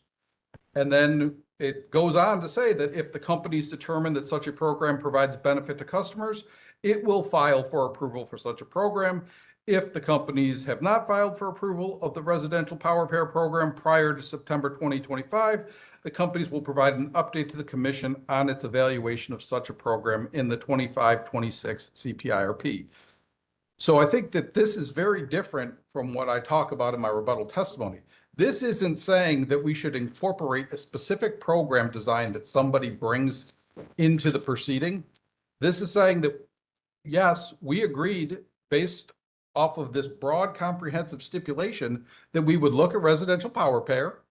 And if there was something we could develop for non-residential customers, we would do so. And as I talked about in my direct, we actually determined that you couldn't develop a non-residential power pair program simply because of the fact the funding is not EEDSM for power pair. The funding for DSM is EEDSM. And so because of that, the opt-out created a huge problem for participation in a non-residential power pair.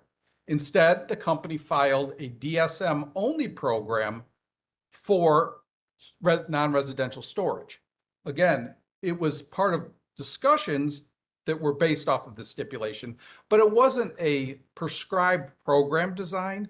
There were witnesses that put things forward like the company should consider offering shade trees as an energy efficiency program. That was brought to the collaborative over a decade ago, and parties agreed that planting trees was not energy efficiency.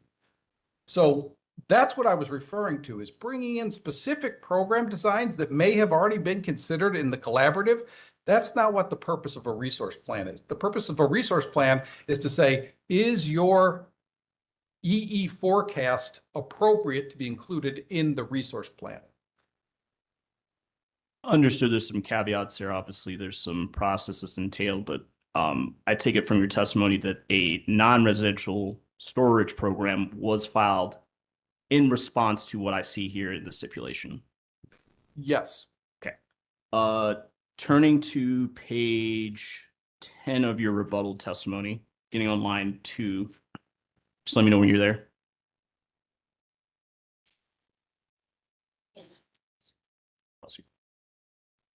I'm there. All right, so beginning on line 2, you take issue of Sace et al. Witness Rampani's discussion of the company's progress achieving the 1.5% annual EE savings of eligible retail sales. Obviously, this is an aspirational goal, but But you see that? The 1.5% of eligible retails is the high case, yes. Yeah. And this is going down to lines 3 through 4. I'm paraphrasing here that her invocation of the company's 0.7% annual savings in 2024 is wrong and based on an inappropriate factual comparison. I'm paraphrasing, but that appears to be kind of the gist of what you're saying. Yeah, yes, as I point out, she was looking at total retail sales. Yeah. Do you have Sace et al. Witness from Rampani's direct testimony in front of you? I don't. Chair Brawley, may I approach? You may.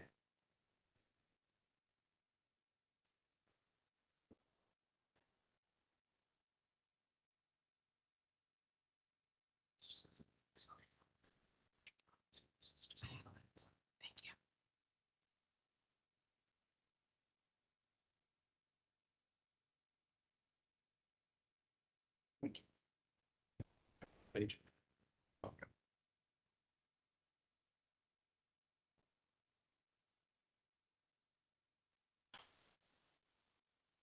Okay. Can I have you turn to page 89 of her testimony?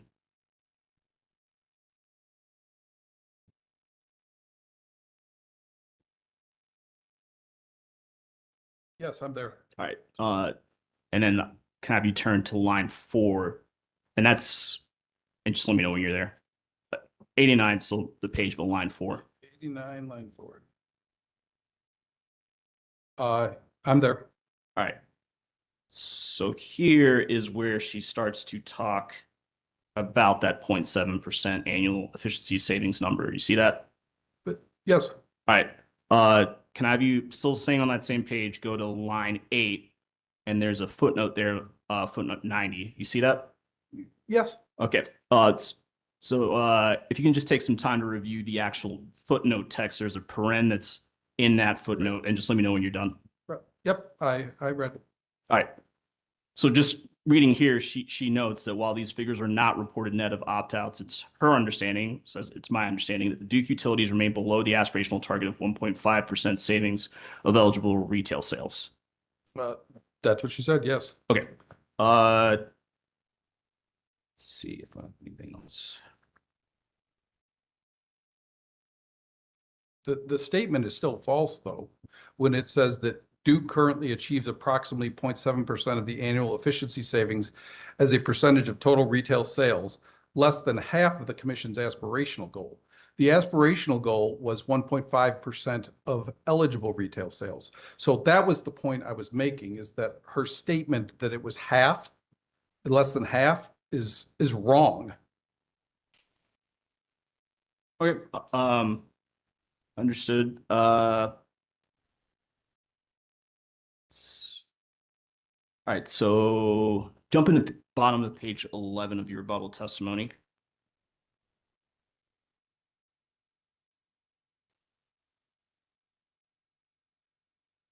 Bottom page 11? Yeah.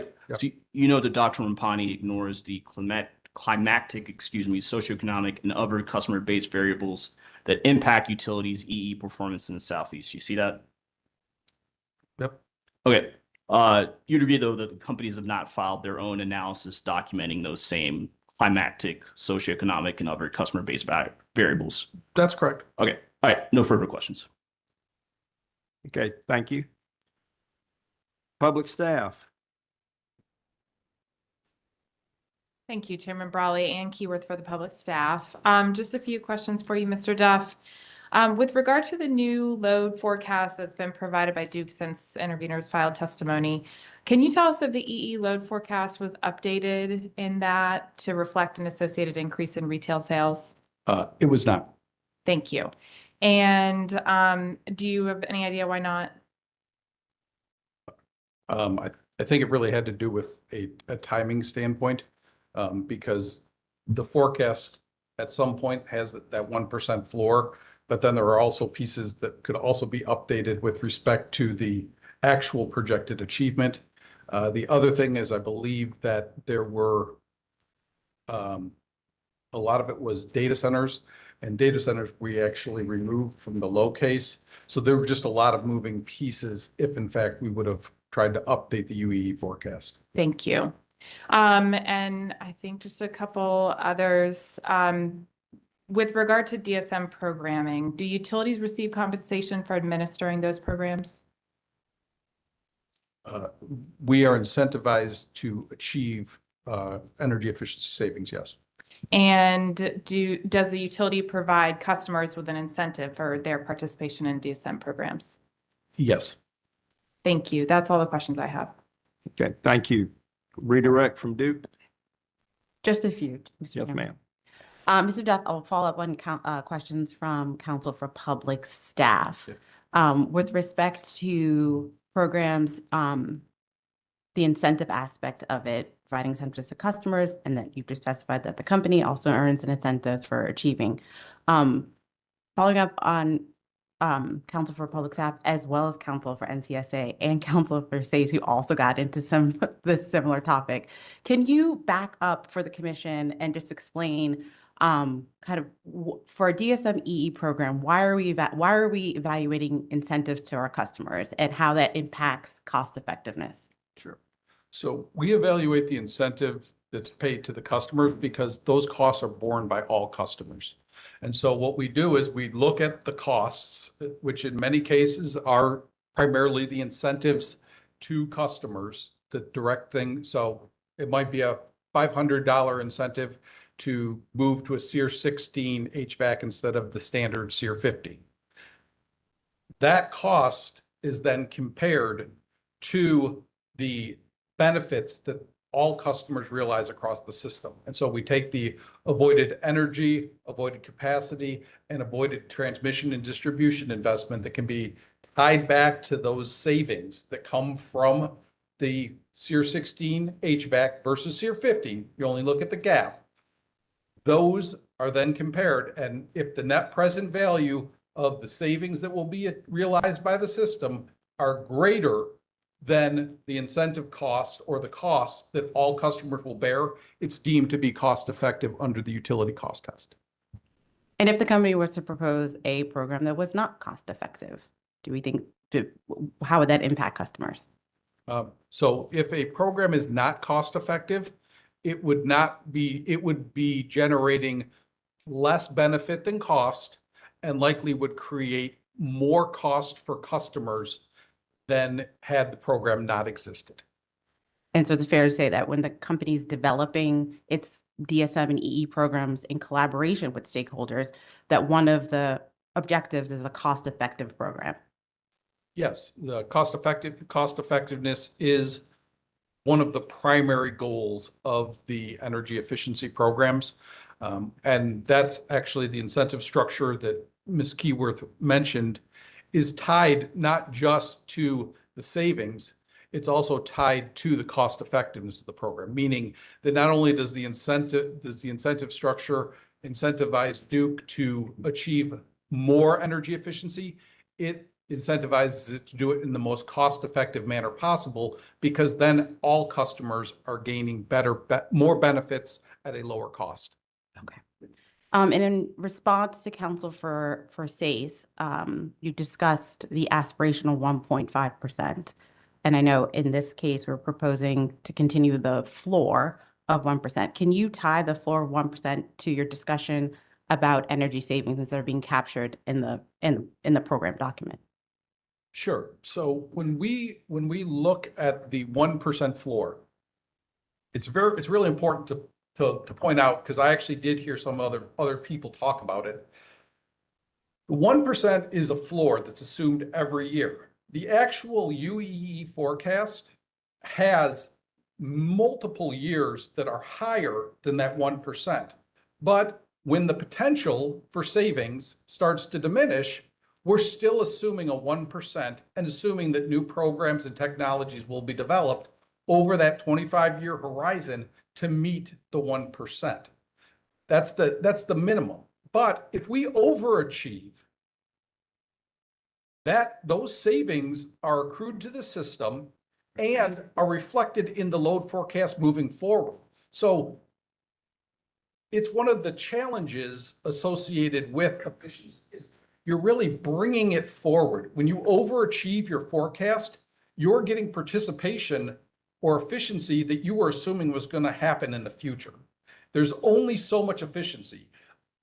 Every customer can't replace their air conditioner every year with something that exceeds the standard. It just doesn't work. So you have to look at it over this broad planning horizon. And that's why we think it's aggressive to use that 1% floor, because you're saying that even if I pull it ahead and get 1.52% in a particular year, the following year, I'm still going to get 1, even though I pulled some of the efficiency forward. And we're doing that for the entire planning horizon. That's why it truly is an aggressive forecast. But as we continue to achieve, it allows us to check and adjust.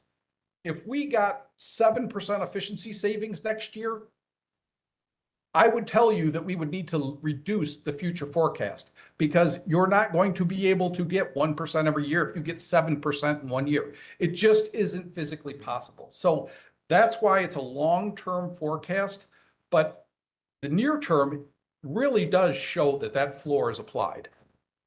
Thank you. And based off of your testimony in this docket and testimony you have observed during this hearing, do you still continue to believe that the company's request to continue its GE efforts and continue to use a 1% annual EE floor remains reasonable and prudent?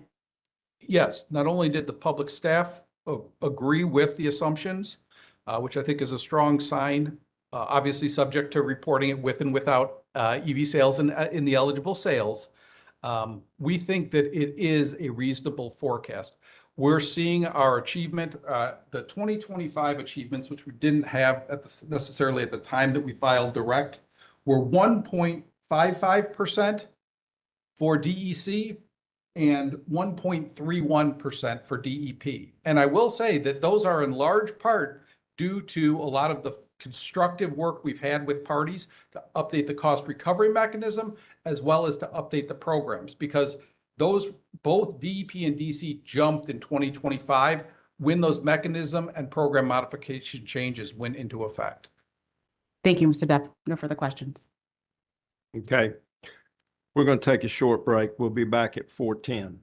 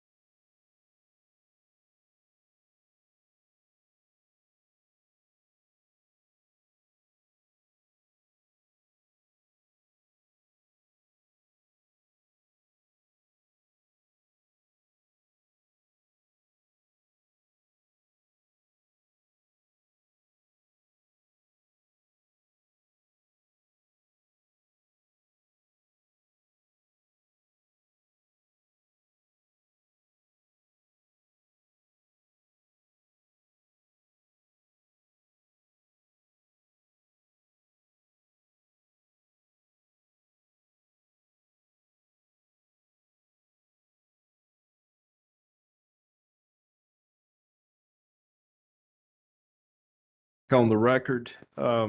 Just a quick procedural question. Ms. Finley, there was some comments we talked an awful lot about Bad Creek today, but from the transmission and interconnect, we've got a question from the commission and asked that you do a late filed exhibit on the current status of the projects that advanced faster in the interconnection process due to the removal of Bad Creek.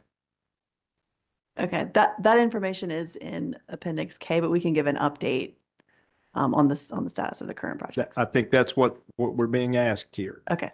Thank you. Mr. Jurack, did you seek recognition? No, sir. Okay, well, all right, so we're going to go to commissioners' questions. Mr. Duff, Duke uses a 1% baseline utility EE savings in its forecast and includes a 1.5 aspirational EE savings as a sensitivity. In your opinion, is there a middle ground utility EE savings percentage that could be reasonably used for resource planning purposes?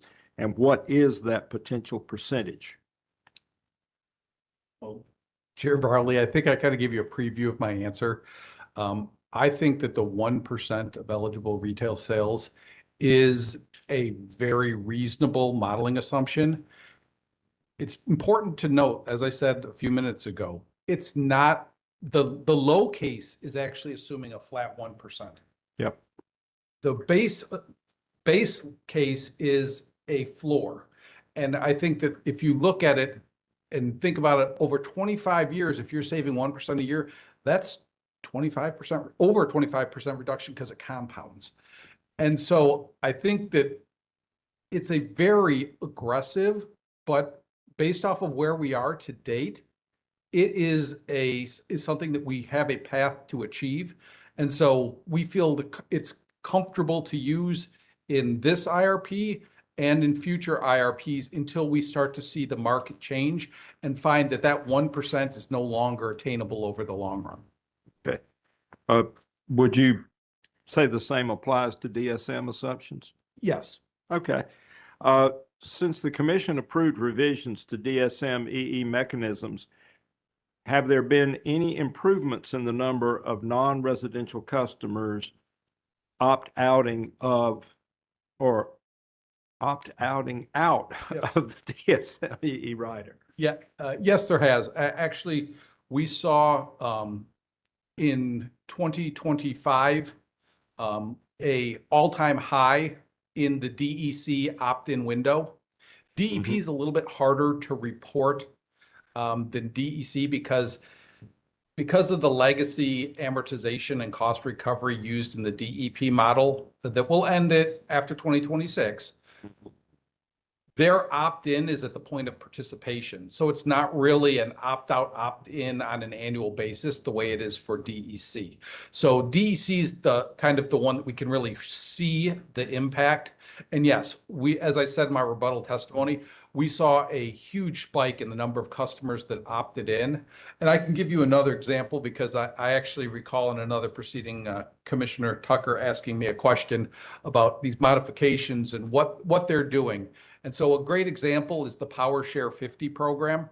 It went into effect midway through last year, and we've already seen 9 megawatts of Power Share 50 participate. And that program, like I said, it just started last year, and it actually got an even later start in South Carolina. So it's been a really encouraging thing to see. But yes, the modifications are making a difference for our non-residential customers.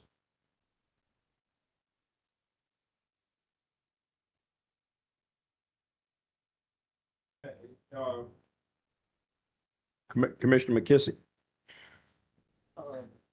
Chair Barley, I think a question you raised certainly addressed a concern that I had. And likewise, I noticed in Mr. Duff's concluding comments, he updated the data that was in terms of the annual EE savings as percent of eligible sales for 2025 for both DEC and DEP that were not in your rebuttal testimony. They were 2024. Yeah. Is that correct, sir?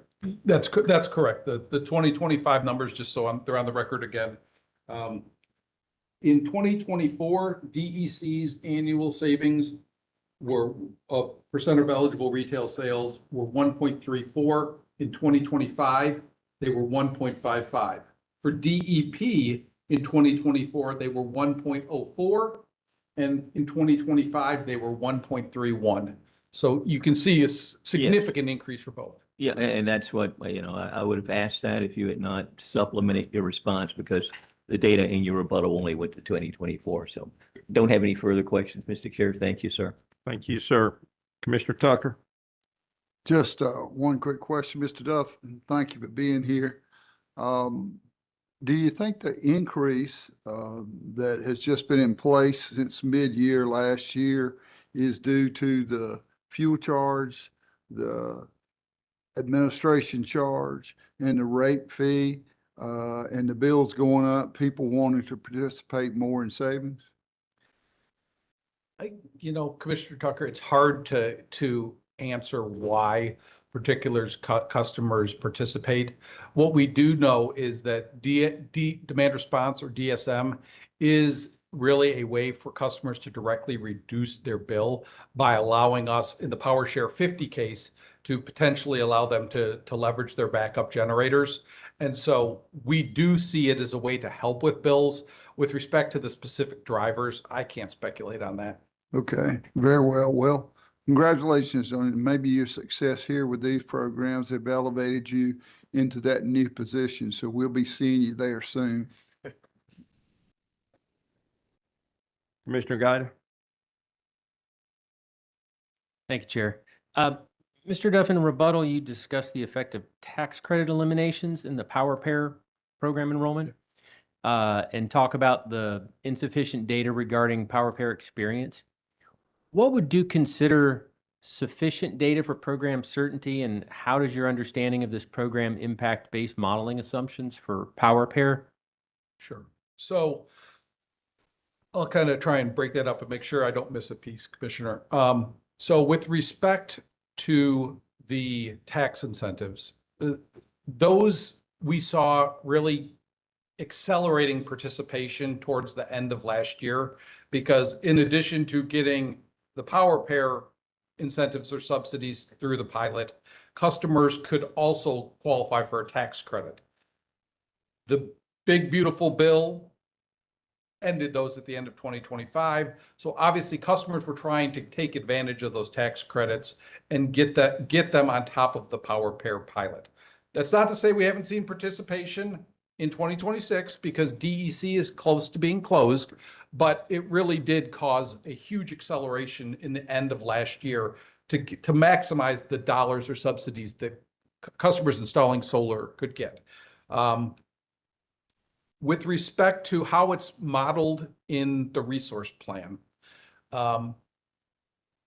we model it based off of a assumed demand response impact that we can get from the storage and with residential, most of the storage systems are within kind of the same space. It's pretty homogeneous in terms of the size. So we model that based off of the initial assumptions that were approved by the commission for that demand response program. Once we have a full calendar year of results, because we use the storage at different points in the year, it's not like an air conditioner or a heat pump that can only be used in summer or winter. It can be used year round. So we want to get year round to see, when we're calling those 36 events that were enabled, what the different drop will be. Those actual results will then be used in future IRPs to update the amount of impact, not only for Power Pair participants, but also for non-Power Pair participants who just happen to participate with storage. With respect to the solar piece, that is just picked up in our net metering forecast. So again, it's not a controlled asset, but the impacts associated with the solar and net metering, those are shown in the net metering or residential solar forecast in terms of what that does to the load shape. Did I get all the pieces? I think so, although one, when you think about your forecasting of kind of program certainty going forward, I think you mentioned the elimination of the tax credit. Is there anything, is there anything else that's driving your forecast of this going forward? So when we put the forecast together, I believe the net metering forecast was also probably not informed by the tax credits going away just because of timing and when things were filed. So I think in future IRPs, the overall net metering forecast will change.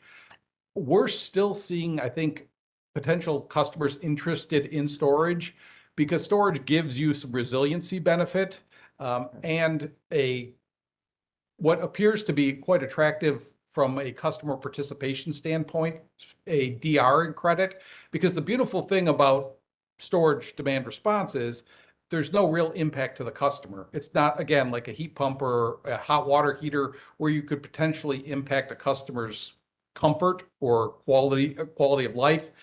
When the storage is running, it's really something that the customer doesn't know is going on.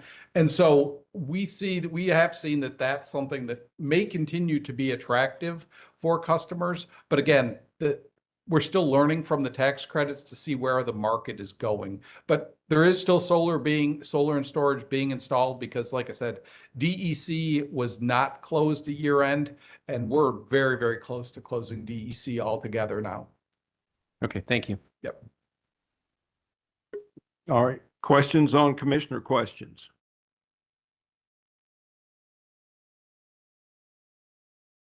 Okay. None from the company. All right. Sir, you are excused.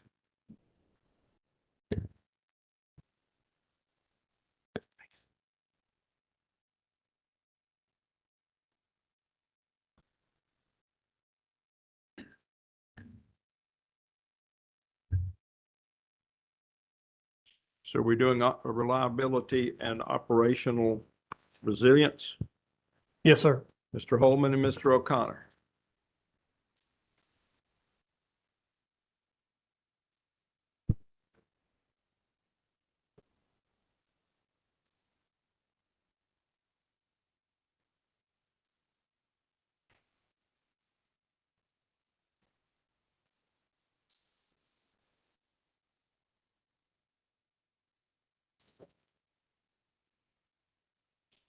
Welcome back, gentlemen. I remind you, you're already under oath. Mr. Summers? Yes, Mr. Chairman, thank you. Mr. Holman, just for the record, would you state your name, please? It's John Samuel Holman III. And Mr. O'Connor, would you state your name for the record, please? Yes, it's Patrick O'Connor. An additional question for you, Mr. O'Connor. Did you safely observe the rules of the road on your drive up from Charlotte this afternoon? I plead the fifth. Fair enough. On behalf of the panel, Mr. Holman, did y'all testify on direct approximately 2 weeks ago? Yes, sir. Okay. And did your panel cause to be pre-filed rebuttal testimony of some 37 pages on or about May 14th, 2026? Yes, sir. And do you have any changes or corrections to the panel's rebuttal testimony? No, sir. If I were to ask you those same questions today, would the panel's answers be the same? Yes, sir. As part of your rebuttal testimony, did the panel also have one rebuttal exhibit? That is correct. And there was no confidential information in the panel's rebuttal. Is that correct? That is correct. Did you also cause to be pre-filed summaries of your rebuttal testimony on or about June 5th, 2026? That is correct. Are any changes or corrections to that summary? No, sir. Mr. Chairman, at this time, I would ask that the Reliability and Operational Resilience Panel rebuttal testimony, their one rebuttal exhibit, and their summaries be admitted into the record as if given orally from the stand. Okay, the testimony of the rebuttal testimony of the Reliability and Operational Resilience Panel, Samuel Holman and Patrick O'Connor, consisting of 37 pages, one exhibit as filed on May 14th, 2026, and the rebuttal witness summary as filed on June 15th, 2026 will be identified and without objection will be admitted as if given orally from the stand today. Thank you, Mr. Chairman. They're available for questions. Okay. So Avangrid. Yes, Chair, just a few. Good afternoon. Could you pull up page 18 of your rebuttal testimony, please? And specifically, I'm going to be looking at table 1. Were there? Okay, so this table, which I suppose the title is Generators Provide Different Grid Services, or at least that's a comment on it. It includes a list of different types of generation resource types, and then different attributes they either do or don't possess. Is that right? Yes, sir. It is a CERC provided table. Yeah, and that was going to be my next question. So, and CERC is the, well, explain what CERC is and how they generated this for you. Yes, sir. So CERC is one of 6 within North America regional reliability entities. I believe, subject to check, they were enabled with this authority in the 2005 Energy Policy Act. NERC was designated by FERC, North American Electric Reliability Corporation, Federal Energy Regulatory Commission. They were named the Electric Reliability Organization, ERO, a lot of acronyms. And so, Mr. Holman, would you pull the microphone a little closer? Yes, thank you. yes, sir. Do I need to repeat, Chair Brawley? Okay. So, as I said, it's one of 6 regional reliability organizations. They're in charge of compliance and lessons learned and at the local level. At the beginning, CERC stood for Southeast Electric Reliability Corporation, SERC. As CERC grew, and CERC now extends to Oklahoma, Illinois, it's no longer geographically the Southeast, so it's CERC Reliability Corporation.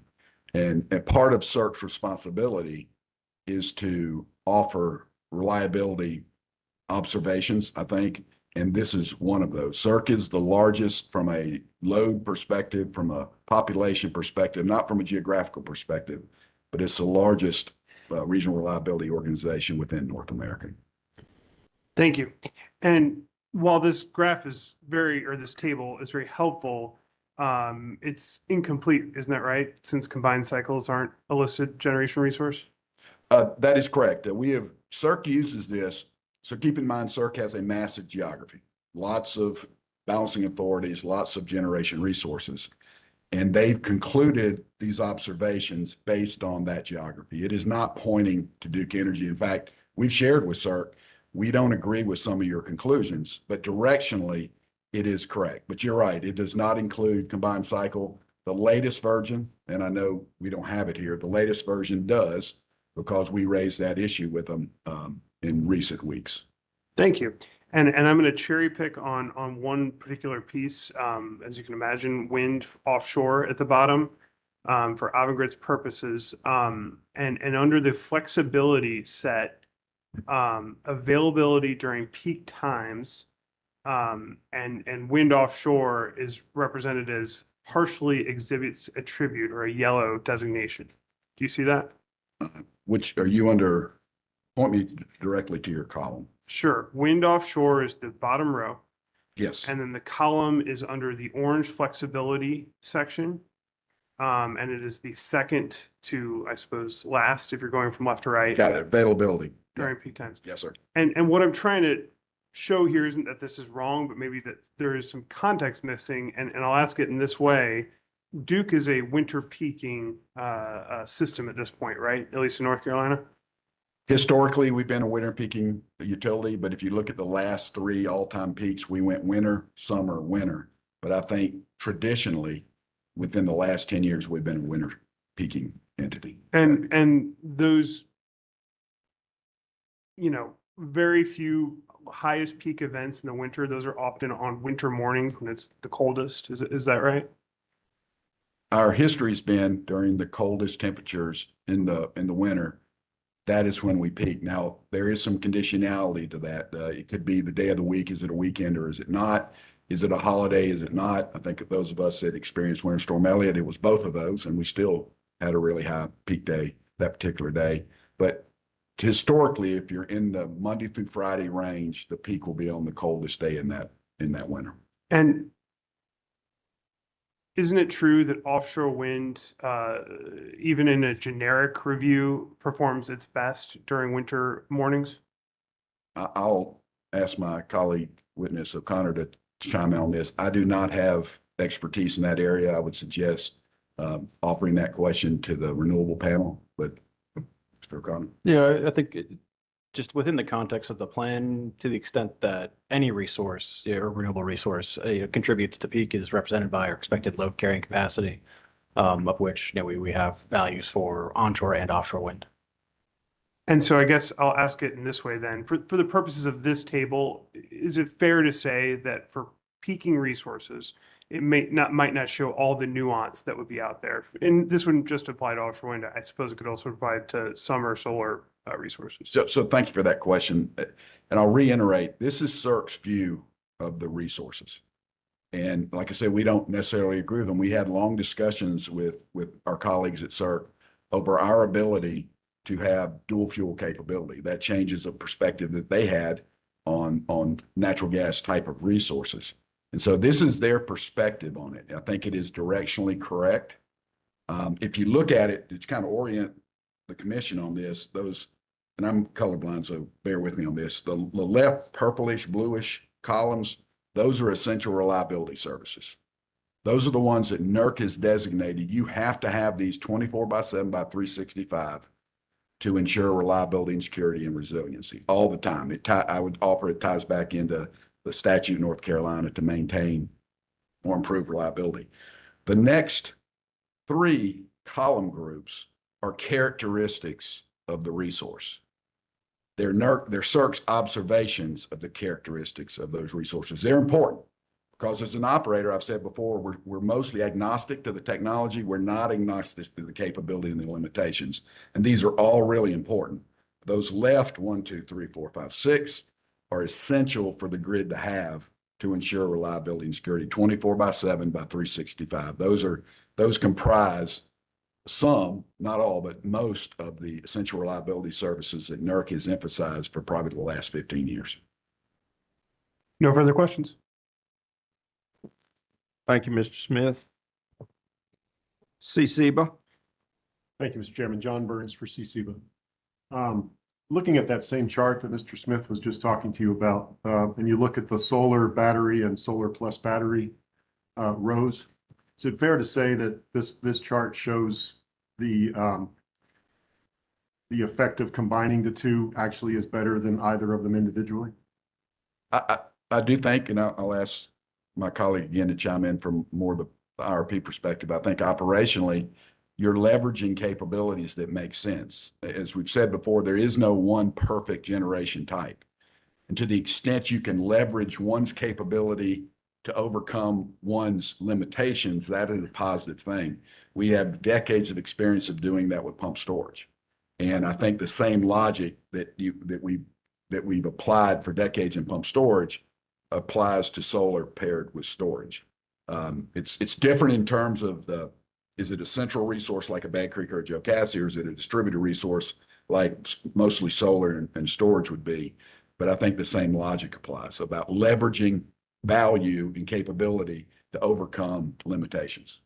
Yeah, and I think the broader moral of the battery storage is that you need to have a system that's in balance, that provides the energy for those resources so they can bring that maximum capacity value to the system. Notwithstanding that's paired with solar at a site or as a grid resource, or whether you're building dispatchable generation that the battery then charges from. It's just really about having that energy when you need it for the system. And I would offer this from an operational perspective. I think it spells out the value of having a diverse resource mix, because we're optimizing, and several witnesses have said this from Duke, we're optimizing the system. We're looking at all the resources we have, stepping through hour by hour, sometimes inter-hour by inter-hour, making sure we're positioning ourselves to be reliable, which we've talked about before. That's kind of operating within the collective limits of the system, hundreds of thousands of limits within the Duke system, millions of limits within the Eastern Interconnection, while also pre-positioning ourselves to be able to withstand that unexpected contingency, the contingency that we know could happen, but we don't know necessarily when it will happen. And so, as we've used this analogy many times, solar, batteries, solar plus batteries, all of the other resources up here, nuclear, natural gas, CT, combined cycle, all create that collectiveness of the toolbox, providing the resources that overcome the limitations each one's have with the values the other have, trying to create that whole is greater than the sum of the parts kind of approach to operations. And in your rebuttal testimony, you speak about Winter Storm Fern as a sort of a recent example of how that diverse resource mix helped you to meet a peak, right? Winter Storm Fern is our most recent all-time peak, I believe, subject to check on January 27th, 2026. That was a Tuesday. And then on page 8 of your rebuttal, you talk about the role that solar played along with storage, particularly pumped hydro storage, in helping meet that peak, back down the dispatchable thermal generators, and then refill the hydro storage, right? That is correct. The solar resources allow us. We're a very experienced solar operator. We know that we're not going to get a whole lot of megawatts across the peak in the winter. I think we got somewhere less than 10 megawatts across the Fern peak, and I think with storage we got in somewhere in the neighborhood of 85. But the storage, and I'm not talking about pump storage, I'm talking about battery storage. Those battery storage facilities, the ones that could help us did. But the role that solar plays, it gives you that ability to, once you get across the peak in the winter, you're going to get a small amount of benefit in terms of load from the solar. The other resources are going full out. But when the solar starts to pick up, the sun comes up, assuming you do have sunlight. You know, there were a couple of winter storms in the winter of 25, 26 where we had snow. That presents other operational limitations for solar. We know that because we are experienced solar operators. But it allows you to figure out, okay, what issues do I have? It kind of gives you the ability to, if you need to take a resource down to work on it or to look at it, that solar is going to help you do that. It also helps you during that first valley window in the winter to charge your batteries, perhaps, to pump your 4 bays at Bag Creek and Joe Cassie, and to prepare yourself for that next peak later in the afternoon that you know you're going to get, especially when you have, and we have some exhibits in the rebuttal testimony to show this, a multi-day cold weather event. That's a real challenge. You've got to make sure you've got the resource there to help you when you need it. And so that's the role in Fern anyway, going back to the specific question that batteries played there. They played their role. They didn't help us much across the peak, but they did help us as we transitioned to that next peak that we knew was going to happen around hour ending 6 p.m. And solar helped charge those batteries. Solar is a part of our resources, a part of our diverse, all of the above portfolio that we operate, and we plan to operate as we move forward. Witness O'Connor, do you have anything there? Nope. And then in the summer, and I think the best way to look at this one is figure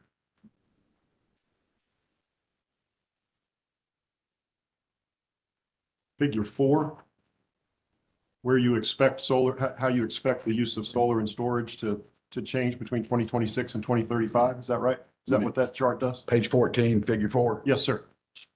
Yeah, and I want my colleague, Witness O'Connor, to look especially on the outlooking, but I would also turn over to page 13, which is the exact peak from last summer and June 24th. It illustrates again what operators, I was about to say, have to deal with, but this is just their world. They know the peak in the winter and the summer are very different. In the winter, you can have 2 peaks. You can have one somewhere around 0700, 0800, 0900, depending on when it is, what's going on with schools, that kind of thing.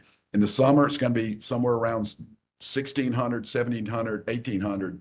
You just know what's going to happen. Our customers act collectively in a somewhat predictable way, assuming you don't have some outlying system conditions. So in the summer, it's a big build.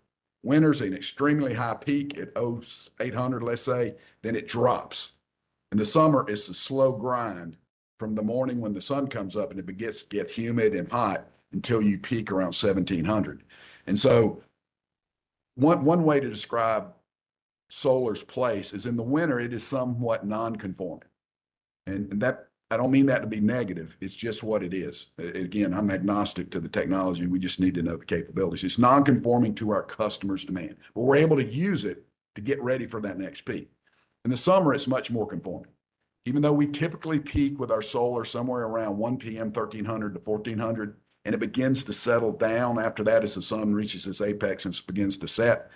But it's more conforming in a summer peak than it is in a winter peak. But it does play across the peak a bigger role, solar does, in terms of just raw megawatts and megawatt hours. And that figure 3 that you pointed out on page 13 shows the production of solar in the dark yellow.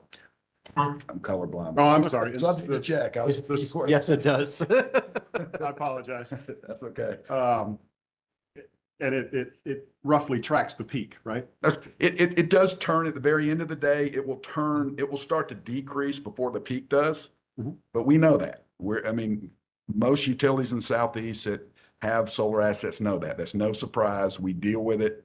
We know how to handle it. But yes, by and large, it is conforming to our customers' demand peak in the summer. And Mr. O'Connor, your rebuttal testimony is fairly clear, but if you could take a look at figure 4, and I'm not going to force Mr. Holloman to try to translate all those colors in that graph. Thank you. I feel you. If Mr. O'Connor, could you tell us what that recommended portfolio is showing with the difference in shapes between the current resource mix and the recommended 2035 portfolio? Yeah, and so you're really seeing an evolution of the system as you move through to 2035. The biggest change is that you are now integrating storage at a higher level, and what you see there, is that the solar is helping charge that during the day. It does push the peak back as well. That's kind of the nature of solar, and we understand it is, you have that direct peak contribution, but that eventually saturates because you've pushed your peak back to 7, 8, 9 o'clock at night. At that point, the role of that resource changes a little bit, and now you're charging the storage along with the other resources on the system. So it's just about maintaining the balance in that resource mix. I didn't mean to interrupt. I'm sorry, but the yellow with the crosshatch, that is solar that's being used to charge the storage on the system. Is that right? Yes, that's correct. And the dark blue on the other side of each peak is the storage discharging the load? Yes, combination of pump storage and batteries. And then the yellow without the crosshatch is solar actually meeting the load at the time? Yes. Okay. One thing to differentiate figure 3 from figure 4, figure 3 is a single day. Right. That's a single day. Figure 4 is kind of what operators and ops planners are really focused on. What are those periods where you go hot, hotter, hottest? That's next week. It's June 25th through July 1st. We've had a few of those already this year in June of 26. Or in the winter, cold, colder, coldest. It's that accumulation of cold and accumulation of heat. And I think these, especially figure 4, really exhibits kind of the value of this portfolio we're proposing about setting us up for success in future years. Thank you. One last little short line of questions here. You're familiar with the model that's been presented in the IRP proposal? How many? The Duke model? Yes. Yes. You've looked at it. You agree with me that in the out years 2040 to 2045 range, the model starts to select the full 1,800 megawatts of solar each year once the interconnection limit is reached? I'm going to defer to my colleague here. I believe that it sounds correct, but I'm going to defer to him.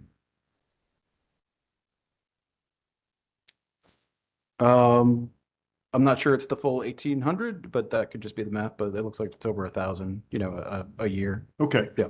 And I'll talk to the modelers about what it's selecting and when, but would you agree with me that it would pose a reliability challenge to the system in those out years if the system is built to meet that load with that contribution, that predicted solar contribution, but we can't interconnect that much in those years in 2040, 45? Let's say we just don't hit that 1,700 megawatts that you can interconnect in 2040.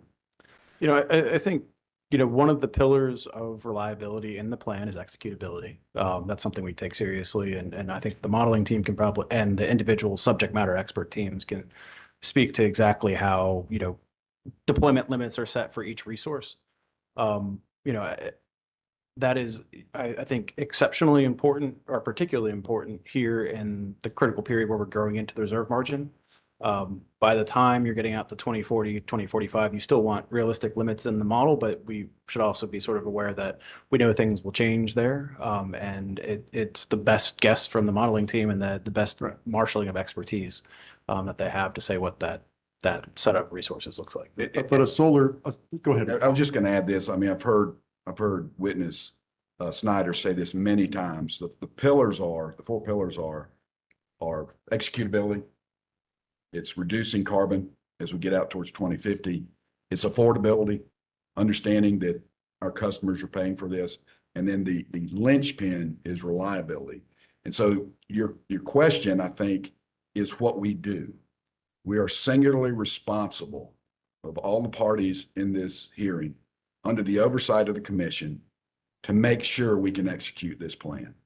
And I think that's the checking and adjusting as we walk it out every 2 years to make sure that we're in alignment as we move forward.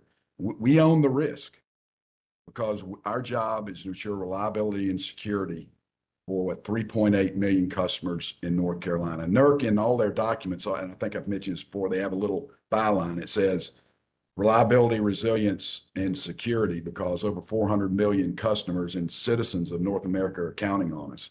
Well, you flip that to our 3.8 million customers in North Carolina, the same thing applies to us. They're all counting on us to get it right. And if you look at the plan, I would offer it is the only plan that completes the game. We are planning to operate so that we can operate to the plan because we have to, because that's our ultimate responsibility. Mr. Holman, I don't disagree with you on that last point. My question though is if you get to 2040, 45 and interconnection is not possible at the levels forecast by selection of economic resources in those out years, you might have a reliability problem if you miss those goals, right? I think in theory, just not directly looking at us, any entity would have a problem in that space. It's our job to make sure it doesn't happen. And so if you're procuring recommended 770 megawatts over the next 3 years, but you can interconnect more than that, but those projects that you're building are 20-year plus resources. If you build them now, they'll be available in 2040, 2045, correct?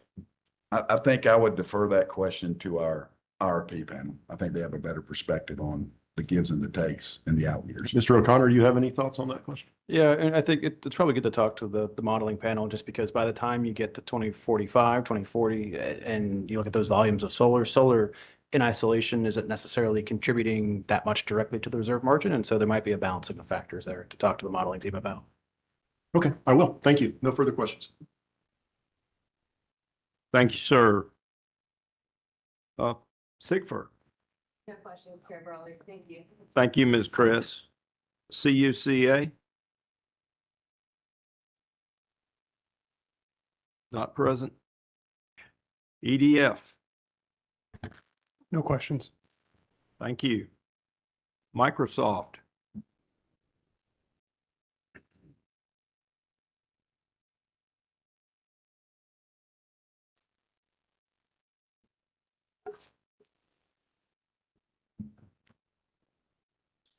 Good afternoon, Mr. Holman, Mr. O'Connor, Ben Snowden on behalf of Microsoft.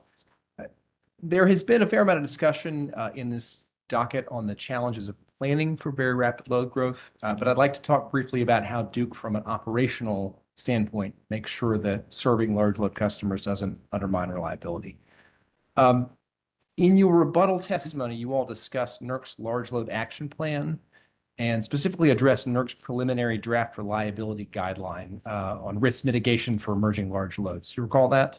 Yeah, can you point us to the right? Yes, that would be on page 6, line 6 to 7, and the guideline is referenced in footnote 3. Got it. We're there.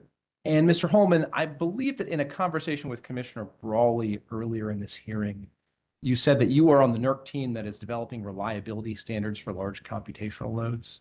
So I had the opportunity to participate on the large load task force, which was set up initially. It has since been converted to a working group, which has a longer lifespan. I am not on the standard drafting team, but I am an observer, and I am on the short-term industry advisory group for the drafting team. That's a lot of NERC organizational things, but I have been involved, to answer your question. Understood. Thank you. And so you would, from that involvement and from preparing your testimony and your just day-to-day responsibilities, you are familiar with these draft reliability guidelines. Yes, I am. And just to update everybody, and this has happened since this was filed, those reliability guidelines are no longer draft. They have been formally submitted. right, thank you. So among other things, the reliability guidelines recommend that before energizing a new large load customer's facility, utilities should take a number of steps and conduct a number of commissioning tests to ensure the delivery of service to that customer will not undermine the reliability of Duke's system or of the utility system. Is that correct? That is correct. Okay. And that includes ensuring that the customer is properly accounted for in load forecasting and other operational modeling like outage coordination and day-ahead studies? That is correct. Okay. And would it be, am I correct in assuming that Duke is planning or is taking or planning to take all of these steps as it interconnects large load customers? That is correct. We have taken a tact of following the process we use with inverter-based resources. And NERC has said that in their documents. There's a lot of similarities. The technology is very similar. It's digital as opposed to mechanical. But we have a large load transmission connected process now that has all the pieces and parts that we believe are going to be required by the standards that should come out and go live at the end of the year, first of 27. Thank you, Mr. Holman. So is it fair to say that when it comes to the point of actually commissioning and delivering service to any specific large load customer, Duke is not going to commence service to any such customer if its operators were concerned that that would compromise the reliability of the system? So I wouldn't narrow it to the operations piece. I think if we came to the conclusion, and one of the things that NERC has really emphasized here, and this is unique as it relates to loads, is the need for collaboration, the need for close, tight collaboration. The example would be if we were siting a really large generator on site, we would have extremely close collaboration with that resource. We're taking the view that same discipline requirement applies to these large loads, especially these large digital loads. So we will be communicating in the real time with these large computational loads. That's the word NERC uses, I believe, when the rules of procedure changes are approved. We will have telemetry. We will have advanced intra-second high fidelity monitoring in place. And it requires collaborations. We got to be working together on this. And I've mentioned earlier, these NERC functions, these NERC groups are very well populated by the large hyperscalers and the large load customers.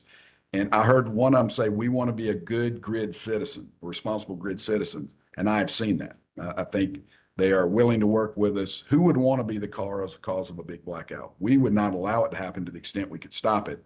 And they don't want to be on the other side of that either as the cause. So yes, we will work closely together to go live when we both agree that we're ready for it as well as the grid is ready for it. Thank you, Mr. Holman. Those are all my questions. Thank you, sir. Public staff. Chair probably had indicated cross time on an updated version, but I think didn't make it. Okay. But we did. I'm not going to be that stickler if you're not, just because you're not on here. I was kind of shocked you weren't. So,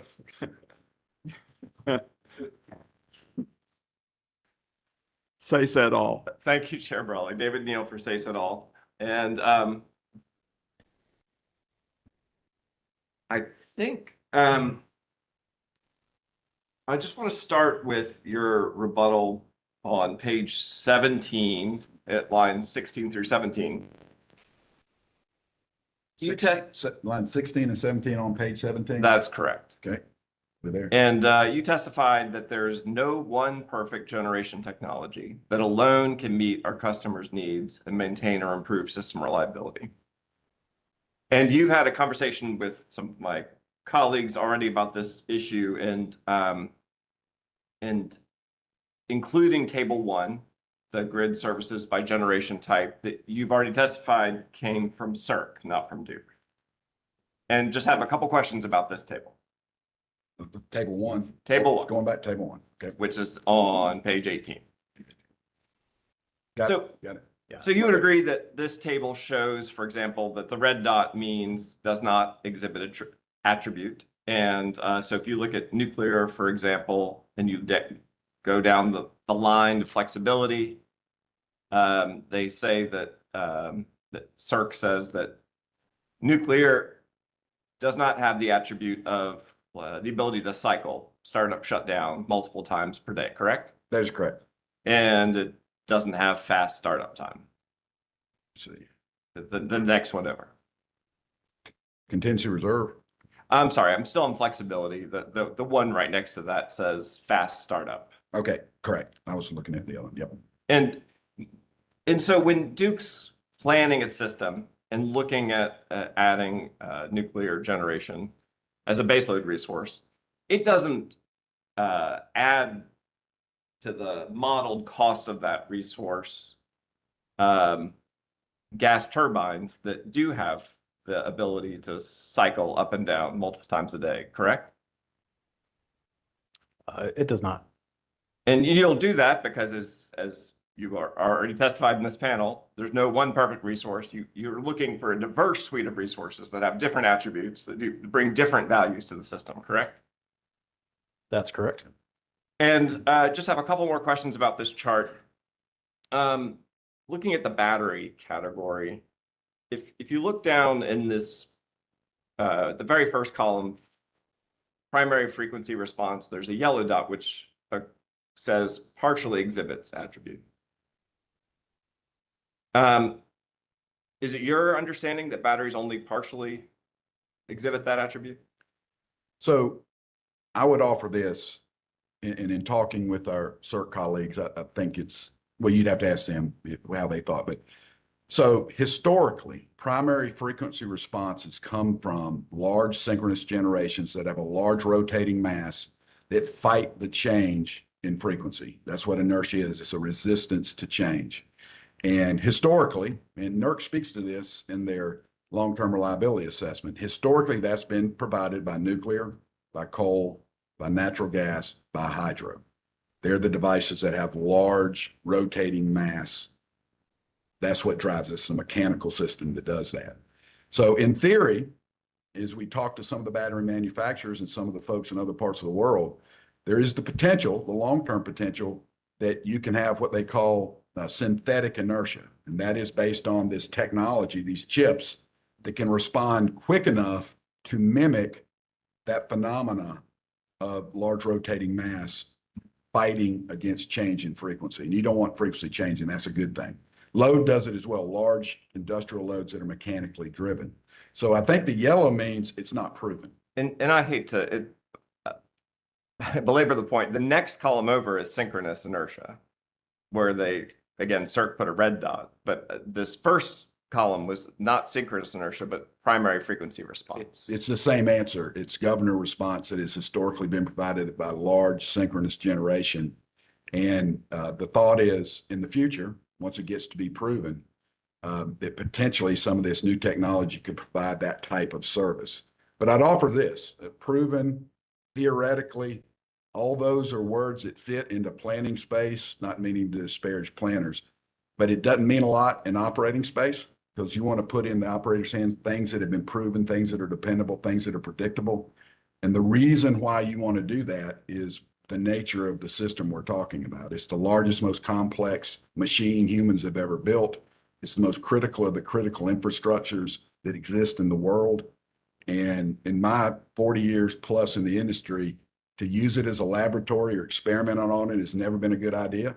And so maybe as we move out in time, that capability will be built out. Hopefully it will. But as this commission's heard me before, luck and hope are not a plan. And we've got to find our way to that capability first. I mean, I was just thinking that predictability, element is extremely important. And if you look at nuclear, it's why nuclear doesn't impose a cost on the system, because it's predictable. It's got those well-defined attributes, and you don't have to plan around it because it's there. It's available and it's stable and it's providing all of its, inertia and various other grid services. And it's not imposing a cost on the system because it's providing a foundation for the system. and I apologize, I was flipping on that response. So the way frequency works is you've got the inertial response, and you're right, that's in the second column. That is an essential reliability service. That happens just by the nature of rotating mass. The primary is the governor response. There's a mechanism on all these synchronous generators that drive it. It's a flywheel. It's the easiest way to think about it. And as frequency begins to drift either high or low, the governor either picks up generation or it lowers generation. And that's historically how primary frequency response has been driven. And it's a interconnection phenomenon. Duke doesn't have a frequency. Frequency stretches across the whole eastern interconnection from Florida to Canada to the Rockies to the Atlantic Ocean. And so we're all contributing to frequency response, and there are NERC reliability standards that require us, it's BAL 3, I believe, subject to check, that require us to provide frequency support as a balancing authority. So I apologize if I appeared flippant on that. I appreciate the clarification. You would agree that the ancillary services regulation up and down, those are part of the frequency response that are covered in that first column? Yeah, yes. And ancillary services is the FERC term. As an operator, we call them essential reliability services because you got to have them 24/7 by 365. Chair Brawley, I do have one exhibit.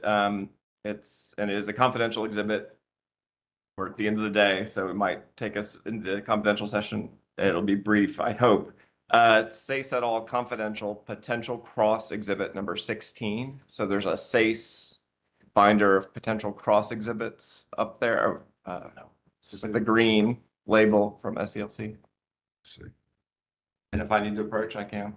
Okay, I'm pleading colorblindness again. Oh, of course. Pardon me, if I may approach. Yes. Okay, you may approach. Yes, judicial notice. So. Around. Go. Books all over the place. Go. All right, got it. So this is again, potential cross number 16, which is a confidential response to public staff data request 56.3.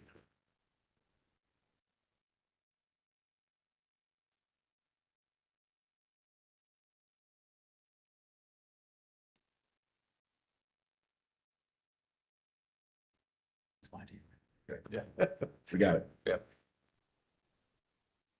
And so we would ask that it be marked SACE et al. Confidential cross reliability and operations rebuttal exhibit 1. Okay, I'm going to identify this as SACE cross reliability rebuttal exhibit 1. And this is confidential, and this is your potential 16. Yes, sir. Okay, it's so marked. Do we need to go in a confidential session at this time? That was going to be my next comment. I think to ask this question, I will have to ask us to go into confidential session. Okay. Let's see, you're the last one. The Before last public staff. intervener, except for public staff. Has anybody else got confidential? All right, let's just go ahead and do it. Again, I hope it'll be brief. All right. So is anyone in? I will repeat the way I usually say this. If you don't know that you're okay to listen to this confidential information, you're not. Okay. Thank you, Chair.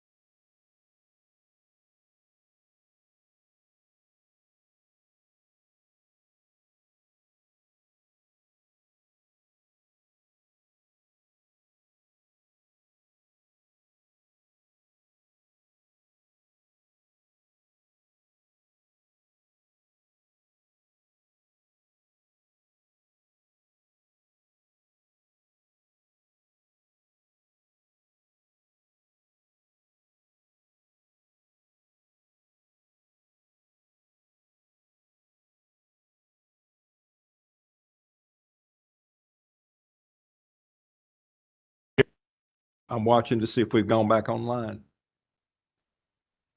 Okay. Confidential session having ended. Thank Mr. Neal, continue. Thank you so much. So turning back to table one, you would agree that the response we just discussed would suggest that battery resources do exhibit the attributes of providing primary frequency response.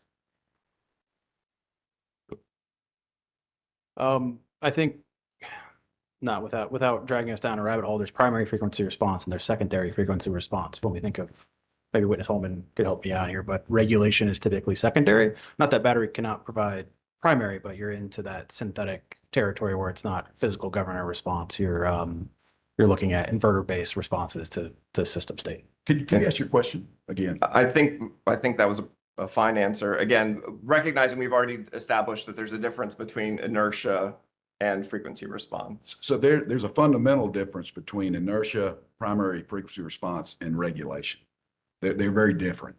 They all contribute to the same phenomenon, that is to keep the interconnection in balance, keep frequency stable. But in regulation, you actually go in and you send either manually or in an automatic way base points that drive the generator up and down or drive the device up and down. That's different than primary frequency response driven by a governor and inertial response. Those happen faster than humans can respond. Regulation, on the other hand, is important, but it's different.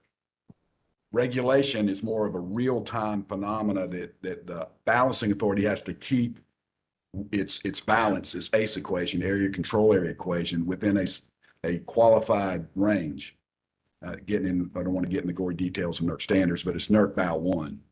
And so there's a difference between those three capabilities, between inertial response, primary frequency response, and regulation. All are important, but they play a different part in the essential reliability service of frequency response. Okay. Chair Brawley, we would just ask to move into evidence, SACE et al. Confidential cross reliability and operations rebuttal exhibit 1. Okay, SACE cross reliability panel confidential rebuttal exhibit 1 based on your number 16 without objection is admitted. And no further questions. Thank you. Thank you. How much time do you need? Chair Brawley, I'm not totally in control of how much time it takes, but I believe it's a short line of questioning that we have. Okay, so I won't make you wait then. Let's go ahead. Oh, thank you. Okay, for the record, Jennifer Harrod on behalf of the public staff. And Mr. O'Connor, since you put yourself out to come up here to Raleigh this afternoon, my questions are for you. So I just, I want to level set a little bit here, just because it's been a few days since we were speaking together. But as we know, the public staff does not have the Servum software. And so when we prepared a proposed NTAP, when the public staff witnesses prepared a proposed NTAP, we asked Duke if it would test that using the Servum reliability verification step, correct? Yes, that's correct. Okay. And in your testimony, I'm looking at page 22. And it states, I'm on line 7, page 22 of your testimony. I'm there. Okay, so it states, it's talking about how Encompass is a deterministic model that just uses one static set of inputs. And then it says, therefore, it is imperative to perform further reliability verification, i.e. additional modeling in Servum, to confirm that a given portfolio will maintain reliability across a wide range of system and weather conditions, correct? Yeah, I think the purpose of our reliability verification process is not just to look at the numbers and say, yes, that's reliable, or to move, a couple CTs, for example, forward. What's really important and what it helps tell us is how well the inputs to Encompass are working together. So you have your reserve margin that tells you what level of capacity you need to keep, and then you have your ELCC values that tell you what everything is worth, basically, in an accounting framework. And so that's one of the benefits of that reliability verification, is that it lets us look at, especially the far future time frame where the system's changing, whether it's load or you're adding energy limited resources. Reliability verification lets us, double check that the planning assumptions in the Encompass model, to what degree they're delivering the type of profile that, we would expect from that model too. Okay, thank you. What I wanted to call your attention to is that word, it's imperative to perform the servo modeling, correct? I do believe it's an important part of the modeling process, yes. Okay, well, I mean, imperative is more than just important. That's like, can't do without it. Imperative, must do, right? It's important to include within the framework of our integrated resource plan, to help, again, like I said, verify that the assumptions we're making about reliability going into the Compass model help direct our resource plan in the correct direction. Okay, and so when you very kindly, which we certainly appreciate, performed that servo modeling on the public staff's portfolio, as we see on page 24 of your rebuttal testimony, it exceeded the LOE reliability threshold and therefore would not adequately maintain system reliability. I'm on line 10. And so therefore it didn't meet the requirements, correct? Yeah, and so I took a lot of value out of what we found in running this, because like I said, when we're checking how the model is performing and the assumptions that went into the portfolio, what this told us in a very significant way is that in the public staff portfolios, they assume as a planning resource, as a resource to offset generation, the use of the large load curtailment provisions. And when we ran that model, what we found is that the assumption within that portfolio that you can count those one-to-one was not at all correct. And I think that helps reset the way we think, or could help reset the way you think about a resource in the plan itself. And so what at least helped me, what it told us is, we're on the right track when we say, these curtailment provisions are not one-to-one generation resources, and then that they're really best held back. And so, yes, obviously it failed the reliability verification, but for me, the more important context was what it told us about the plan itself. And what it told us about the plan itself is that you cannot defer generation resources using curtailment. It's certainly nowhere near one-to-one. Okay, but the question I asked is it's better addressed really at your testimony at the top of page 25 is that because the public staff's proposed NTAP didn't meet the LOLE requirement, there at line 1, it says, accordingly, the public staff proposed portfolios are not adequately reliable for planning purposes. That was your conclusion, correct? It was, and it gets back to that point I just made, where if you look at the purpose of those portfolios to form the public staff near-term action plan, the reason it becomes not reliable for planning purposes is you're assuming a resource that cannot do what you assumed it could do. You kind of have to go back to the drawing board, and in a big way here. It's not like there's an easy fix. It's not that you can accelerate one or two resources. It's not like you have the inherent flexibility like we have in the plan to, if necessary, delay a coal retirement. That level of shortage pointed to a core risk in that planning mode, where not just isolated to the public staff, where if you look at other portfolios presented by other parties, all of them were making a core assumption, either it's a lower load or using curtailment to reduce the generation needs. And for planning purposes, what you want to do is understand what you potentially need. And so if you're recommending a portfolio that's deferring resources because you did not sort of plan to a potential risky case, then that becomes not adequate for planning purposes. Okay, and what it says there, if we're looking at the bottom of page 24, is that what Duke did was, and this is part of your reliability verification testing, as I understand it, is you just add CTs until it solves, correct? Yes, that's the conventional reliability verification approach. Okay, doesn't say anything about delaying coal retirement or whatever. You just add CTs until it solves. Yeah, well, the important part about adding the CTs is that they're very close to firm capacity. So let's say you need 800 megawatts of CTs, that gives you a sense of what you need in that portfolio. I think we talked to the modeling panel team about how they sort of accelerate resources when they find that type of risk in a portfolio, but it's really about saying, what does that portfolio need? And then that helps you in the long term identify what you can use to fix them. Okay, so as I understand it, are you either responsible for servo modeling at Duke, or you oversee that team? It's performed by the team that you oversee? Yes, that's correct. Okay, so at the time that, I don't know if you heard our witness, Blaise Mishna, as part of the modeling panel, did you hear any of his testimony? I heard portions of his testimony. Okay, so he testified that at the time he took the stand, that Duke had not yet performed the reliability verification, the servo reliability verification that you testify is imperative, that it had not performed that reliability verification on the new load forecast that was presented in Duke's rebuttal testimony. Was he accurate when he said that? Yes, we did not perform reliability verification on that portfolio. Have you, as of today, has Duke performed it? We have not. Have you done any modeling using servo on that updated reliability? I'm sorry, the updated forecast? We did run I think we talked about this a little bit, during direct, but we did run the high load scenario from the 2025 plan through there, but we didn't run the spring economic development forecast.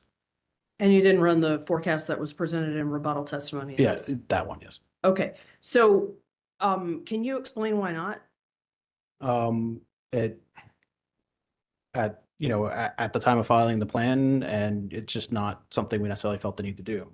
And the reason for that is because when you look at how the NTAP was constructed, obviously we were planning to that advancing development load forecast when we submitted the plan last year. But importantly, unlike all other interveners, Duke planned and assessed the potential risks with an indicative high load scenario, and that part of the sort of broader effort that you can ask the modeling team about a little bit more, help risk adjust that near-term action plan. So what it did is tell us, looking out into the future, what we need today, not to completely get to 2035 or 2040, but really, focusing on advancing development, then accounting for the potential risk of a higher load. What additional resources would we want to accelerate and put into the near-term action plan to make sure that we make decisions on them now, while we can assess, prudently what potential other options are available in the future as inevitably the load forecast evolves. Okay, but the bottom line is that imperative servo modeling that you testify is required and that you performed on the public staff's NTAP. You have not performed on your own NTAP under your most current load forecast. You have not. We have not run servo on that new load forecast. Thank you. No further questions, Chair. Okay. Well, at this point, I think we've reached a stopping point. Does Duke, how much redirect do you need? 2 or 3 questions. Go ahead, and then we'll start tomorrow with commissioners' questions. I appreciate that, Mr. Chairman. Mr. O'Connor, you were just asked a series of questions from us here for the public staff about how it's imperative to run this servo analysis. And you, in response to her questions, talked about the high load scenario that the company did run in comparison to the spring 2026 load forecast numbers that you did not run servo for, correct? Correct. Why is the high load scenario sufficient for your purposes to determine reliability? Because it gives us that directional need. Because if you look at the time we were building the plan, it showed us what that potential risk was. Again, the modeling team can maybe speak to exactly how they accelerated resources, but they looked at that risk of a higher load. They assessed what could potentially be needed, and then they looked at what decisions had to be made in the near term to help facilitate that, to give us a foundation of reliability, and then they risk adjusted the near-term action plan to reflect that. Is there any, in your opinion, expert opinion, material difference for planning purposes between running the model based on the high load scenario versus running the model based on the spring 2026 load forecast? Not necessarily. I think that high load taught us a lot of really important things. The first thing is if you look at if we got there and did not have enough resources, those curtailment provisions that we are holding in reserve as part of depth and defense, those were almost enough on their own with no other action to help keep the portfolio reliable. And also the magnitude of, that limited reliability risk gave us, it gives us a fair amount of confidence that over the next 10 years, over multiple planning cycles, there are a variety of options that allow you to meet that type of demand. And it really reinforced for us that the near-term action plan is the foundation of reliability and that it buys us that time to assess properly, the optimal combination of resources to serve that load in the future. Last question, Mr. O'Connor. Based upon your experience and expertise and the company's collective experience and expertise, are the company's proposed portfolios in this CPIRP and its near-term action plan adequately reliable for planning purposes? Absolutely. What I think you see is that the risk adjustment that was made in the initial plan is paying dividends. It's an incredibly important part of putting us in a position to succeed in the future and that you have a reliable portfolio because of it. Thank you, Mr. Chairman. No further questions. All right. Thank you. At this point, we will, I guess, recess until 9:30 in the morning. Thank you.